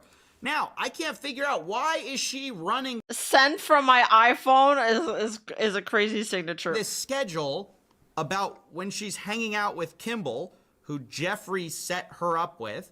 Like, why is she running this by Elon Musk? To be clear, I don't know. You know, there could be, I guess, innocent explanations for this. Maybe, I don't know.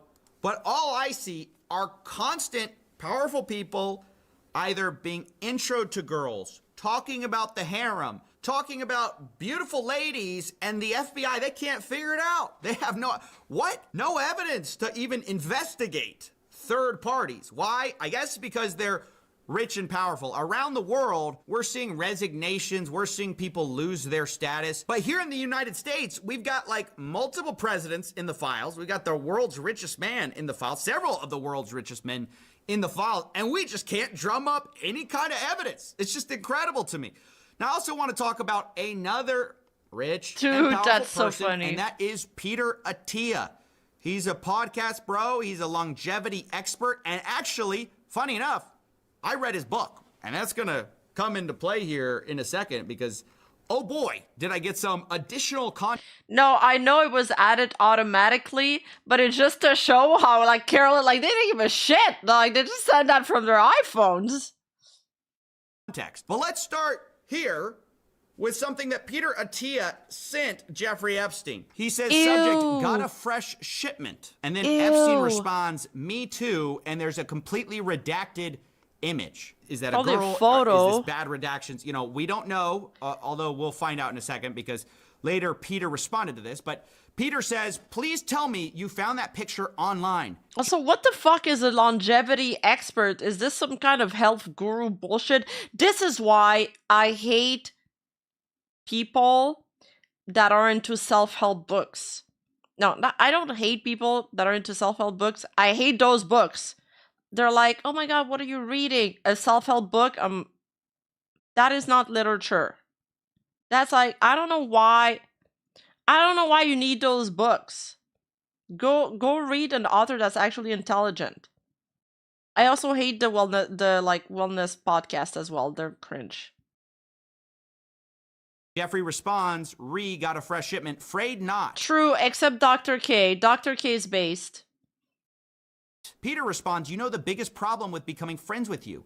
The life you lead is so outrageous, yet I can't tell a soul. Why, Peter?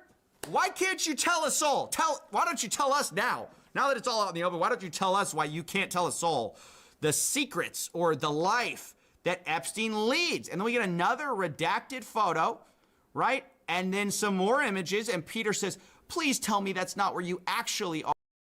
Dude, you're fucking inbred. War and Peace is actually good, and it's a critically acclaimed book that's been relevant for like centuries now. And also it teaches you about history.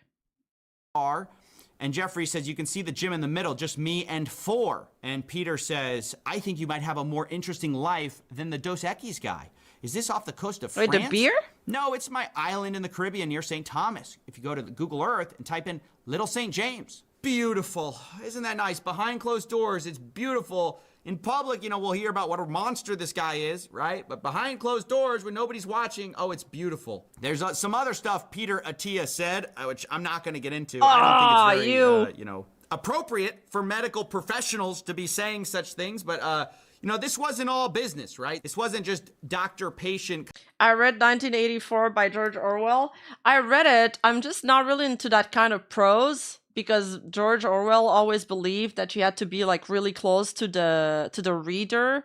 So the way he writes is very like devoid of metaphors or embellishment, I guess. But it's very straightforward. But like this really reminds me of 1984, because by the end of the book you kind of realize that actually there isn't another faction that's fighting against them. It's all their factions banded together to control the population and feed them lies. Read 1948, George Oswald, Rima. Definitely, I did say that. Yeah, 1948 by George Oswald. Yeah. Kind of stuff. There's a lot of guy talk, a lot of banter between the fellas about ladies. And maybe that's why Peter Attia says that hopefully Jeffrey Epstein is in town when I'm back in 2 weeks. I go into Jeffrey Epstein withdrawal when I don't see him. So guys, he also wants the big white cock. Ew. This is a repeat of the Turkey Tom video, not the BWC striking again. These two were close. I mean, apparently so close that, Peter Attia goes into withdrawal when he doesn't see him. Peter Attia says, are you on island? Jeffrey Epstein says, P Beach, probably Palm Beach. And he says, what do you do when you get there? Jeffrey Epstein, guess. Peter Attia, besides that, I mean, they're not even trying to hide it, guys. Yeah. This is barely No, code no, at no. this point. You know, what do you do? Guess. Well, besides that, you know, Jeffrey, we know what you do, right?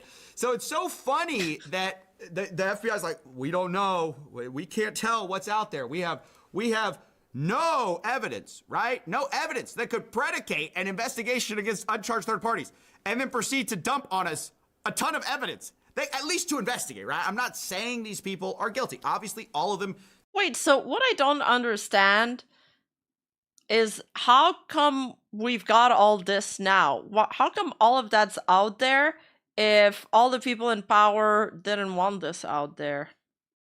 Was this forced? Were they forced to release the files? The Astor file, the Epstein files? Deny, don't admit, blame other people, say other people are responsible for everything. So that is taken as a given. I am not accusing anyone here. I'm just saying, seems like we got a few leads here, fellas. Some people to look at. Now, I want to address the fact that Peter Attia has actually responded to this whole debacle. He says the following email is what I sent my team last night. I sent a similar version to my patients as well. You put your trust, your credibility, your hard work, what we built together, and I take that responsibility seriously. You deserve a complete and honest account of what did and did not happen. I apologize. I did not get this out sooner. I wanted to be thorough. He says, I was not involved in any criminal activity. My interactions had nothing to do with his abuse or exploitation of anyone. I was never on his plane, never on his island, never present at any parties. That said, I apologize and regret putting myself in a position where emails, some of them embarrassing, tasteless, and indefensible, are now public. So it's this apology. You know, he addresses some of the things. And he says that some of it's just banter, right? Like I said, it's just guy talk, whatever that means. He claims that his got a fresh shipment was in reference to a photograph of bottles of metformin. And then Jeffrey responded with a photograph of an adult woman. I responded with crude, tasteless banter. He says one line in that exchange about his life being outrageous and me not being able to tell anyone is being interpreted as awareness of wrongdoing. That's not how I meant it at all. What I was referring to poorly and flippantly was the discretion commanded by those socials and professional circles. The idea you don't talk about who you meet. I don't know, Peter. This seems like revisionist history a little bit. I mean, personally, to me, as I'm viewing this, you know, third hand, right? Just from the outsider perspective. Now, Peter says he did ask Jeffrey about his 2008 conviction because all this happened afterwards, right? He characterized it as prostitution-related charges. In 2018, I learned that this was grossly minimized. I was incredibly naive to believe him, and then later explains that in 2018, November, he read the Miami Herald investigative article, told him he needed to accept responsibility for what he did, and said he even asked Epstein to provide therapy to Epstein's victims, which is an interesting approach to have here. Now, the funny thing is, there are some more emails between Peter Attia that we need to read, because remember that he said he read this 2018 article from the Miami Herald. I believe it's this one by Julia K. Brown in November 28th. It's about Jeffrey Epstein assembling a large cult-like network of underage girls. I haven't seen all the great talented people in the Epstein file. Gotta make me sad. I should look up to these people, man. Dude, I know it's true. There were so many people that we looked up to, like all the entrepreneurs that had made it big and all of that. They had all the options in the world. They could have done anything with their money, gone anywhere. And they chose to go on Epstein's Island. Okay. Going back to being blackballed. But in December, Peter Attia says home is very good work. No way, Vera Wang is in the files? What? Stressful, making some changes. He asks him, what's the fallout from the recent story? Apparently talking about the... Well, I never liked her clothes anyway. She sucked. The Miami Herald. Now, maybe I just didn't see the emails, you know, that where he was demanding accountability. I don't know what that's about, but Jeffrey Epstein says... So, did he have, like, two different kind of parties, kind of like the Diddy parties? And, like, you know, where sometimes... it was like for the mainstream people, like everybody was invited. And then there was the freaky parties where only certain people were invited.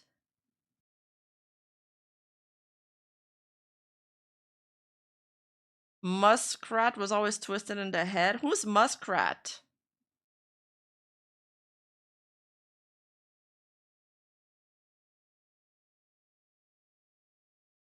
Probably not, but it's sus regardless. True. I mean, it like also it depends. Like if you associate with him after he got convicted, that's also really kind of fucked.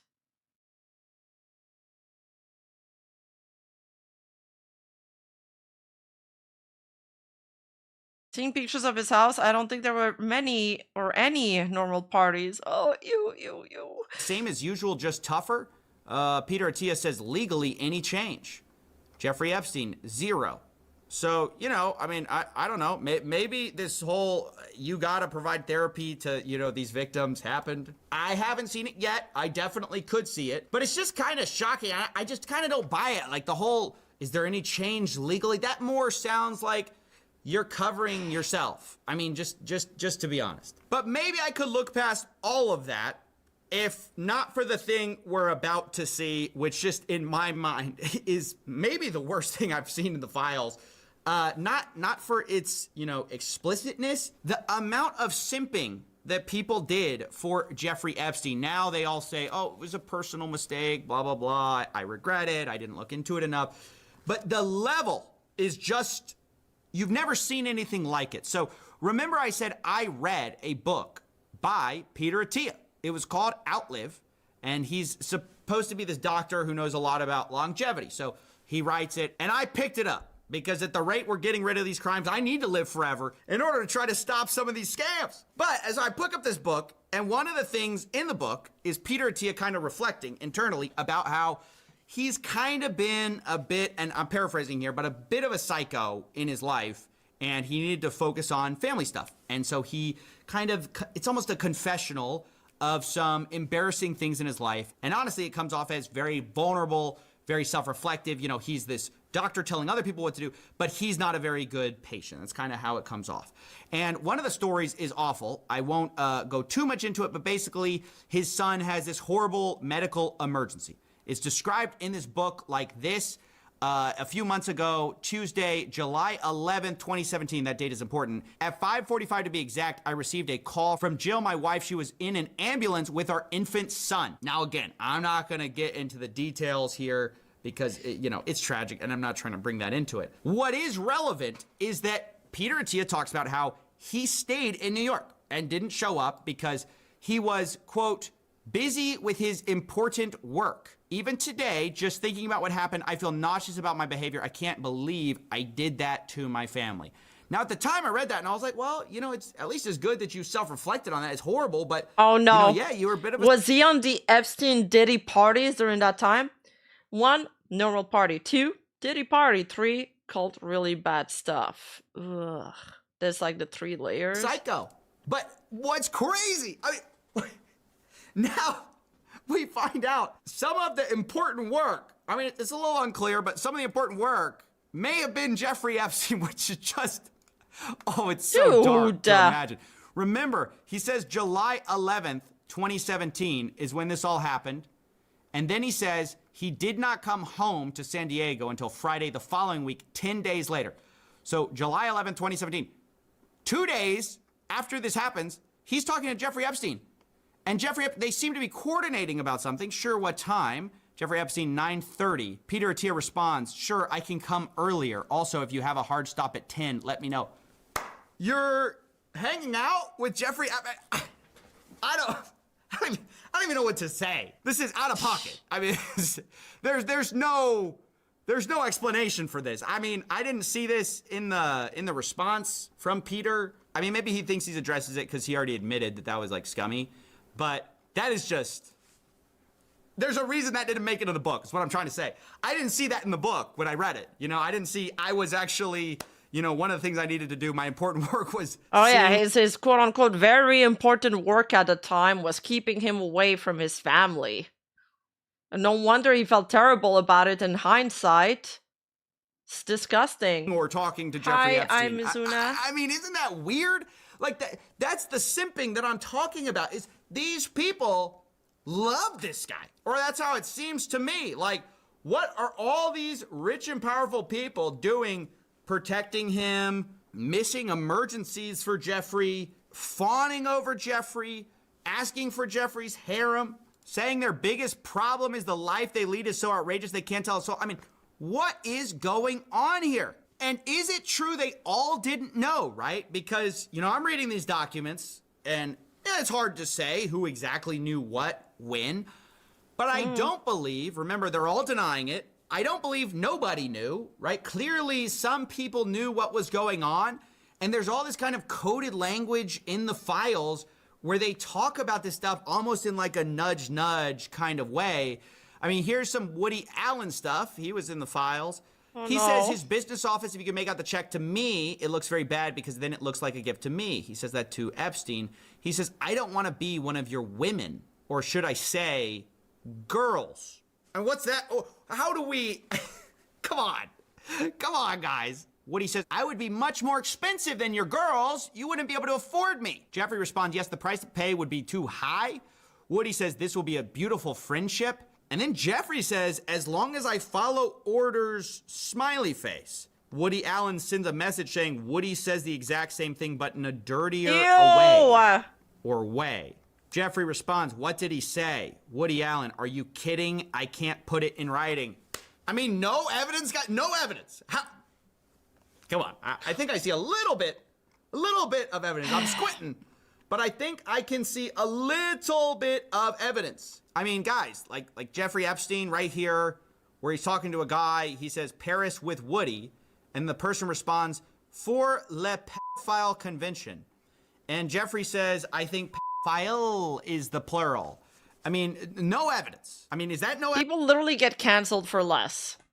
Evidence? That's nothing. We don't even want to question these people. There's no investigations going on. So, yeah, it's honestly really sad to see how, look, I'm not saying people around the world are having crazy consequences, but a few people are resigning, thank goodness. You know, a few people are at least facing a little bit of scrutiny, but here Elon Musk lays out the playbook, apparently for our guys. You know, we admit nothing, we deny everything, and we blame others. We just push the spotlight onto other people. And unfortunately, that's what you've seen the whole time from all the people in the files. You know, all of them say, oh, I was so happy these files came out. It's about shining accountability and justice for the victims, but I had nothing to do with it. Okay, so then where's the justice for the victims? Dude, and here we thought the Diddy scandal would be the biggest scandal of our decade.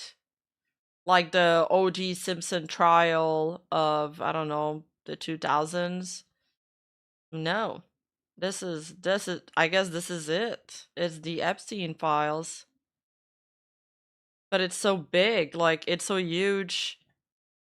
So nobody, you know, all of you say somebody else had something to do with it, but everybody says nobody had anything to do with it. The FBI says they don't have any other, you know, investigations. What do you any other mean? kind of leads, despite the fact we have one of the procurers of the women just walking free, apparently, like no charges against him. Have we investigated him? I mean, it's just shocking how much the Epstein files. Oh, OJ was in the 90s? I thought it was an 80s thing.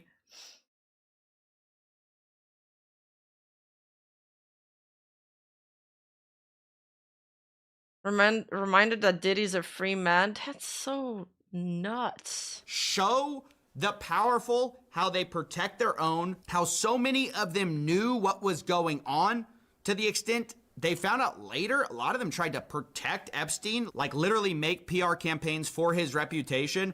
And this is a dark look at the state of the world, honestly, because Epstein happened a while ago, but the reason everyone cares is because there's other Epsteins around, right? There's other people evading accountability all the time. There's other people that this band of billionaires and power brokers and PR people, even lawmakers, they circle the wagons and protect their own to the point you can never get accountability for anything. So anyway, that's it. It's a hard look at the Epstein files, but it's one we needed to do. But I want to make the disclaimer once again that, look, I've tried to read people's individual denials where I could, but you should just assume everyone that we are talking about firmly denies any kind of criminal wrongdoing. They deny anything untoward about any kind of minors. And given the fact that our government doesn't seem to want to investigate anyone, I would just assume everybody here is completely clear.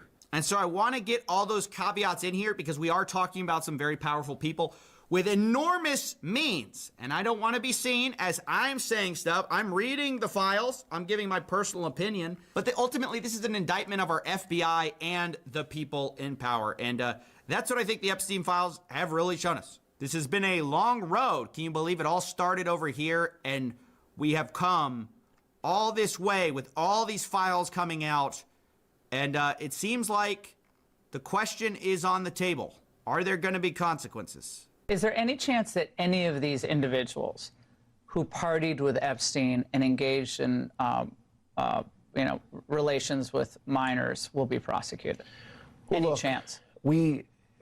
I'll never say no, and we will always investigate any evidence of misconduct. But as you know, it is not a crime to party with Mr. Epstein, and so as horrible as it's not a crime to email with Mr. Epstein, and some of these men may have done horrible things, and if we have evidence that Yeah, but there's evidence in the email of suspicious behavior. Shouldn't you investigate that to make sure that there was no crime? I feel like it starts there. Like they're going about the other way around. allows us to prosecute them, you better believe we will. But it's also the kind of thing that the American people need to understand, that it isn't a crime to party with Mr. Epstein. It isn't a crime to have Didn't look like lunch on that's his all island. that was going on some of those photos. I mean, if the photos could speak, some of them look pretty bad. That's right. And unfortunately, photos can't speak. Was there another video about this? Like, I feel like, wasn't there another guy? I'm pretty sure there was there was an email exchange that I've seen flying around where the guy was literally like, they all make it sound like it was so difficult to say no to Epstein, and that guy's emails exchange were basically like, no, don't talk to me again. No, I don't want to go to your party, and no, I'm not going to take your money for charity. Like, I don't know. Also, I saw one of the bills. I don't know which bill now. All I can think about is the Gucci Mark song. Oh yeah, Bill Clinton tweeting this, which I thought was funny. I'm like, yes, release everything out. I've called for the full release of the Epstein files. I've provided a sworn statement of what I know, and just this week I've agreed to appear in person before the committee, but it's still not enough for Republicans in the House Oversight Committee, yada yada. I liked it because it reminds me of Misk of Demon Time. Yes, air everything out before you leave. You're going down. Take everybody down with you. I want to see this unfold.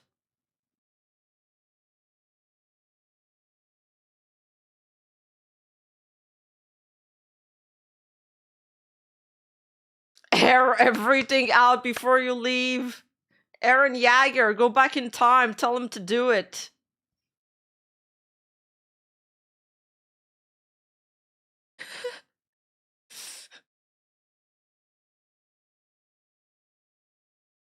If and there's a big if, there's an actual investigation conducted, it would take quite a while. Oh yeah, for sure.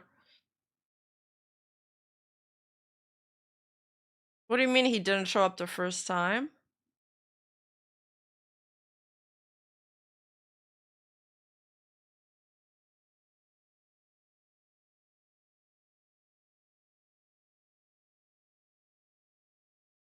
Isn't that like the one guy that's the most in it? Like he was in the first, like, was it him that his name was not redacted from the files during the first time they were released, when it was just like blocks of black text?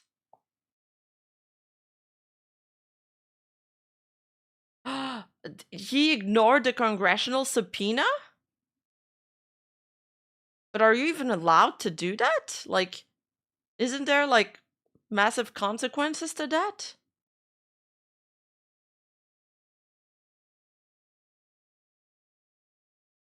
No, okay. Well, shit. My bad. Bro. That arrest a poor man for having less than that, like for doing less than that.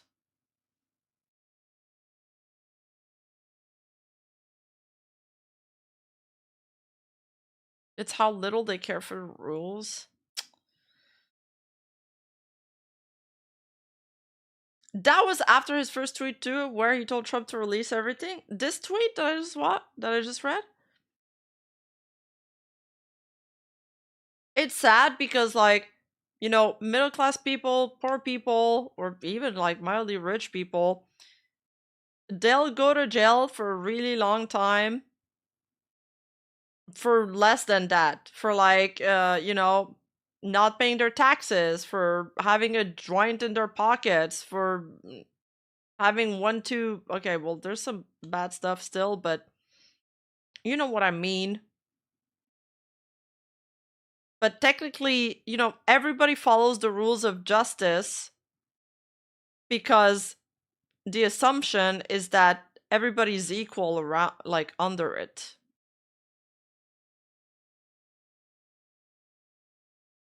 Yeah, no, yeah, for a fucking parking ticket, yeah.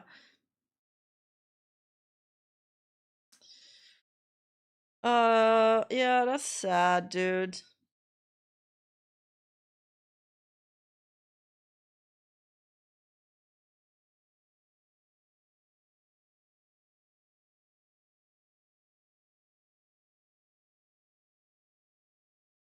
If we follow those rules, we're just... Well, like, what's the point then? Like, what's the point of anything? It's like that... Dude, I keep seeing this meme.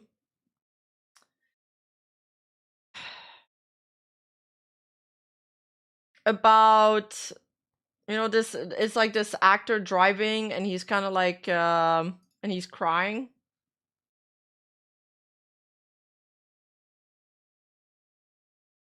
Wait, okay, ignore the quote tweet, the caption, but it's like, on the way to party, my wife just told me there won't be any whiskey because it's a 6-year-old birthday and it's 10 a.m. Oh, fuck my life, but it's just... But it's like how I feel going to my 9-to-5 dead-end job, knowing the rich and powerful went to the Epstein parties and there will be no consequences for it, and they're out there buying their 10 fucking house around the world and we're barely scraping by with dog shit.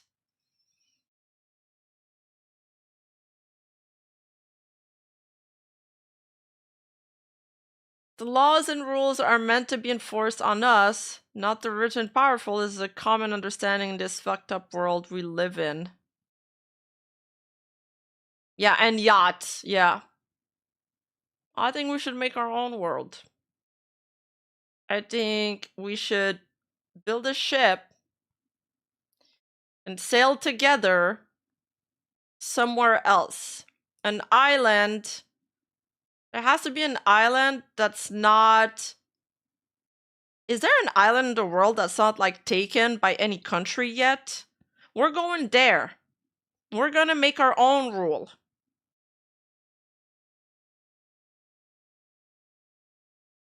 Okay, not that kind of isle. Not the kind of isle. Not an Epstein isle. A normal-ass isle. We're gonna reestablish the isle's reputation. We're gonna make islands great again.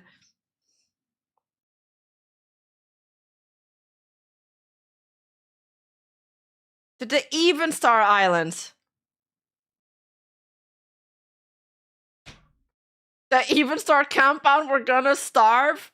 I hope some of you know how to hunt.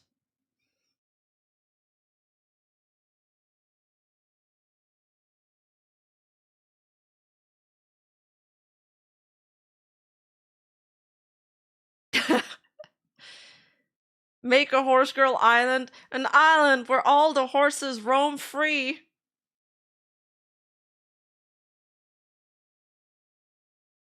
There wouldn't be electronics though there. Like we'd forbid social media and computers. Okay, we'd be allowed access to Google. But everything else would be banned. And we'd go around on horsebacks. there'd be no guns allowed, but there'd be knives. Because if you're gonna kill somebody, then you better fucking feel, you know, the blade going into their flesh and blood. Like, you want to kill somebody, you gotta put the work in. It's gruesome, and you're gonna be feeling the extent of what you're doing. Blood, gore, and arteries, and all of that shit. Even Star Islands, we're not cannibals, I promise. Well, unless we get really hungry. No, I'm joking.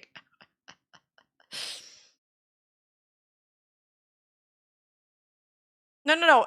We're not doing guns because killing somebody with a gun is way too easy and it's not like personal enough. Like if you're gonna kill somebody or assault somebody, you like put your back into it. Like put some efforts. No video games. Fuck that shit. We're gonna be way too busy building huts, dude. I need everybody focused. We're gonna be starting from scratch there. We're not getting video games for at least 200 years there. Yeah, Nerf guns. Putting the fries in the back. We're locking in.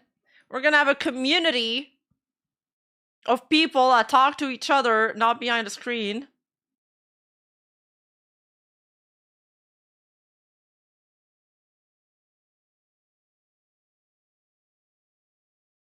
And like every weekend, you know, we can have little like friendly competitions where we see which one of us runs faster and stuff.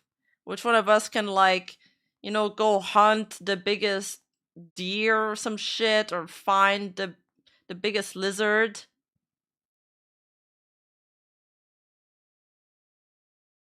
That sounds horrible. No, dude, you guys don't understand. The reason why you're sad is because you're not busy enough. When your mind's occupied and your hands too, that's when men find their purpose. Will there be Kool-Aid? Oh yeah, for sure.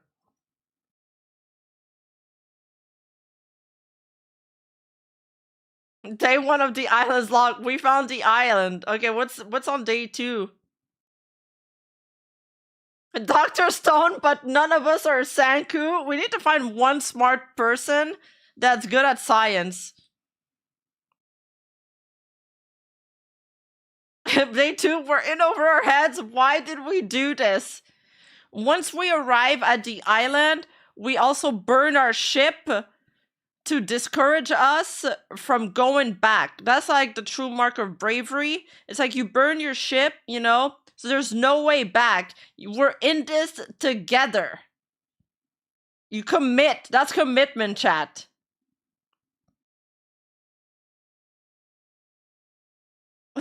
What's your job on the island, Rima? Well, obviously I'm gonna, you know, I'm gonna give the orders. I'm gonna lead. Will there be yaoi? We could, yeah. We gotta keep the people pacified.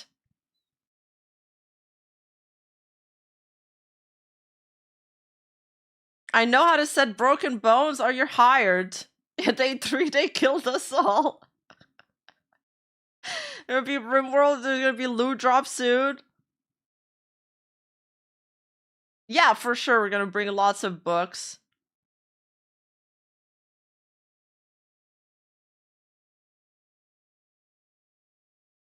What if we realize we hate living with each other? Trial by combat. Yeah, we could do that. And then people will be like, oh fuck, well, trial by combat, that's too much of a risk. I'm just gonna end up like having to get along with this person, I guess. Yes, agriculture and hunting, that does help. That does help a lot. Yeah, we battle royale. Every day's a PvP zone that gets they get smaller and smaller.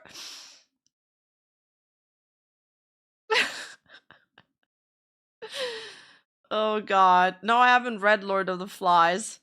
VTuber fan survivability on the island approaching 0%. There's no way. Chat knows we know a bunch of random facts. If we all put our heads together, we can make one big head. Like, surely we've accumulated enough random facts from watching like YouTube videos and reels that they'll come in handy at the most like innocuous time. We've watched Survivor shows. Yeah, and we've played Rust. We've played Minecraft. We know how to make a crafting table. Modern knowledge of mitochondria doesn't help us not starve. There's like Charlie that knows everything about the Roman Empire. Surely there has to be some transferable knowledge here.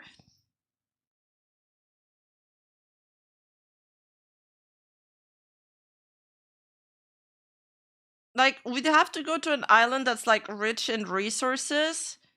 So the first few months we can just like collect fruits and shit.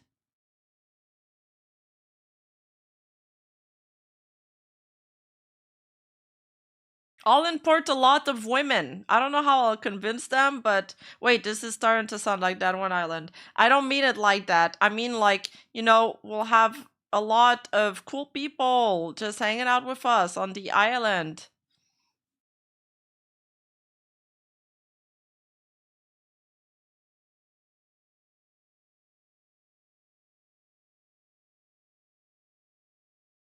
Some islands are not rich in resources, that's why they're empty.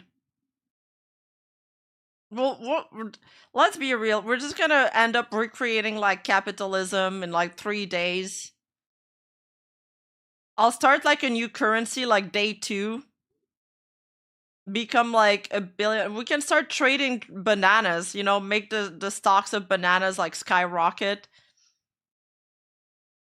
Remember, if you played Minecraft with the cloppers like more than twice, your survivability would be higher. And we can go fight the Ender Dragon on week 3. Yeah, open a casino, but with bunny girls inside. Yeah, yeah. Now it's starting to get interesting. We're brainstorming ideas. Yeah, the banana economics again.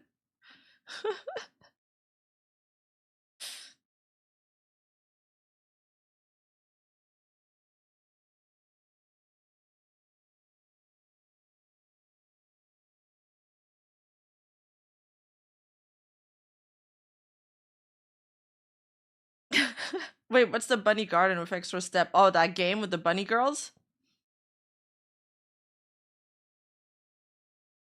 I'll mine the diamonds. Let's go. That's the motivation I'm talking about.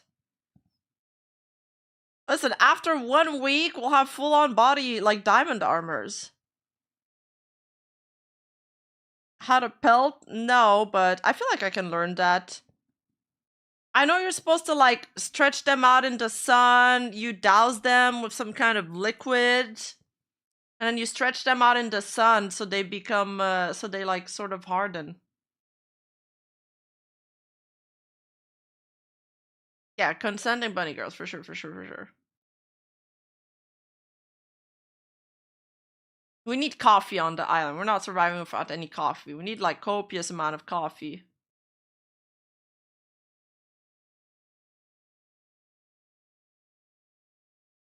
We'll have a few pigs. We'll have coffee, tea, bananas, coconuts, a bunch of fish, seafoods, fresh seafoods. We won't have taxes, because nobody likes to pay taxes. Rima, how will you live without Uber Eats? Oh shit, I didn't think of that. You think Uber Eats will deliver cross islands? Like, you know, just get on a little speedboat and come over to like deliver us some food?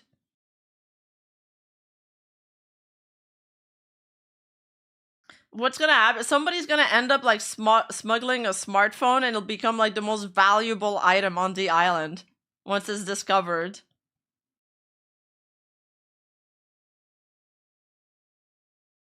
We'll start our very own Uber Eats. Our own economy. You might become a banana millionaire, Aqua.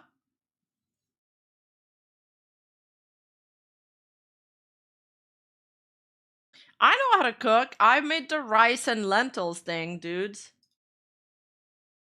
I've showed that in my chat the other day. Should I recount that? This all went down in the members channel. So if you have a sub on YouTube, or if you're a Patreon subscriber or a Twitch subscriber, you have access to that chat. But also, if you're active on Discord and you're one of the most like active person, or you submit clips for me to react to, then you also can have access to the members only channel as a reward. Dude, what the fuck?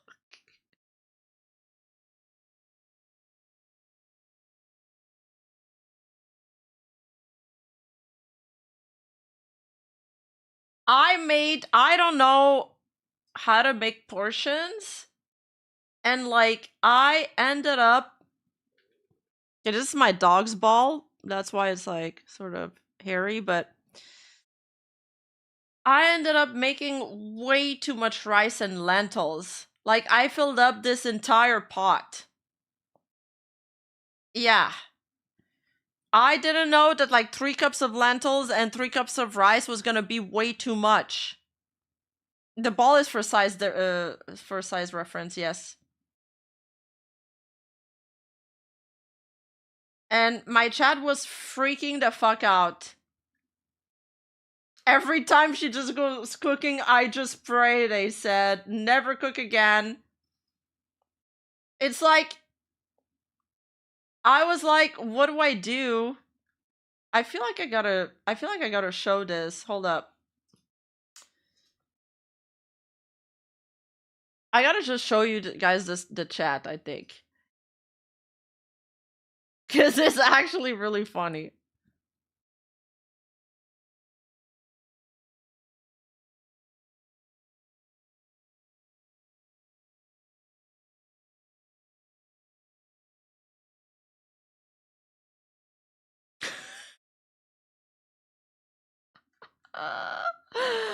Oh my god.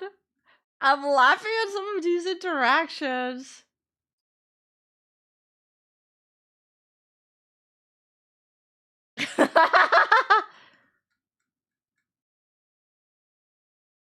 Okay, I think we're getting closer here.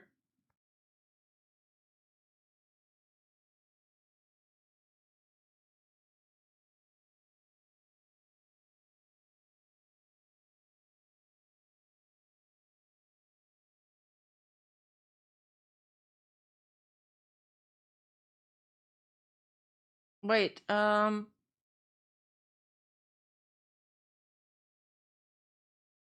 yeah, okay, it starts here. I say, okay guys, I think I need to learn portions because I just made lentils and rice for 16 people. Fuck my life. I'm gonna be eating this for the next 2 weeks. Use a scale. How much did you make? I said I had 3 cups of lentils, 3 cups of rice. Wasn't it? They're like, what? Oh my god, 3 cups? Good god, woman. They became an entire cauldron. What the fuck? Why 3 cups? Holy shit. It's bad, guys. I swear to god you're capping. I think I might as well drive to a park with hobos and give away some. I was legitimately considering it. Like, nah. Well, I mean, aside for the next week and a half, it's like, I refuse. They're just laughing. Meal prep, freeze a portion of it. A portion is like 1/4 or half a cup. I'm like, it's like bad. At this point, I hadn't shown them the picture, but I was like, this is way too much food.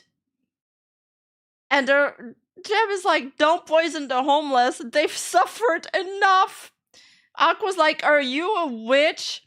Are you preparing to hibernate for spring? Remar, are you rage baiting us, but yet freezing? I was like, that's the homeless when I give them food. It's like that scene when Eowyn cooks for Aragorn. And it's like, you know, they're down bad. She gives them the soup and they're like, this is disgusting. Rima really tried to feed the whole server.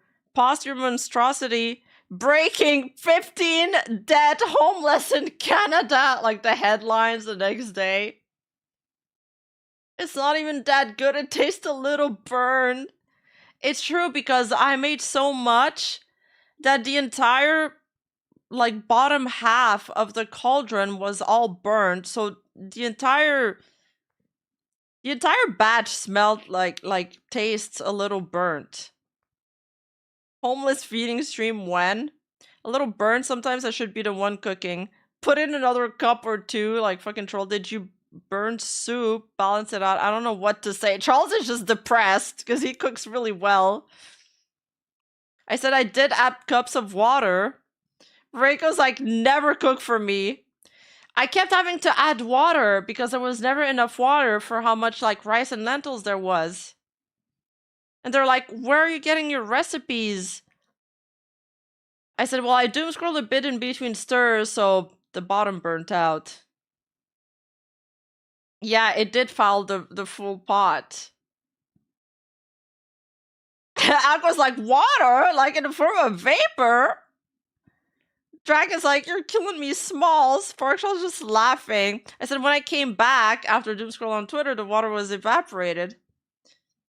Rima isn't even making rice and others coming out of stasis white soup. Oh my god, stop hanging out with Aqua. Doomscroll, that's it, officer. That's her. We don't need doomscroll right now. Do not doomscroll while cooking, please. Oh no, no, don't blame me. Who else do we blame right now? Anagami's jumping in. It's Aligrass's wife. Sparkshot with the memes. Rima about to burn her place on episode 2 because I had a little burning incident a few weeks ago. Rima, don't go away when stuff are on the stove. Every time she goes cooking, I just pray. Rima, phone alarm set for 15 minutes. Please post pictures, please, for the love of God. I'm like, okay, fine. I post the first picture, but it's top up. It doesn't really show the extent of how much I've cooked. But already they're like, holy fuck, every time she goes cooking, I just pray cloppers whenever Rima's cooking. Looks like a normal serving for you, Aligraza. Can you put a basketball ball next to the plate just for scale? Rima when she's asked to feed convicts on death row! Oh my god, this is a photo of the pan. It's like full to the brim. Made enough rice to survive the winter. I mean, it doesn't look that bad. It's true it doesn't look that bad, but it really tasted bad, actually. I tried eating some yesterday. Just add more spice or salt. Rima made Elfin Sayo for food. Whoa, what the fuck? Food poisoning? Would eat after I set a will and last day's testament? That is a whole ass mix and bowl woman. That's with the ball for comparison. Bruh, oh my god, as my dogs, well, holy shit, they're freaking out. Still not as big as Aqua's head. Dude, Aqua is just like catching strays. It was very bland. Because I'll explain it. I don't care, it's a mixing bowl full of rice and lentil filled to the brim! Carlisle is just like, okay, just wow. You clearly didn't put enough spice to make up that amount of food. Yeah, I didn't. There was like 3 garlic cloves and smoked paprika. You can still add stuff. Charles is desperately trying to save my recipe.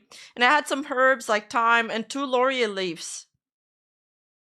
They're like 2 bay leaves? You only put 2 bay leaves for this entire batch? Drake is like, you need the entire thing of garlic at this point. Rick was like, are you gonna add more? Because that's not enough. I also put like 1 can of tomato paste, but it feels like it has 0. Aquarig's like, you know what, I'm proud of you, kind of. Woman, how much of that are you going to eat? I've ate almost like 2 Tupperwares, so like 1 bowl, like 2 bowls so far. Yeah, and that batch is with me eating a bowl already, so there was more. Rima, you made 6 cup, you need to add a can. There was more, yes, there was more. It was a can of tomato paste and also 1 cube of chicken broth. So I put 1 cube of chicken broth for the entire pan. Yeah, probably the tomato paste got burnt to the bottom. Breaking! Rima cooks for the entirety of Ethiopia. At least you'll have leftovers. Rima, for every cup of rice/lentils, I want you to add another cube of broth next time, or at least half a cube. Please! Like, they're getting desperate at this point. Why don't I have access to that channel? You should have. Did you link your YouTube to your Discord? You need to sync it, and you can ask in general chat for help from mod help. Guys, get you a woman that can cook like that. Fuck you, Default. I know this is sarcasm. Can I make your dish my new Discord PFP? Carlisle made it his PFP. Me when I rage bait my Discord while cooking. And then they're like, never cook again, never cook again.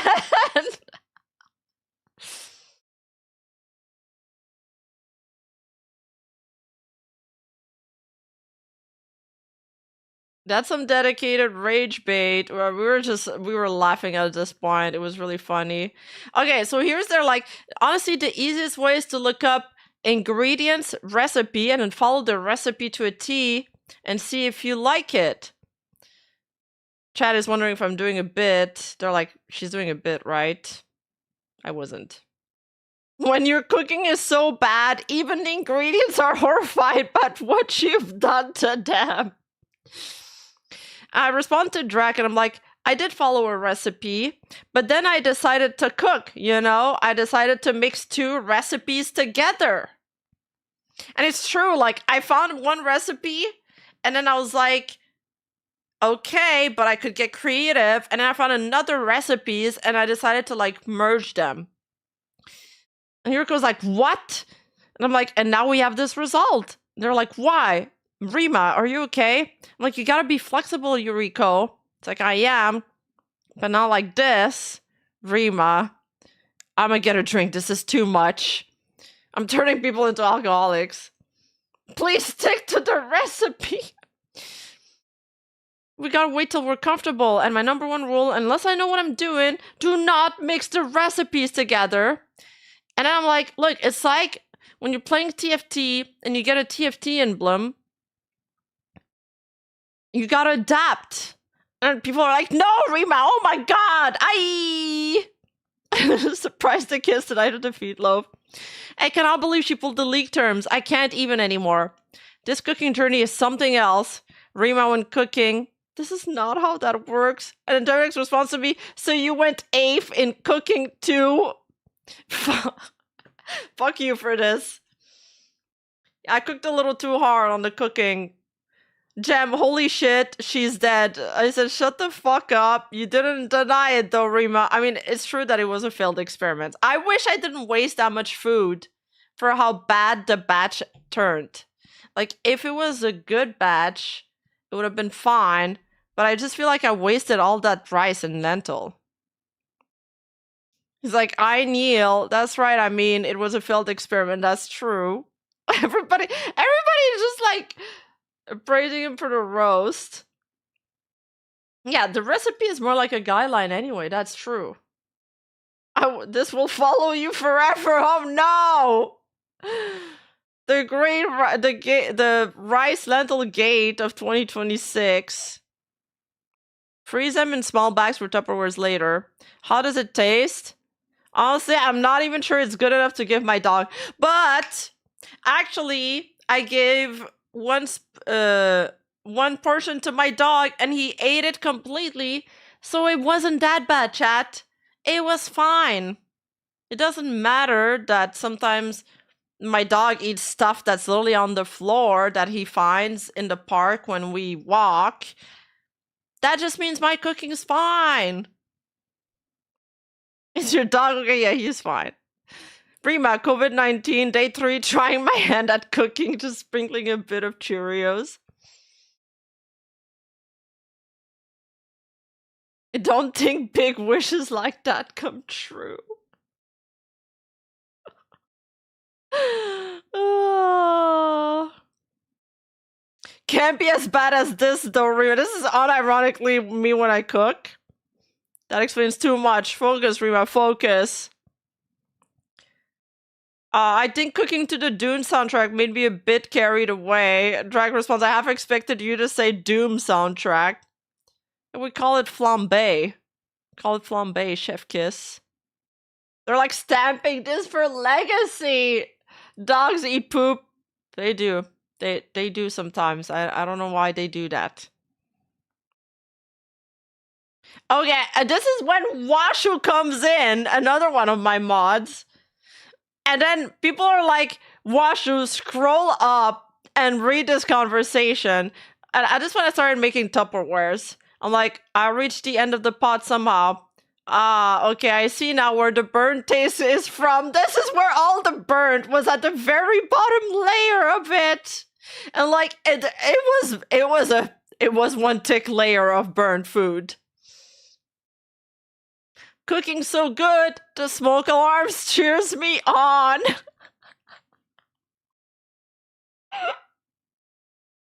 Rima, you eating lentils and rice for the next 4 weeks? 4 months probably. And you did stop the stovetop, right? Of course. I'm not fucking barbaric, hello.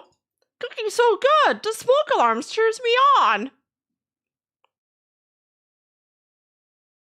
I'm like, of course I turned the stovetop. I'm not barbaric. Okay, so I filled 5 Tupperwares to the brim, you know, sparkled a little bit of paisley on it so it doesn't look, you know, too barbaric. I've only gotten through like half a Tupperware so far. I still have so much left to eat. It tastes so fucking bland and disgusting. But I feel bad throwing away food. I want to see attempt 2 later though. True, I'll do a smaller batch until I get it right. You act like a caveman, I swear. Me no read. Rima no read. Google Ducky. It's funnier when Reiko does this bit. How many homeless shelters is Rima about to clear out, I wonder? 8 and Horsey 7. Cleaning the streets with Rima even stars. The subway needs cleaning too.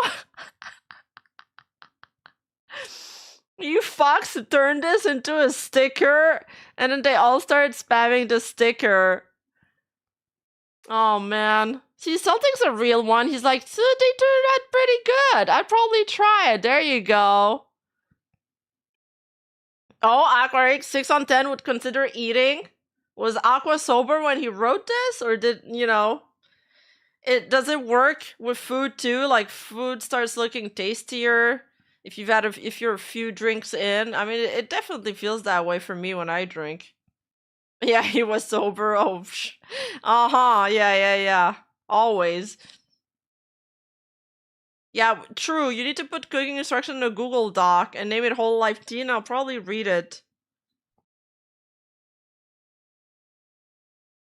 Yeah, 1 cup max. Yeah. They were saying like usually it's 1/4 of a portion for a person. And I put 3 cups. It's like 6 cups, basically, with the lentils. Aqua got roasted almost as much as your lentils. That's so funny.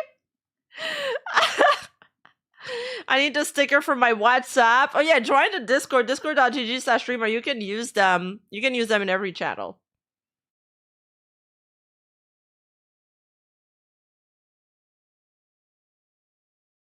Can turn it into fried rice?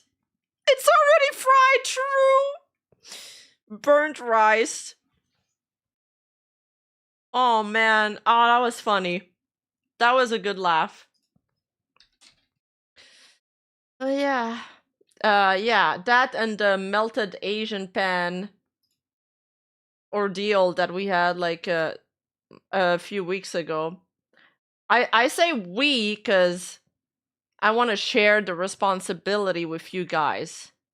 But really, it was just me. Like, it was just me. But now it's we, because I'm your streamer.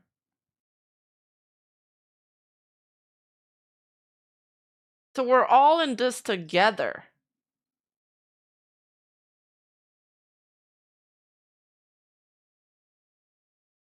We should have stopped you. Yeah, my friend's making a painting of this. Oh wait, one thing. By the way, that just came up is Pippa's doing a donation stream.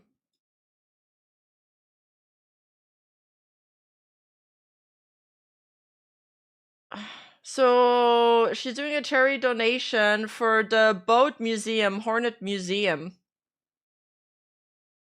And people have already started donating there. If you guys want to participate, you can. So, Jesus Christ, you guys like your boats. The streams will start for another 2 days, and please let me know in the replies if there's any specific warship / USS Hornet team streams this week. I'll try to live up to your generosity. So you can just go on her stream and donate for the Hornet Museum if that's a cause that you're interested in, or just to support, you know, the talents at FaZe. A nice boat.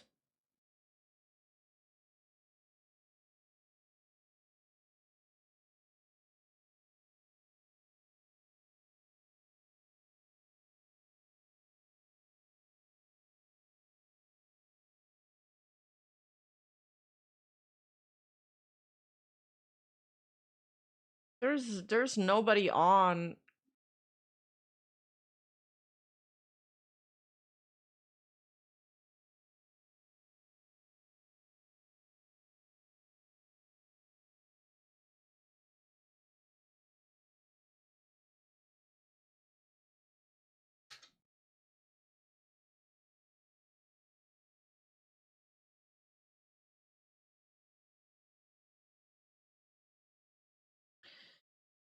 Okay, we're gonna raid Hiyori Mokami.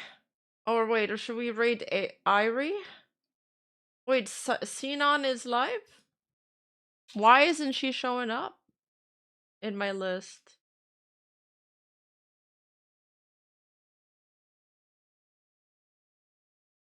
Fuck.